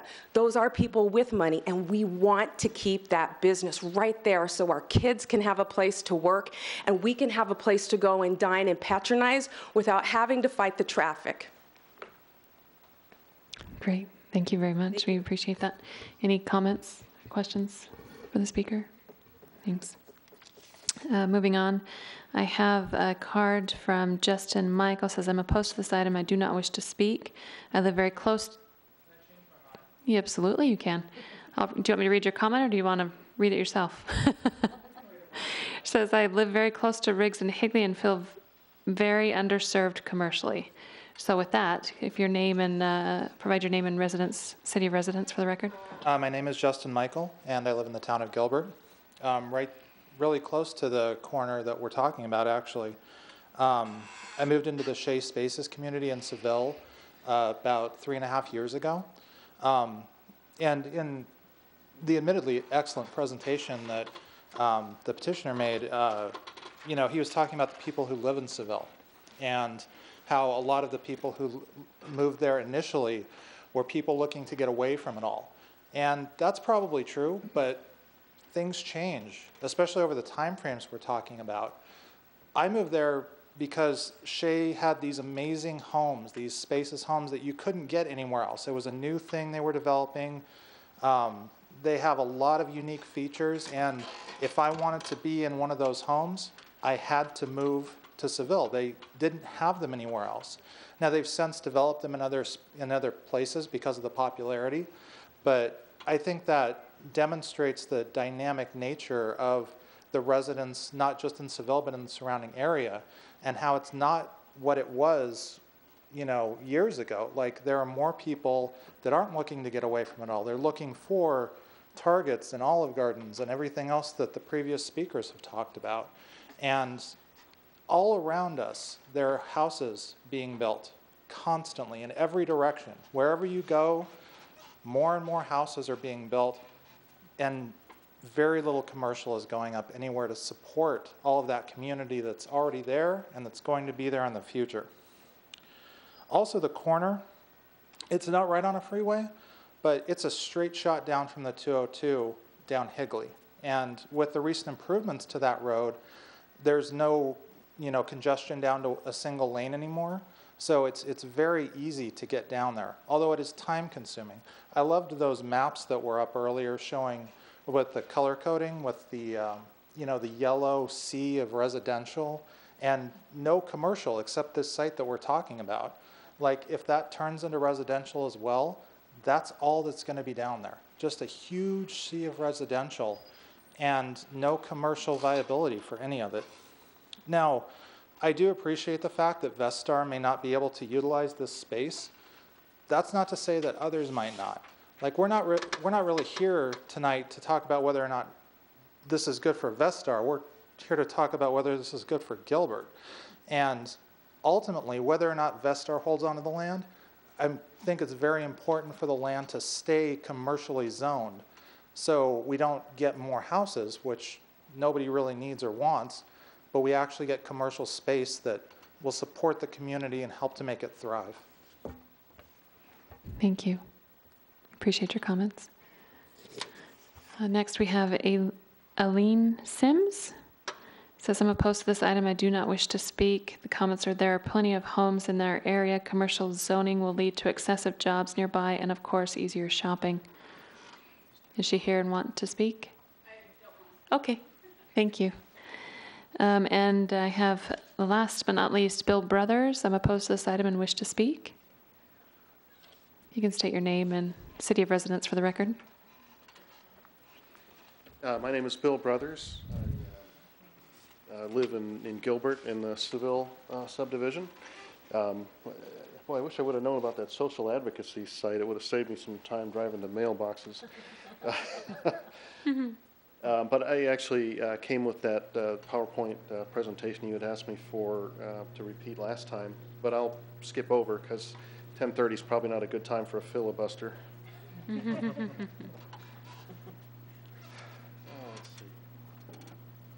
Hopefully it works. As I said, some things are hard to undo last time. You know, sometimes, you know, if a bridge that doesn't quite meet up, you know, maybe a bad haircut is tough to undo. Facial tattoos, hard to undo. Some would argue, you know, the Affordable Care Act would be hard to undo. But I also think that fixing zoning errors after they're developed is also difficult to undo. And again, as I've been mentioning for several times now, is zoning is you're zoning for the life of the town, right? You're zoning for a very, very long time, so the decisions you make today can have extremely long-term impacts. Again, my name is Bill Brothers. I think I'm a fairly typical resident. I live in Seville, college educated. let me, you know what, I'm gonna skip over some of this for time. I'm so glad to see my neighbors here. Again, I'm with them. I feel like we are underserved commercially. I am a little disappointed to find out that 54-acre parcel was originally zoned residential. I mean, what was the plan, you know, drawing it up originally for commercial in that space? You know, maybe there's other commercial that was zoned residential, and this seems to be the last one left, and Vestar is stuck holding the bag. But in any case, we are underserved residentially. I took a look at the notes. Again, if you look at the statistics, you'll see that, again, the amount of retail space per resident is very low. As soon as you get south of Germain, that seems to be a cutoff point. Okay, let's see. This just a quick definition of a desert. You know, again, you look at all these major towns around the country and their rainfall versus Gilbert. We see we have about a quarter of the rainfall of the average city, so we call that a desert. In a like manner, we have about a quarter of the retail available in South Gilbert, so I'm going to call that a retail desert, okay, just by definition. We saw from the 2010 census data, we saw we are at about 10% of the number of business establishments per resident as soon as you get to the zip code 85298, which is, you know, where we're looking, which is, it's a tenth of what's in Gilbert or Maricopa County. If you look at U.S. statistics per capita, I was looking at a report from MISH's about this retail square footage per capita, and again, we are averaging, you know, very low in, you know, comparison.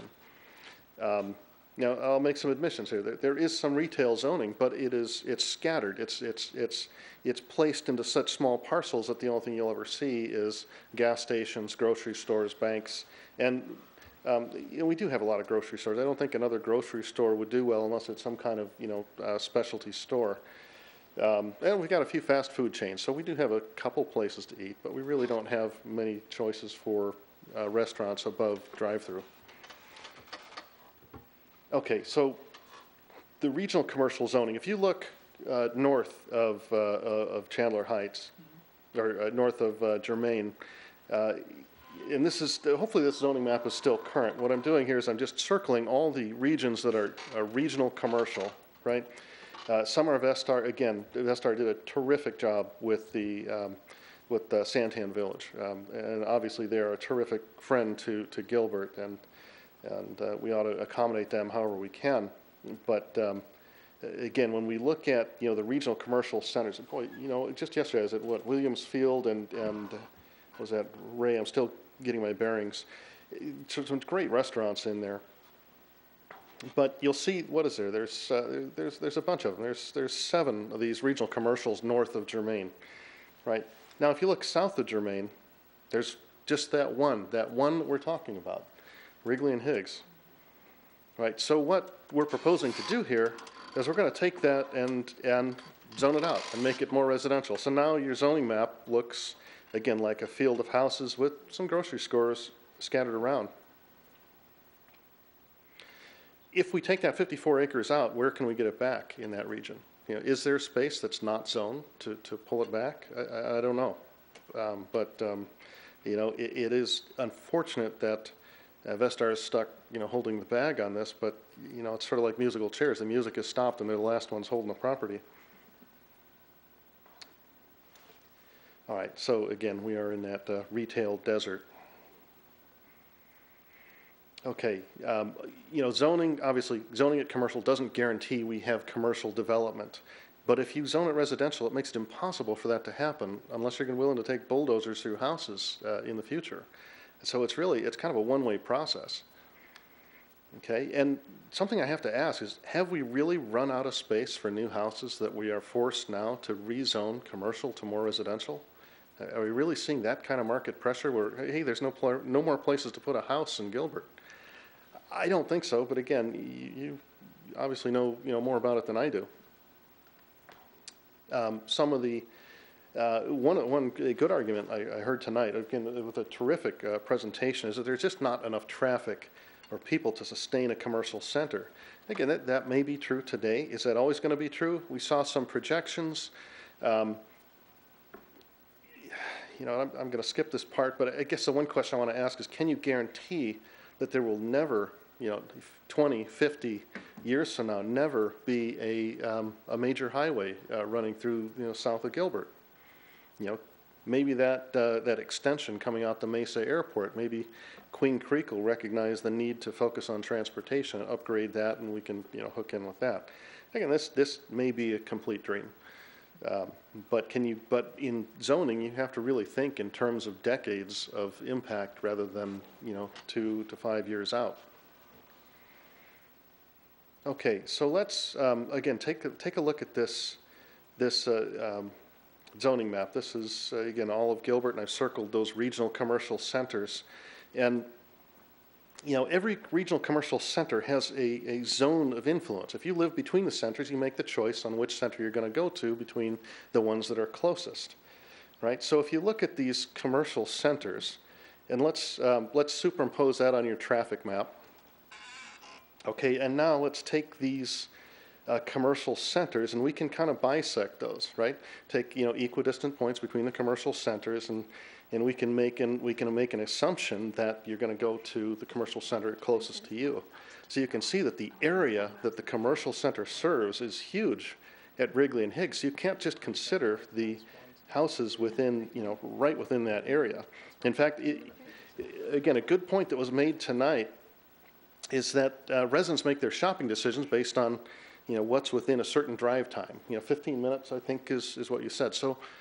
So really, your region of influence, the sphere of influence around a commercial center is a function of your drive time. Your drive time is a function of your distance and your transportation. And I apologize for throwing all this algebra at you, 20 to 11.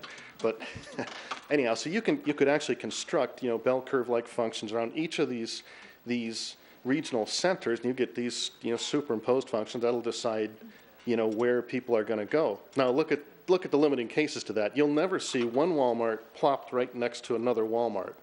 You know, why is that? Because these influence radii are completely superimposed.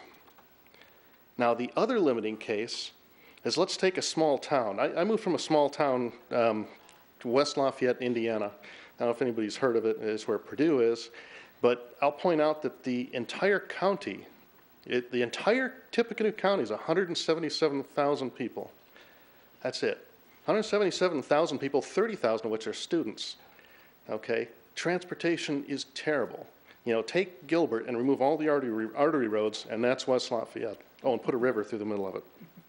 Okay, in the county of 177,000 people, there are 3 Walmarts. Okay? Why are there 3 Walmarts? There's not 700,000 people within 15 minutes of any of them. But if you get outside of Tippecanoe County, there's nothing. You're talking, you know, Kokomo, Indiana. You're talking some really small towns. So you've got 177,000 people supporting 3 Walmarts, plus Menards and Home Depot, Lowe's, and a bunch of other stores. So I think the reason you have to look at the 700,000 figure is because you have so many overlapping regional commercial centers. My argument here is that because the transportation is not as good, you don't have as much overlap with the other commercial centers. Right? So I think that because we are isolated, we can support a smaller number than 700,000. Maybe the 300,000 number that was cited would be adequate. Certainly if 177,000 will support 3 Walmarts, 300,000 would support 1. Okay, so that's the influence rate. Oh, the other thing I did, I took these little segments and I counted up the traffic at the intersections. One thing obvious, though, most of these regional commercial centers are on the 202, and I didn't know what the traffic was there, so those numbers are probably blown out of the park. But if you add them up, you'll see the area that this regional center is serving has equivalent amounts of traffic to the other regional commercial centers. Okay. Dear resident, Costco, Walmart, Target, all of locations are too close, they're not interested. That may be true. Again, that's not my business. I don't know that. But maybe out-of-the-box thinking would work here. Maybe a Trader Joe's or a Whole Foods, maybe do a whole theme thing where you put the farmer's market there and bring in a bunch of specialty shops. But in any case, it is, I think the location is unique because of its influence radius and the demographics. The demographics of the area is full of new and expensive houses, right? Expensive generally means you have affluent people.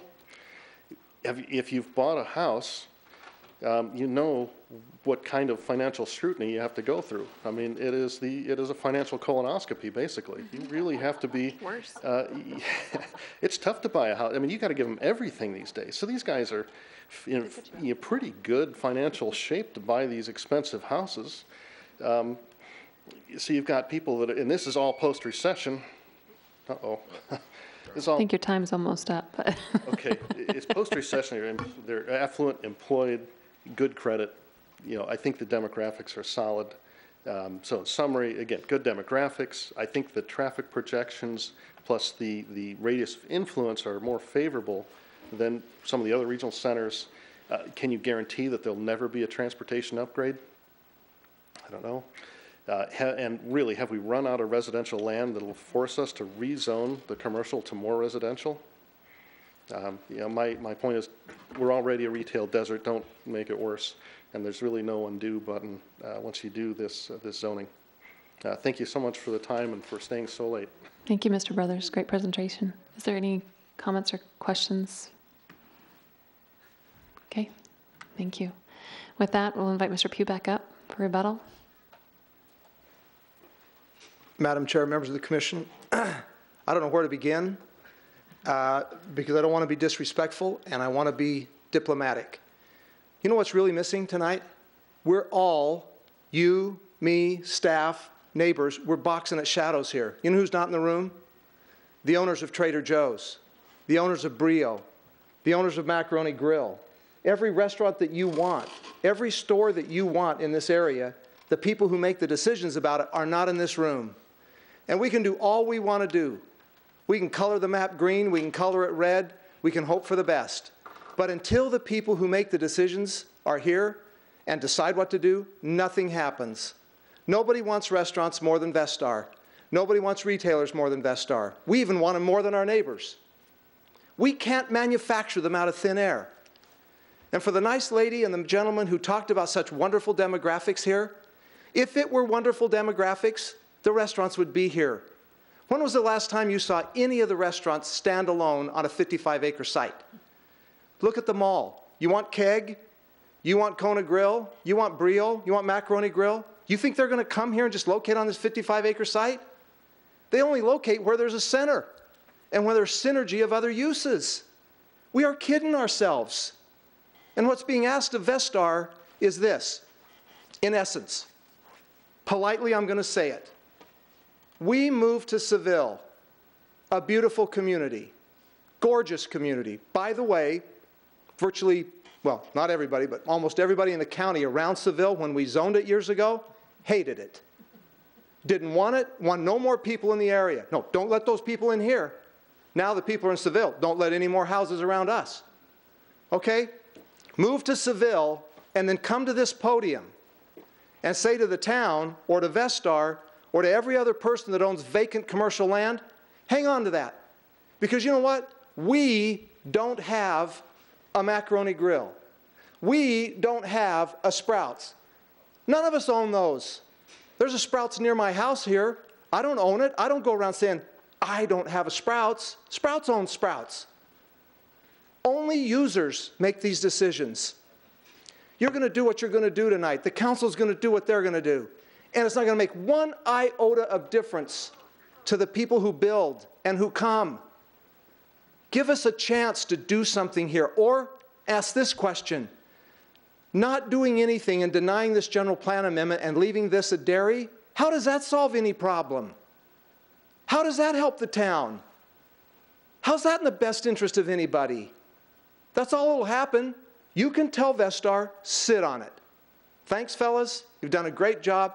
And these same people will wish and hope and want for restaurants, and they won't come. Because without a shopping center that creates the reason for people to go there, no restaurants come. It's that simple. They are not standalone structures on 55 acres, and you have 20 next door to us. I could say a lot more, but I'll try to be quiet and zip it before I lose my cool up here. Really, what's good for Gilbert? The comment that just tore at my soul about land and property rights and where we live is, oh, this is a question about what's good for Gilbert. What about the landowner? Where does the landowner fit? Anywhere? Good, say it. No, it's good for Gilbert to leave this vacant and hopefully it'll happen. I don't think that's good for Gilbert. What's good for Gilbert is good planning. And this corner already has 3 corners of commercial. Leave 5 on one, 20 on another. Every use that these wonderful folks talked about tonight can all be built on the 20-acre site that's there, plus more. That's 20, there's 5. Leave us 10 or 12 commissioners, and the world is not going to come to an end. And Gilbert will go on, and it will be fair land use planning. And we won't be strapping one landowner with the hopes and dreams of people who move to a place and want someone to provide for them. That's it. I better be quiet. Or, you know, Vanessa suggested I eat something before I come down here. And that might have been a good idea. So I apologize for being over the top. I've just tried to lay out what the truth of the retail market is, and the folks that make the decisions aren't here. Thank you, Madam Chair. Thank you, Mr. Pugh. Are there any questions for the applicant? Comments? Thank you. Staff, do you have anything further to add? I don't believe so. Okay. Oh, okay. Commissioner Sippel has a question for you, Al, if you wouldn't mind coming up. I feel like if I talk too loud now that the air's off, that I might just hurt everybody's ears, so. Al, my question is, when we talked about regional commercial, we had designated so many acres for that in your presentation. Do you remember what that number was? You had it in your presentation. Regional commercial was 50 acres in size, or? Are we talking about commercial in various corners through it? Yeah, you had it in your presentation. I can't seem to find it.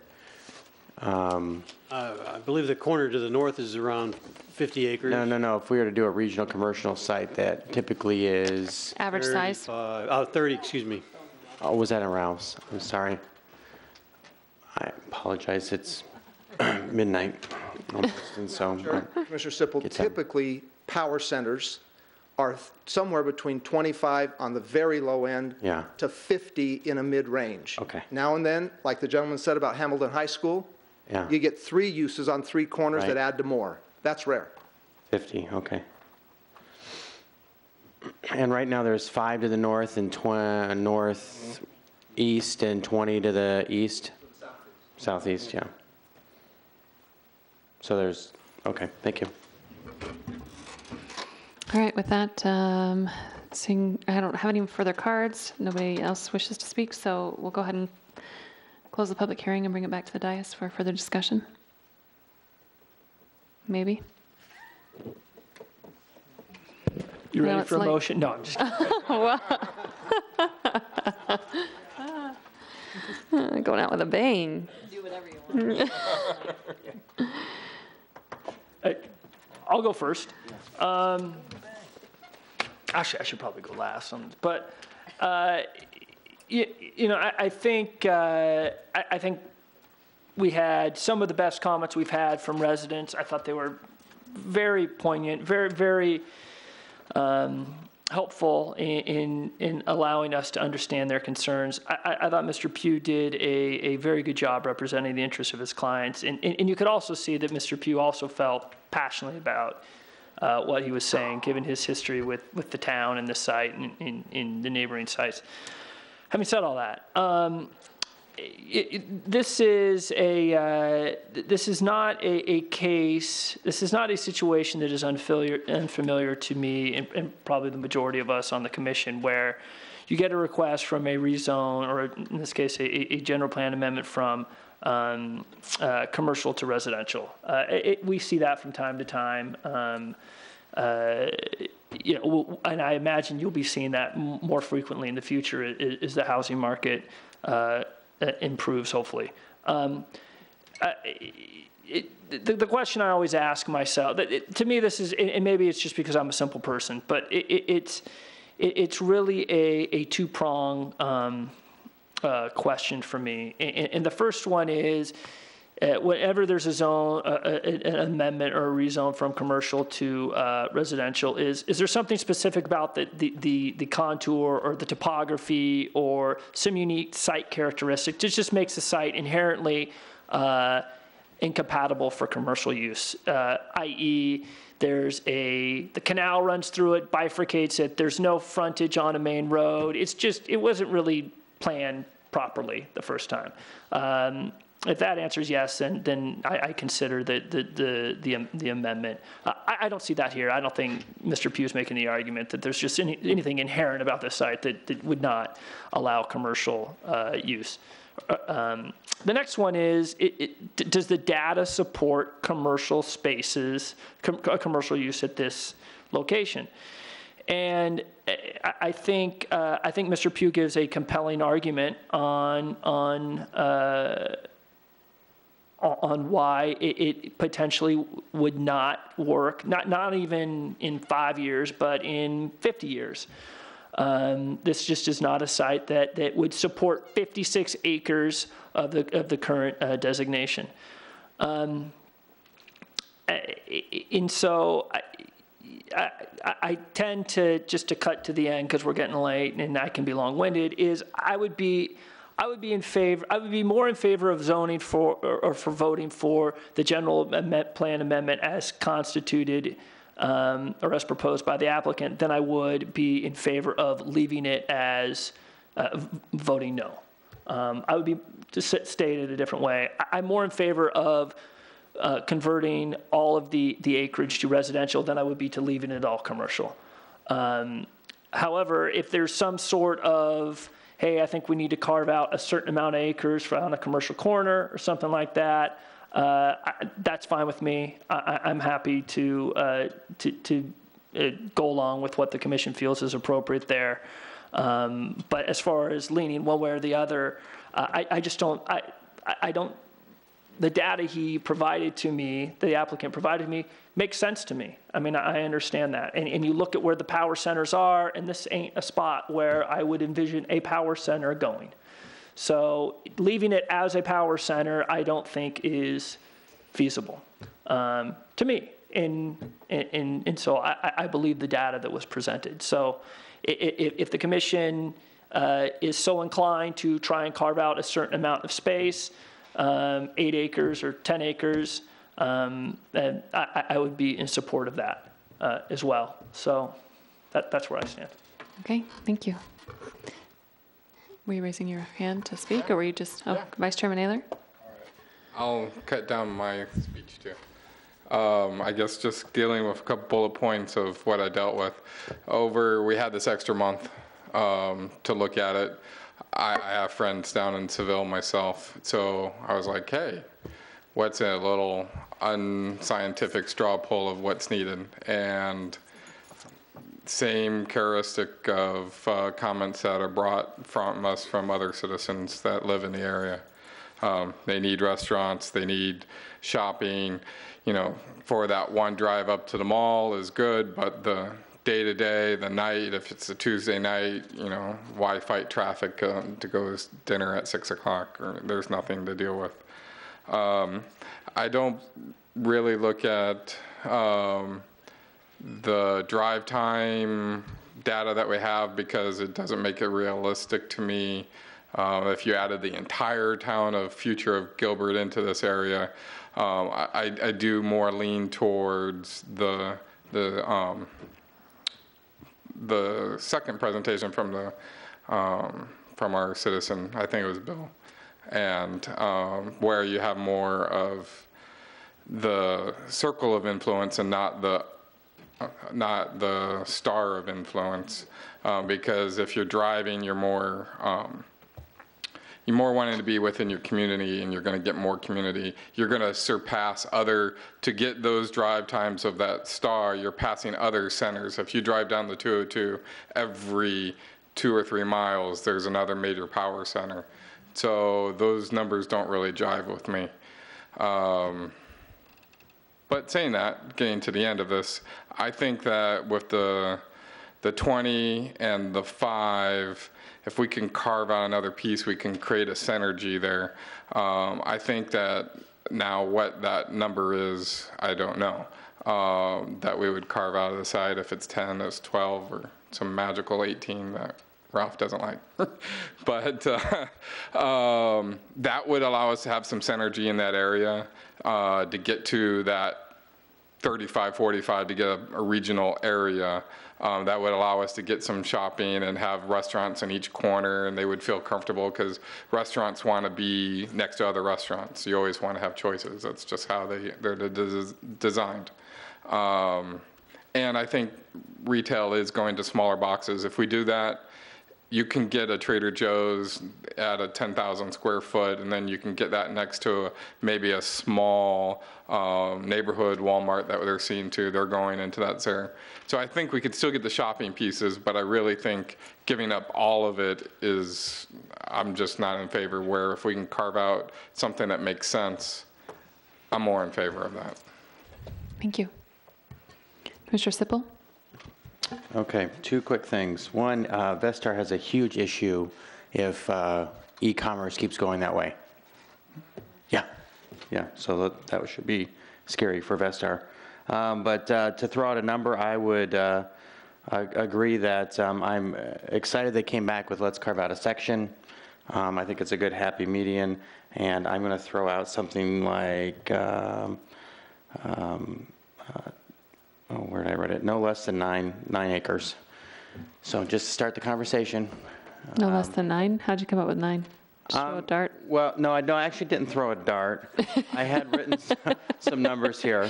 And if you kind of add all those pieces up, it'll get us at right around 35 acres of regional commercial area there. And I think that Commissioner Adler's right. Now you can get a couple restaurants on one side, and that 20-acre piece can really be kind of that anchor parcel for the corner, right?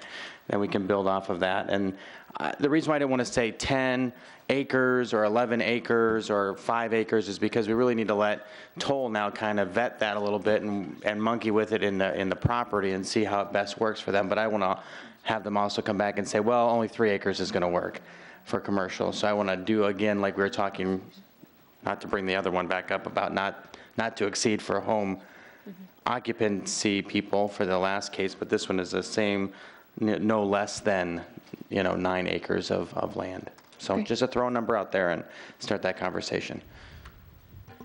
Thank you. Commissioner Bianchi, you're ready. I guess it's my turn. Yeah, just summarize, great presentation, great speakers. I think it was convincing both ways, so kudos to the folks that spoke tonight. When Ralph talked about, the drive time areas and my question, and it's true, I think I probably got 4 or 5 Targets and Walmarts within a 15-minute drive to me, but guess what? I go to the one that's closest to me just based off convenience. So I would think that would be the case if this site were to ever develop. However, I believe Vestar, if they tell me that they work with the retailers and they say, it's probably not going to work at this location. It's not my place to tell them how to develop their parcel. However, the other message that I'm getting is they're telling me they don't want to market this parcel anymore. But at the same time, I've got a voter-approved general plan basically saying retail employment is preferred at that spot. I've got town staff basically saying they want to keep it. I think I see our economic development folks in the back. We've got our planning and development folks here saying, give us a shot. Maybe we can help work with the brokers and maybe market this down the road. I think if we go with housing at this point, I think that's the easy way out. We know that works. We know they can market that right now. But as the last speaker said, once you do this, it can't be undone.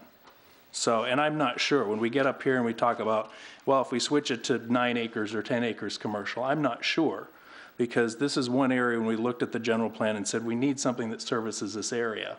And I'm not sure when we talk about trade areas and market areas and, 7 miles here or whatever that, I look at other smaller communities, whether it's Maricopa, Casa Grande, Flagstaff, they don't have 250,000 people within 10 to 15 minutes like this site will, but yet they can make these retail parcels and these power centers work. Maybe not with Vestar, but maybe with another developer. I'm not sure if that's feasible. I guess what I'm coming down to is I'm not ready to give up this parcel quite yet. I think this area is half developed, and I think if we were 10 years down the road and they looked at this and the housing that we've approved over the last couple of years has developed, and they come to us and say, you know what, it's still not going to work for us. Let's look at this as maybe an infill potential. Then maybe I'd be a little more receptive to it.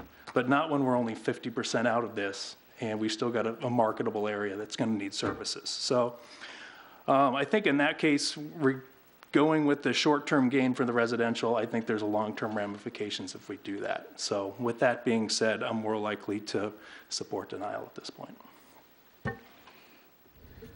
Mr. Peterson. Ditto. I just want to say everything that Commissioner Bianchi just said. I think he said it very well, and I agree with every point that he made. I want to thank the residents who waited it out tonight and stayed and spoke in front of us, because you all did a really great job. Not that Mr. Pugh didn't. He always does a great job. I have come to expect that from him over the years. But you all came and just articulated everything that you wanted to say and explained to us about where you live and what you do in such a great way. And I'm so impressed by all of you. But I feel exactly the same way that Commissioner Bianchi does. Okay, Commissioner Kavney. I echo those comments. Thank you for sticking around, citizen residents. I appreciate that. You make this a lot more enjoyable to be part of as we hear your thoughts. And again, Mr. Pugh, thank you. Well done. Enjoy the thoughts. It's a tough case for me. I think in the study session, I believe I was the one that recommended that if a 55-acre parcel didn't work, then maybe something less would be more palpable to me. And I believe some commissioners joined me in that thought, and so I appreciate seeing that there's that offer on the table. I appreciate Commissioner Bianchi's, Commissioner Peterson's thoughts about not ready to give up on it yet. And I do understand, having worked with a developer for years, that boy, owning land when you're not able to do what you want with it's kind of a hard thing to do. But part of our job is to safeguard the integrity of our general plan. That's one of our big issues. So with that said, I am inclined to join the camp that would agree to partition a portion of it out, but I'm not ready to set a number. I think that that's not fair to establish a number, for me to establish that number. I think what would be better for me is to actually look at comparable properties with comparable services and determine what the right size is. Maybe it is 8 to 12. Maybe it's 15. Maybe it's 18. Maybe it's 20. I don't know. And so I think that before I'd be ready to set a number on that, I'd expect that we did a little more research on what we're looking for there to keep. So, so I'm in favor of the partial. Ditto. That seems like the theme here tonight. But I do feel like in all of the presentations were fabulous. I mean, between the PowerPoint presentations that both the applicant and the residents made, all the residents staying here representing others, you all had very eloquent presentations that were provided tonight, convincing on both sides. I know how near and dear this is to you, how near and dear it is to Vestar, and how near and dear it is to the existing residents and their desire to see this area grow and meet the needs for them. I do feel that a 54-acre power center or regional commercial center probably isn't the best use for this particular property or will not be developed at that acreage. However, I don't feel that we should give up entirely on the commercial, and that there is a portion that is probably still feasible. With that, I know the number has been thrown out anywhere from 8 to 12, I think, is the general number. Obviously, we weren't presented with any exhibit tonight or any firm offering other than the general acreage. I know that the applicant is talking with council right now, so I'm not quite certain what's being discussed. But I assume that there's some big plan in the works. Yeah, one thing to think about is it might be helpful to talk to Mr. Pugh, because there's two ways I envision we could do this. Is one, which I'm not sure anybody would want to do, but you could continue it, right, and then get more information, which I think is certainly the safe approach. Two, you could pick a number and then punt it to council and let them see and Figure it have the out more there. information come between now and then. We have done that from time to time. I don't ever remember doing that on a major general plan amendment, so that's, you know, a little bit different, something to be discussed. And, you know, 3, if we, whatever number we set, I think we need to ask Mr. Pugh, like, let's say we did want to set a number tonight, and we set 20. Mr. Pugh may say, well, you might as well set it at, you know, 50, because 20 doesn't work for a residential subdivision of this size. So we should probably call him up and just see if that is something that would even work for him. And if the answer is no, then we would say, okay, it's either denial or something else. Do you see what I'm saying? I wouldn't want to set a number where the applicant's like, look, that number doesn't even work for us. Right, unless it's the number that he's already offered and said anywhere from 8 to 12 works. Correct. So I say anything we go north of that. Right, then absolutely. Because if it doesn't work, then you It's might not, as well deny. right. It's effectively a denial. Right. So I guess the question would be, is there support on this commission for a partial zoning at 12 acres? So Or between 8 to 12 acres? Would the benefit be we keep it 12 acres of regional commercial across the street from 20 acres of shopping center? Or I mean, I don't know how that makes Well, sense. I don't know that we could. If you carve it out, is what I'm Right. saying. You're going to keep it as regional commercial, but that doesn't make sense across the street from a less intense. Yeah. I don't even know if that qualifies under the RC. I was looking up the standards. But as and far there's as setting the an number, one of my requirement. concerns is I built a church on 5. So I'm a little concerned that 8's kind of not even close to what it ought to be. And 12, I'm still not sure. I built a single church on 5. So I think we need to look, and I appreciate the comments, but this concerns me that we're trying to set a number when, what do we want to see there? We're kind of helping define that here, and what do we want to see there? And so the best way to do that, I think, is to actually look at other relevant properties and say, what is that? What worked? I think that's a very fair comment. So is your thought then, that's really the charge, I guess it's more a question of for the chair, but that's really the charge of the planning commission. Don't kick the can down the road to council, continue it a month, have staff look at it and bring something back? Is that kind of where you're leaning on that, Commissioner? Well, again, I defer to those who've been in these seats a lot longer and how it works. But if that's the way it has to work in order to get to the right number, then yes. But if we can actually do a motion that leaves that open for finalization afterwards, and I heard what you said about that, and fair. We don't want to leave that on staff to have to wrestle with that after necessarily either. So fair. I'm not sure how that motion would frankly work. I think that we would have to make a recommendation with a specific number, and then once it got to council, council could then take that number and modify it, uphold it, approve it, do whatever they wanted with it. The only problem with that, though, Jen, Chairman, is that you're basically saying you're getting a number and you're saying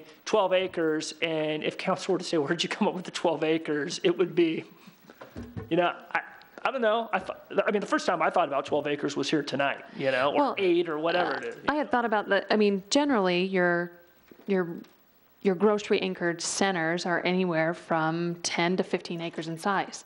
I mean, that's your general development size. At least it had been in the past.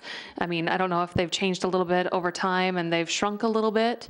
They haven't gotten bigger, that's for certain recently. But the general acreage is 10 to 15. So I thought, okay, if the applicant's offering 8 to 12, 12's kind of a happy medium for a grocery anchored center. If that's what we're looking for and if that's what we think is feasible, I think that acreage fits generally. But I'm not looking quite as much for a grocery. I'm looking more something that's going to be complementary to the 5 and 20. And so I'm in that range, but I don't know, and I agree with Commissioner Cavany that we don't know where we're at with this. So I agree that we're somewhere there, but I don't think we know that number yet until we have some kind of study and I don't know if it's a study, but someone thinking about it more than we have for this last bit on the dais. I think it needs a little more thought given to it before we just pick a number, or we can just pick a number and go and let council make a decision if that number is good. But I look at it, I think it needs a little more thought of And what I'm looking at and the reasoning behind my thought of chopping this is it has to be complementary to the 5 acres and the 20 acres. So I don't really see this as a grocery site. I see this as something in that range. I just don't know what that is yet because I haven't really thought about it until it was just given to us as an option tonight. Yeah, I was trying to think of the other centers, at least in the town, and others that I've seen around the general East Valley.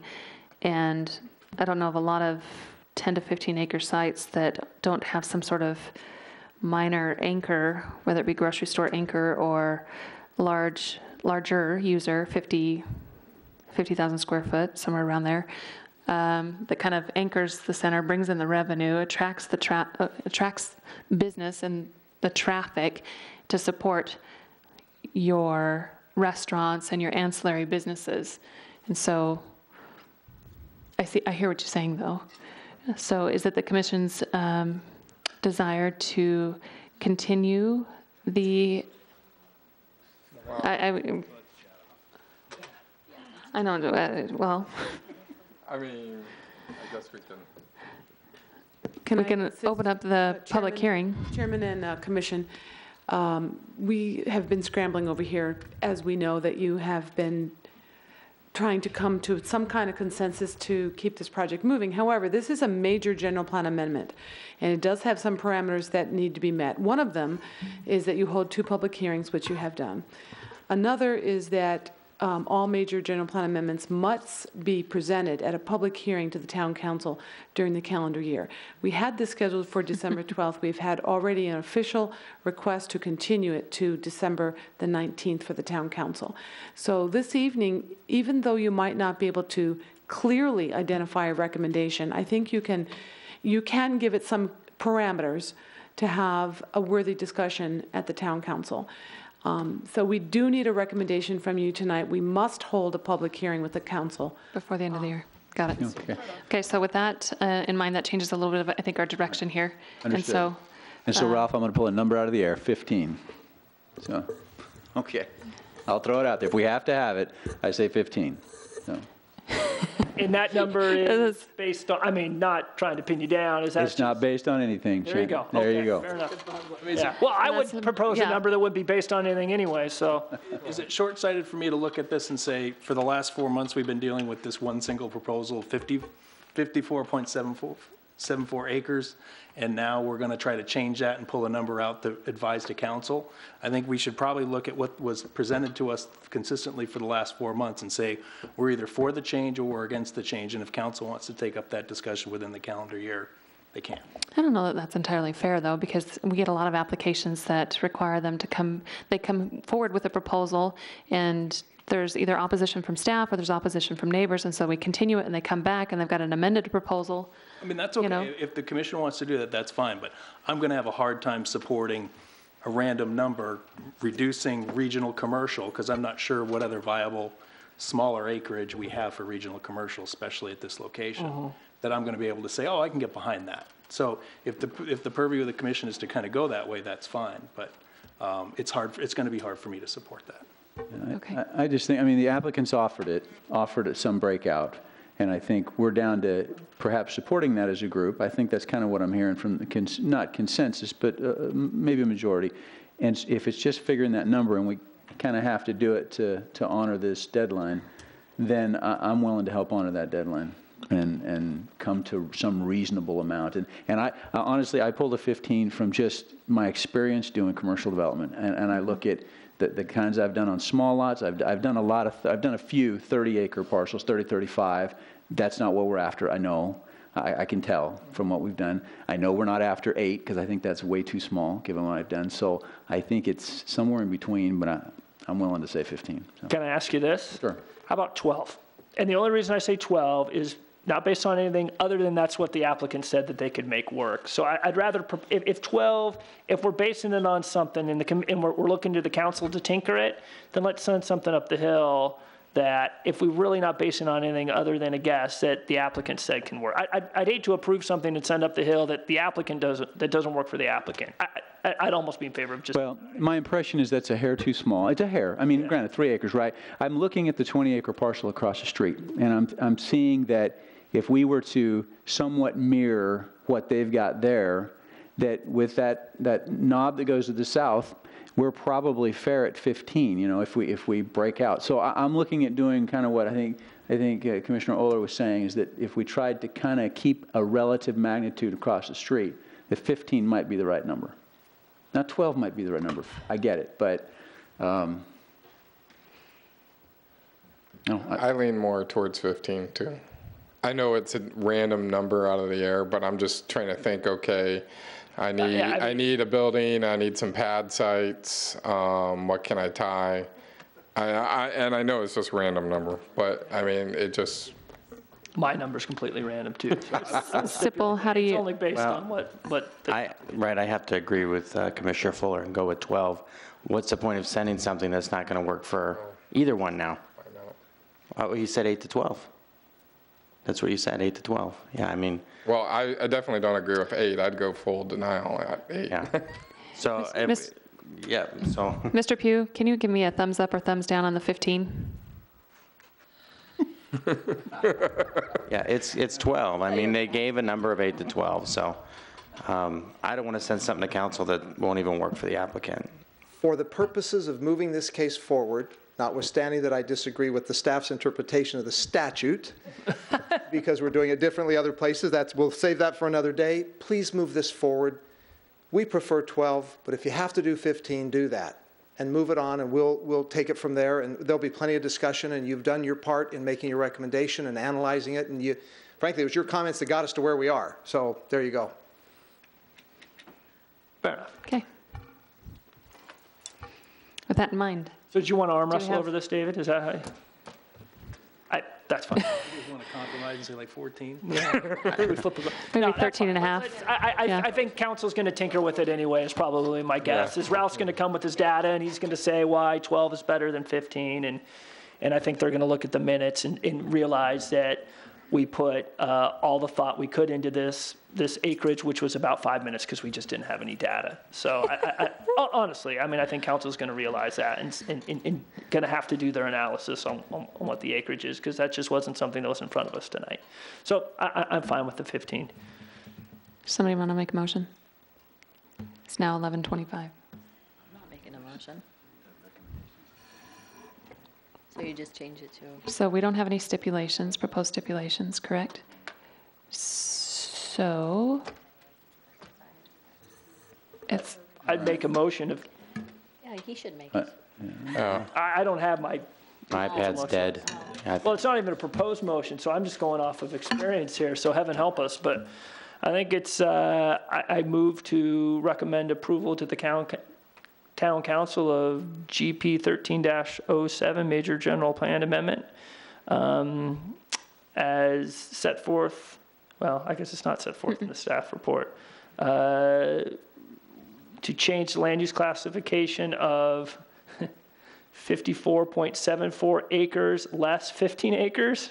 I would do that math in my head, but at the immediate I just have a law degree, so I can't do that. Real property generally located at the southwest corner of Higley Road and Riggs Road from regional commercial land use classification to residential 2 to 3.5 dwelling units per acre. That accurate? I think that's accurate. We're just clarifying, though, that the commercial is at the immediate corner, right? There's no plan. Oh, thank you. Right. Yeah, it wouldn't be in the middle of the donut. Right. It would be 15 acres, generally located on the corner of Higley and southwest corner of Higley and Riggs. Yes. Okay. Do I have a second? I'll second that. Okay, I have a motion for approval and a second by Commissioner Fuller, a second by Commissioner Cavaney. All those in favor? Aye. Aye. Any opposed?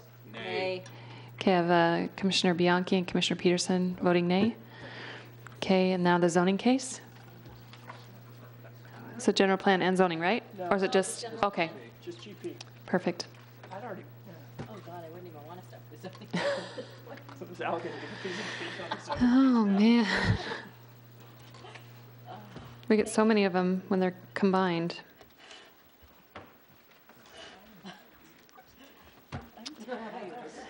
I think we need to like. Only get Chad for 35 minutes. You get to walk off in 35 minutes. Yeah. Well, if we hold out for 35 more minutes, your actual last day as a commission member will be tomorrow, not today. So we'll have to change that. Then do we have a posting area? Okay, thank you everyone for coming down tonight and for staying and providing your input. This will be forwarded to the town council at their next meeting, which is again December 19th. So you may attend that meeting and they'll make the final decision on this proposed major general plan amendment. We're just a recommending body. Okay, and with that, we'll move on to the administrative items, the fun stuff. Minutes. Consider approval of the minutes of the study session and regular meeting of November 6, 2013. And Mr. Bianchi. Did anyone have any changes? See anything? No. I leave that to you. So if there are no changes, I would move motion for approval. Second. Okay, I have a motion for approval by Commissioner Bianchi, a second by Commissioner Peterson. All in favor? Aye. Any opposed? Passes unanimously. Fun part of the evening. All right, we have a presentation of service award to Commissioner Chad Fuller. And I'm totally going to butcher this, but we'll do our best. Are you serious? Yes. I didn't even know it was on the agenda. I took my shoes off.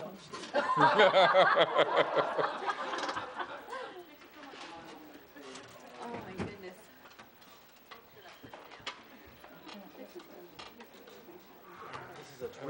I feel like we should do this all as Bianchi do this. Good friends.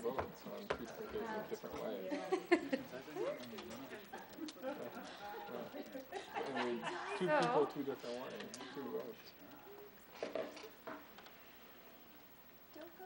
Representing. I feel like I'm just standing in I the know, middle of the come here, room come over here. Come over here. We gotta face this direction.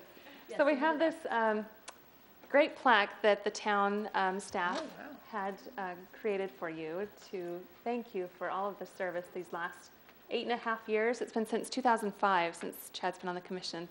It's amazing how fast time flies. So I want to thank staff for putting it together and putting it on the agenda, but also want to thank Chad for his service. I mean, he has been instrumental in this commission for 8.5 years. He served as a commissioner, he served as vice chairman, he served as chairman, he served as the assistant or alternate ZHO, he served as the ZHO. I'm sure you served on advisory committees too, so you've definitely given a lot of service to this town, and we're so appreciative for you, and we can't thank you enough. And I'm truly saddened that you're leaving us, and it'll be hard to replace all the work and all of the great commentary that you provide to us, the humor that you give to us that makes our job up here enjoyable. So thank you so much for all you've done. That's so nice. And I think some of the other commissioners also want to give a couple of thanks. And we also have, before you start. Oh, yes. The most important thing for the Cookie Monster, who loves cookies, is a chocolate chip cookie that the town got for you that says, "Thank you for your service, Chad." I would have broken into that about 2 hours ago. I thought about bringing it out. We probably should have, but we That's thought great. you might enjoy it all by yourself Thank you. at some point. Thank you. That is so kind. So if anybody else.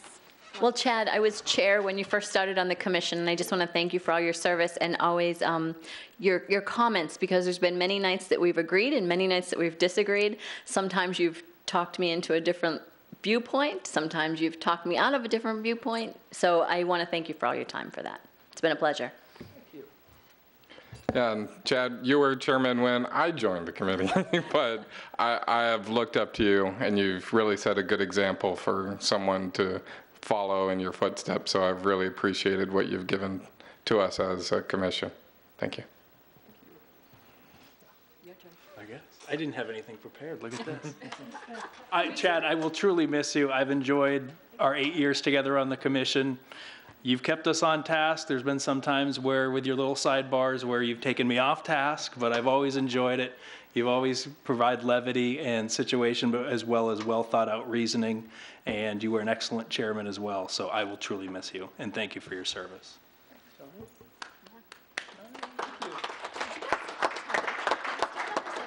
What's that? Did you guys start on I the same think night? all three of us started the same You night. started on the same night? Yeah.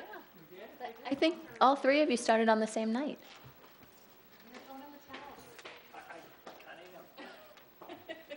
He's given up on us.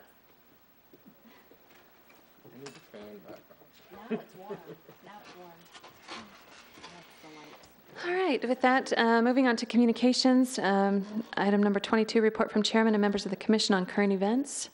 Does any of the commissioners, Commissioner Peterson? I just want to say, to let everybody know, thank you to the town and to all of you, because I won Volunteer of the Year at the Community of Excellence Awards, and I was presented with a beautiful award at the event by Vice Mayor Ben Cooper and Council Member Eddie Cook. The mayor couldn't be there, but it was a very nice event, very nice evening. If you've never had an opportunity to go, I highly suggest it next year. And it was, and I wouldn't be able to do what I do if it wasn't because of all of you. So thank you. Awesome, congrats. Well deserved, definitely, for all the service that you give to the town, which is numerous. I think every time we come here, you're talking about different service projects you've done for the town, so we really appreciate that. Yes. All right, moving on to agenda item number 23, report from council liaison. She's made it to 11:30 with us. Of course I have. A little caffeine about halfway through, but we made. Chad, I echo the sentiments that the rest of the commission has given you tonight. I truly appreciate your service, as does the rest of the council, and I speak for the entire town and the staff when we say thank you for all that you've done. Couple quick things. Gilbert is considered the second safest city in America. We can all sleep good tonight. Second safest city in America. Amazing. We love our town. Friday night is Nights of Lights right here at Town Hall, and our Gilbert Days Parade that got rained out a couple weeks ago has been rescheduled for this Saturday at 9 a.m. So beware, Gilbert Road will be closed, but we invite the entire community to come join us. So thank you again for all that you've done tonight. We know the task at hand has not been an easy one, but we appreciate your efforts. Thank you. Thanks. And last but not least, report from Planning Services Manager, Ms. Linda Edwards, on current events. First of all, thank you for your work this evening. That was more than we expected. Or wanted, is what she really wants to say. That was polite. Chad, you know, you have been a very unique part of the Planning Commission. Your viewpoints are different. They're very professional. We've always appreciated your very carefully questioned remarks that lead us to do the additional research that we need, and it also inspires our applicants to be well prepared for a professional commission. I also enjoy your humor, both at the dais and off.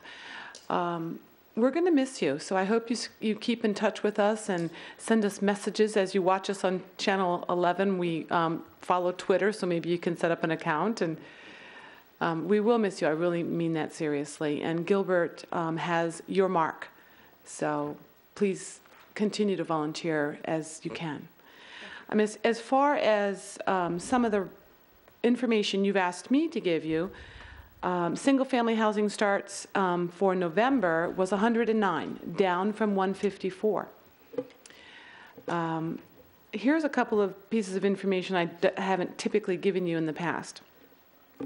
The Design Review Board approvals in November. Some of those interesting approvals include standard plans for over 896 lots in 3 communities: Layton Lakes, Lakeview Trails, and Woodland Homes, and that was just 1 month. We also have a new car dealership, Horn Kia, at the Motorplex. A new assisted living facility was approved near Mercy Gilbert, and also for town council approvals in just the month of November. A development agreement for San Xavier. We're kicking that off with our staff here next week. The approval of the general plan amendment for the islands, the one that is the 20-acre parcel at Warner and McQueen, that was approved to revert to residential. Also, the council did approve the removal of the 100-foot buffer on Mercy, as it was no longer needed, to buffer residential.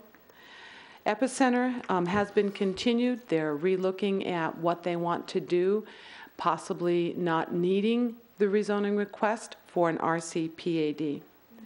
Fulton Homes was just approved for 79 acres in Cooley Station. And a couple of smaller projects were approved, one that you also just looked at for the different development regulations for Central Christian Church. So a lot of the work that you have sent forward is growing Gilbert. Thank you.